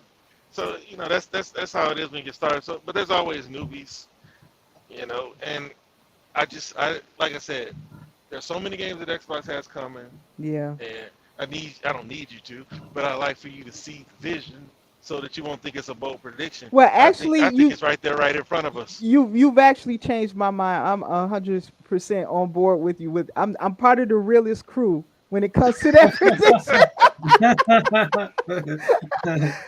Yeah, I'm because actually on board. You got me. You got me sold. yeah, and there are so many games that are like Xbox Global Publishing that they haven't even spoken on yet. There's That's so many true. games, and Yeah. each of those games, even you, like I said, this smaller games, even your Pentiment scored in the 80s. It was very You know, well Yeah. as received Dusk then, yeah. Falls, as Dusk Falls Chapter 2 will be coming soon. I'm Like waiting on that. the Yeah. developers have already spoken on it. Yeah, that's a good You're game. getting these types of games from Xbox Publishing, and they're all scoring in the high to mid 80s. How can they lose? Who's going to Yeah. compete with them? Because Yeah. every other publisher, that name EA or Ubisoft, whatever, is coming out with like one game or two games a year. Yeah, it's true. That's You a know what I'm good saying? point. Yeah. And if you Rockstar won a decade, Yeah, you yeah, know, one a decade. Yeah, that's true. you know Yeah. what I'm saying? Like, but when they come out with a game, it's beloved. Yeah, it You is. know, Yeah. who's gonna? I don't see anybody that's gonna be able to compete. That's a good point. Well, And we're not that's not and guess what? You said all of that without even mentioning acquisitions, which we know are still coming. And that's why when oh people yeah. say Activision not gonna go through, I'm like, so what does Yeah, it that doesn't change for matter. me? It I'm doesn't still change playing anything. Redfall. I'm Yep. still playing Forza. I'm Yep. still playing GD Starfield. Yep. You see what I'm saying? What is that gonna change for me? That's a good Nothing. point. Good point. And guess what? If it's not Activision, it's gonna be somebody It's gonna else. be somebody else. Yep. Because they said it. They already done confirmed again.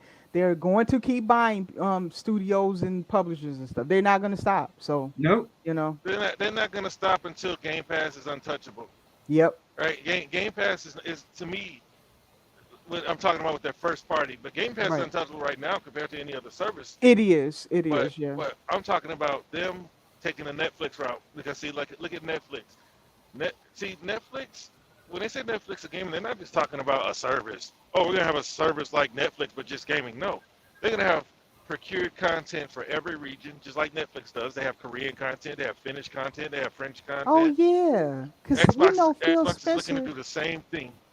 Yeah, you just mentioned something because Phil Spencer talked about how he wants developers from other regions in Exactly. specific, like India. He talked about in Africa and he China. yeah China, yeah the Asian region that can include South Korea, Japan, China, Well, I mentioned probably some China other because places. China's making a lot Thailand, of maybe. noise. I don't know anybody who might have developers in their region.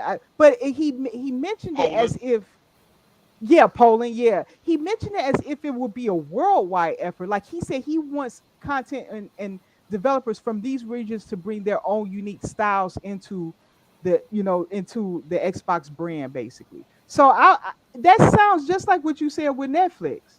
Netflix is bringing content from other regions, so you get to see like the K dramas and the Bollywood and other stuff Hmm. like that. So yeah, had never thought of it like that. Yeah, That's a because I good mean, point. you look at how they're trying to attack Japan, right? To get into Japan, you need Japanese content.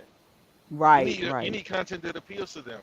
How do you do that? You get Japanese developers, right. right? But you don't want to be beholden to other people's content, right?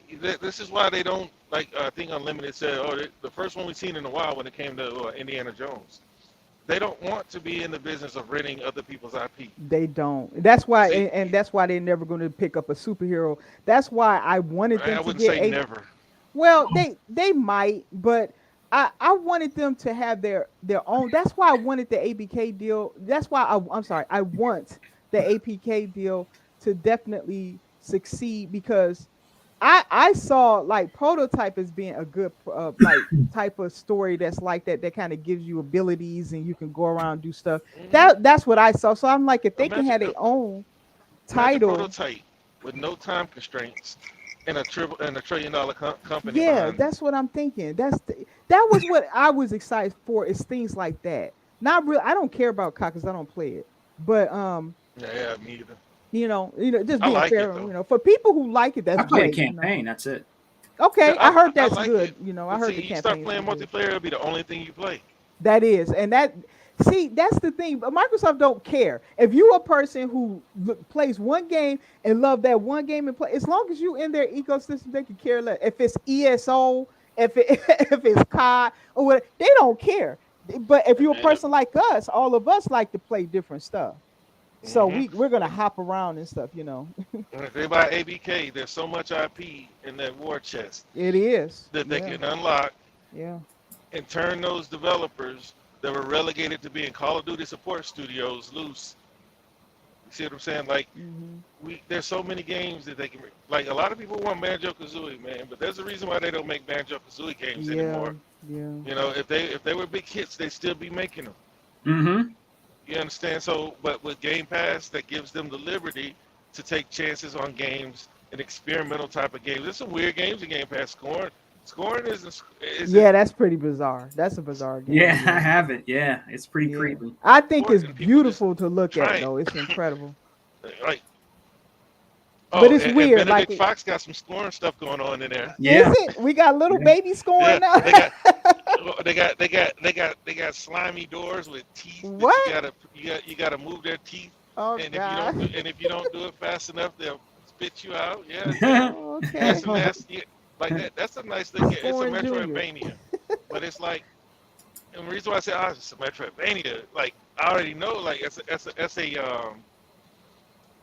a game that's going to be time consuming because you have to find your way around the maze. Oh, okay. Okay. You know, I just like haven't opened it yet. I haven't even tried it yet, so I don't I know. got 20 hours in Hollow Knight and I still haven't found the last boss. Wow. You Okay. know, it's like you got to find your way through. Okay. It's a pretty game. It's either like even the story is interesting. I'm not gonna say anything about it because Okay. you got Game Pass. You should go do it. Yes. There you go. That's how you do it, real. Is you point people to Game Pass. You can just play it. You don't have to commit any more money to it. You just go in there and play You it. don't need to read no freaking Metacritic. Yeah. You don't need to. You don't need to Nope, listen none to of no that. what's None of that that. man? Angry Centaur. What's it? ACG. You don't have to listen to him or shill up. You just go play the game. Yep. This is one of the beauties of Game Pass. They've taken they're in the process of taking the power from these aggregate sites and anybody else with an opinion about a game, because Yep. all people have to do now is just boot it up at Yep. no risk Yep. and at play no it. additional cost. That's true. If you already got Game Pass, that's all you have to do. And if you don't, try it out. You know, it won't cost you that much, and you can play a lot of games in the meantime and see if you like it. It's Mhm. not a big deal. The realist, I got to ask you guys this question in Sega Forever because Mhm. I'll probably get going here in a few minutes, but I Same. Yeah. got to hear you guys' opinion on this. Now that this happened with this, you know, deal being blocked, Mhm. and do you think it's going to make? I think it will. Do you think because Microsoft has been playing so nice and being so nice to Sony, they offered them that 10-year contract. They didn't take it. But Mhm. now with this happening, do you think that's going to make Microsoft and the Xbox division more aggressive towards PlayStation for what they've done? I mean, my answer is still the same. I know I said it the other day. Uh, they will play nice. They will continue to play nice because there's still more acquisitions to be made. Yeah, I agree Yeah. with that. And if they come off as what is the word that they like to use, exclusionary or foreclosing, Yeah. then that hurts them on route to the next acquisition. Like they're gonna always be watching it on Microsoft. They're always trying to pull up Microsoft's past. FTC got called out for basically lying on the CMA, saying that Microsoft saying that Microsoft told the CMA one thing and did another. Yeah. So they'll have to continue to play the nice guy. I don't see any reason for them to be aggressive towards Sony because Sony is not their competition. They told Right. you. Obviously, you don't believe me, but I 100%. do. 100%. There's no reason for them to beat Sony into the ground because they're gonna die a slow death. Maybe Yep. it's fast. I don't know. Exactly. Or they're gonna Mhm. gonna be absorbed by another company that can help Yep. them compete. Yep. Because Google's still not dead. Google's stewing. They're gonna figure something out to find their way back into. They got too much money and they need to find something to do with it. Amazon never failed in gaming. I always give Amazon their props. They burned $500 million in gaming. Now over $1 billion with the what's the name of that Tomb Raider Yes, they license just bought their agreement. IP. Yeah. Yeah. So they're investing in gaming. They're serious about gaming. They, like Microsoft, said that they want gaming to be one of their pillars. So Sony, in the long term, as currently constructed, will not be able to compete in the new gaming marketplace. And so there's no reason for Microsoft to kick babies, because that's what Sony is. That's what Sony is to them. They can't compete with them monetarily. They won't be able to compete with them on the content. And there's no reason for them to want to bury Sony, because when Sony decides that they want to get with the times, they'll be a natural customer, right? They don't want to bury Sony. They don't need to, because Sony really isn't their competition. It's just that the public doesn't know it yet. And Microsoft will work on building their visibility with their brand, right, in other regions, because the reason why Sony has been so successful, and it's almost like they're unrivaled in certain regions when it comes to Xbox v PlayStation, is because Microsoft didn't even try in a lot of regions. Yeah. But if you look at it, they're expanding. You can tell when they launched in a whole lot of new regions. They are opening up Game Pass to new regions, and they don't need to be rough with Sony, because it makes them look bad. You know, when you're kicking around a company that's soon to be 25 times smaller than you. Right. Sony's on the ropes, right? Sony's on the ropes. They're not rope-a-doping. They can't compete. They can't compete with the output that Microsoft's about to come up with. They just won't be able to. They don't have the studios. They don't have the funding, right? Especially if Call of Duty is what's responsible for funding their first-party games.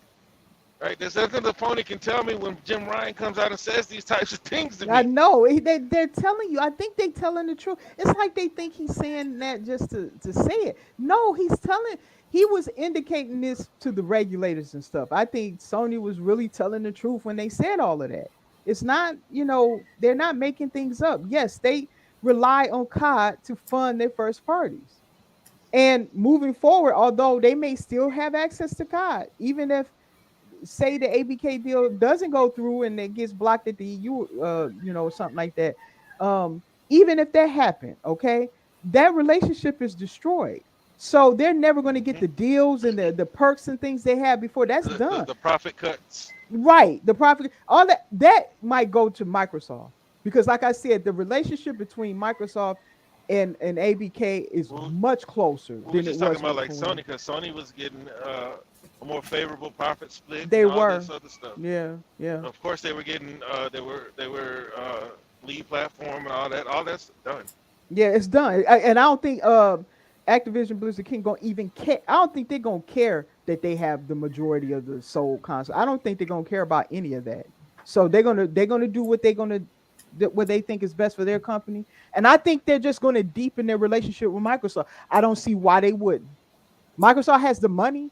Microsoft is growing, and I think they probably understand Game Pass more now that they've tried to be acquired by them. So I just think that if they see the future the way you do, Realist, the way Xbox does, then they're gonna want in on that anyway. Mm-hmm. So why continue to put up with Sony? It doesn't make any sense. Treat Sony like the flea they are. Yep. You know what I'm saying? Because it's not worth bullying them right now, especially right now when you're trying to expand, when you're trying to buy new studios. Be nice to them. Help them play with your food. There's no point in trying to just get rid of them. Have a good shot, guys. At that point, you have a duopoly in gaming. What'd you say? Yep. I say, hey guys, have a good show, man. I got to get out of here. I gotta go too. All right, It's almost Peace, 10, guys. so okay, bye. All right, Second man. All right. Yeah, I'm gonna be leaving too, so I'm just gonna wrap things up real quick. Yeah, that's cool, because I haven't looked at StreamYard to see. I'm pretty sure this is over 4 hours. Yes, over 4 hours. I have to spank you guys. You've been up that long. Well, gosh. I got work. But yeah, Oh, 4 hours, gosh. 18 minutes. We gotta kick you off here. You need to get the the Sega Forever special. Hey, but it's cool because It's good, if I don't do this show, within the next few hours, legal gonna hit me up and we're gonna be talking about. Yeah, yeah. Now, okay, legal ain't talking about the dumb ponies. Okay, Like, yeah, yeah. did you Legal talk about did you yeah. did you His see what shows they are good. said? Nah, man, tell me.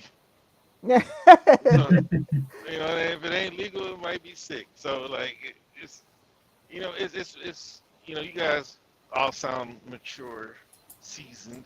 Y'all probably old geezers like me. I don't know how many old geezers y'all have in y'all circle that want to sit around and talk about games. So every Hmm. time there's an opportunity to talk about games, I'm open to it because there's nobody. I had a cousin, he passed.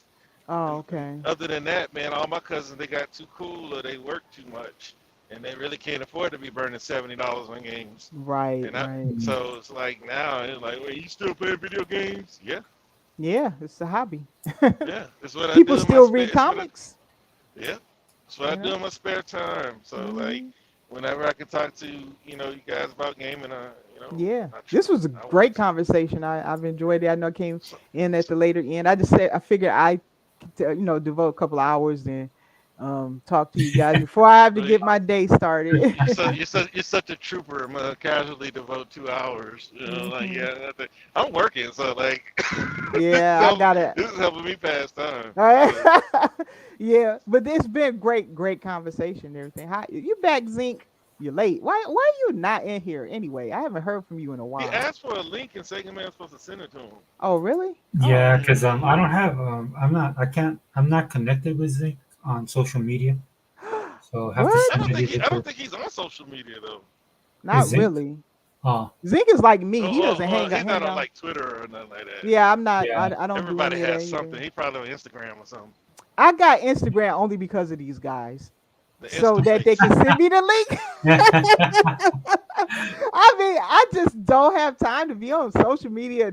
Twitter even worse because you just, my gosh. I mean, I'm like, do you guys live a life outside of Twitter? Because like, Mm, then people be on there 24/7. I'm like, what? Don't you got a life? Do you have time to just like eat and poop and pee? I mean, like, what are you doing? No, you could do So you can multitask. For some of I these guys, see they eat and tweet, they poop and poop tweet. while tweeting. Oh man. But yeah, no, guys, but thank you yeah, for we can having wrap it me. up if you guys want to. Okay, okay. 4 hours, man. 4 hours, yes. This is Hey, like small compared to I'm just is it? kidding. No, no, Yeah, I'm joking. He's usually done before that. I think I've gone I like was over. I was I was up at 5. No, I was up at 4. Four, okay. Yeah, And I was listening. I said, "Man, I'm driving on the way to work right now, so man, I'll get with you when I check in and do everything I need to do." And that's what I did. And I've been on since about 5 o'clock. Okay. yeah, yeah. We started. Yeah, we kicked it off first. But And then you said Second Man had another show, and I think he was here for at least an hour and a half. Oh wow. Okay, so everybody's been they've been show hopping for a while. It seems like it's been tough since that whole block thing. Everybody's been all over the place, I think. yeah, it was funny because I was gonna do it earlier, Hmm. but I fell asleep. So That's what happened because I know Unlimited said that you were going to do a show, and I was looking yeah, for it, and it didn't show up, and I got tired. I was like, I'm going to bed. I can't wait that long. and then So, I got up and then I had to run my daughter somewhere, and then oh, okay. I came back. I was like, oh, I'll just do. I felt bad. I was like, I'll do a quick show. I'll probably go solo. But then Realist jumped in, and then I had a couple of people drop in, but we were going kind of long, and then by that time, I guess it's early morning for you guys. It Hmm. is. Yeah, I Yeah, got to. I woke up, started playing, started looking at because Legal did Twitch on the Wolong. So I was Oh, looking at that okay. stuff, and I started sharing. Man, Legal full of crap. I said, hey man, you know how to do your inventory? Yeah, I just did it. And then I look at it on Twitch. He didn't even do it. Uh-huh. So, Oh, so legal lying up here. I was tweeting out. I was putting the videos out, all the stuff I thought was funny. Hmm. He waited till he was he had died so many times. Wolong, you can only Yeah, be I died resurrected. too. Yeah, Then You if don't you even want to resurrect know. that third time, you only get like 3 seconds to res him. But he didn't tell me that he was dead until like 2 seconds into the countdown. Like I thought, he was like, "Come on, save me, save me, save me." I thought that was funny.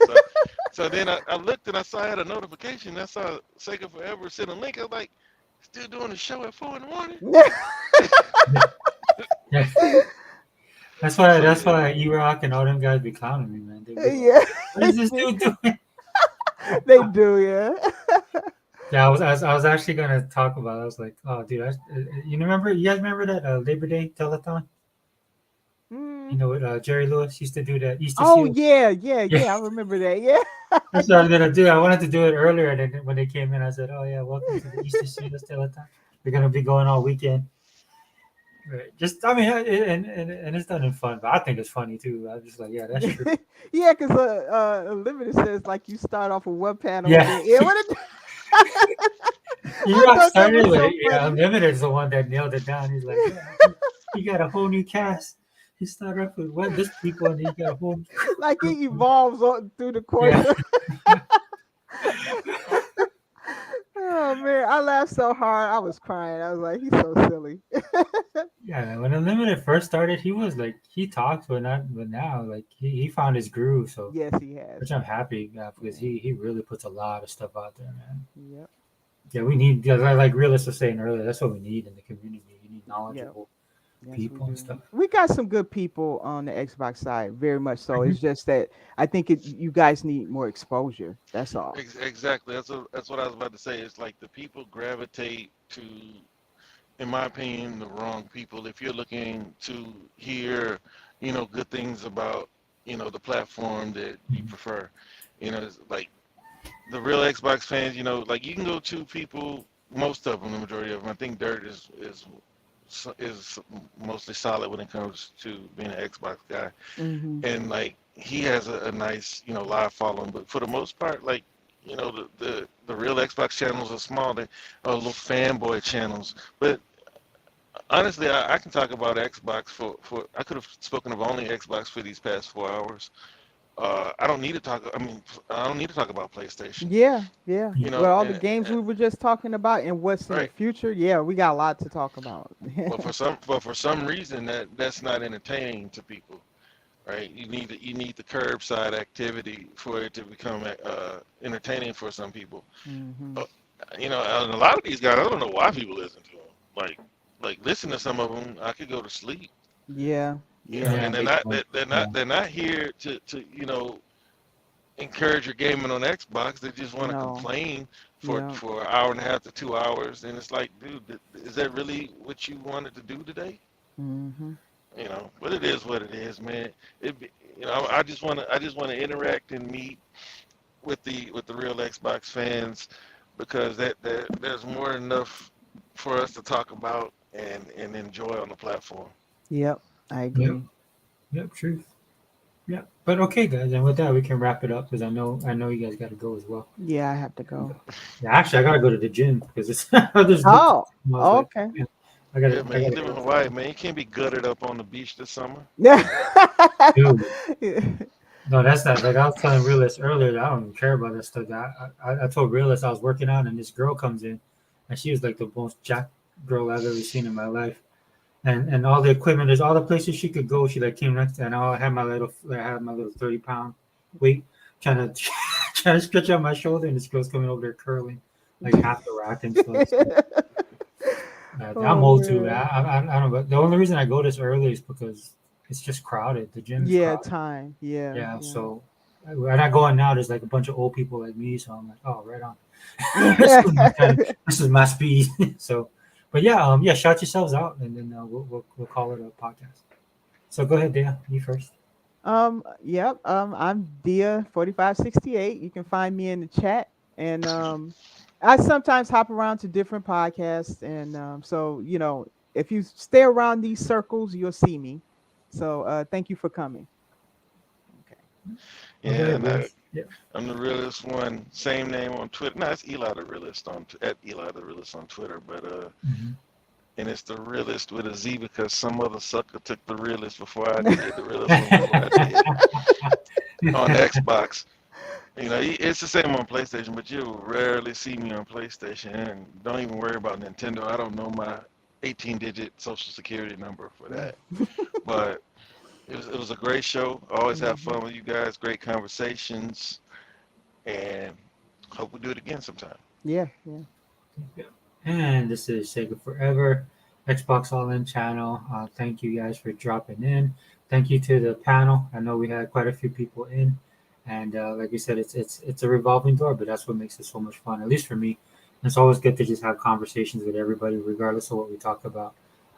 Dea, thank you for being here. Realist man, thank you for riding shotgun for the long haul. Yeah. But he's great. He knows his stuff with Xbox, and that's the fun part Yeah, about it. yeah, and that's what it is. It's like it just makes it easier for everybody.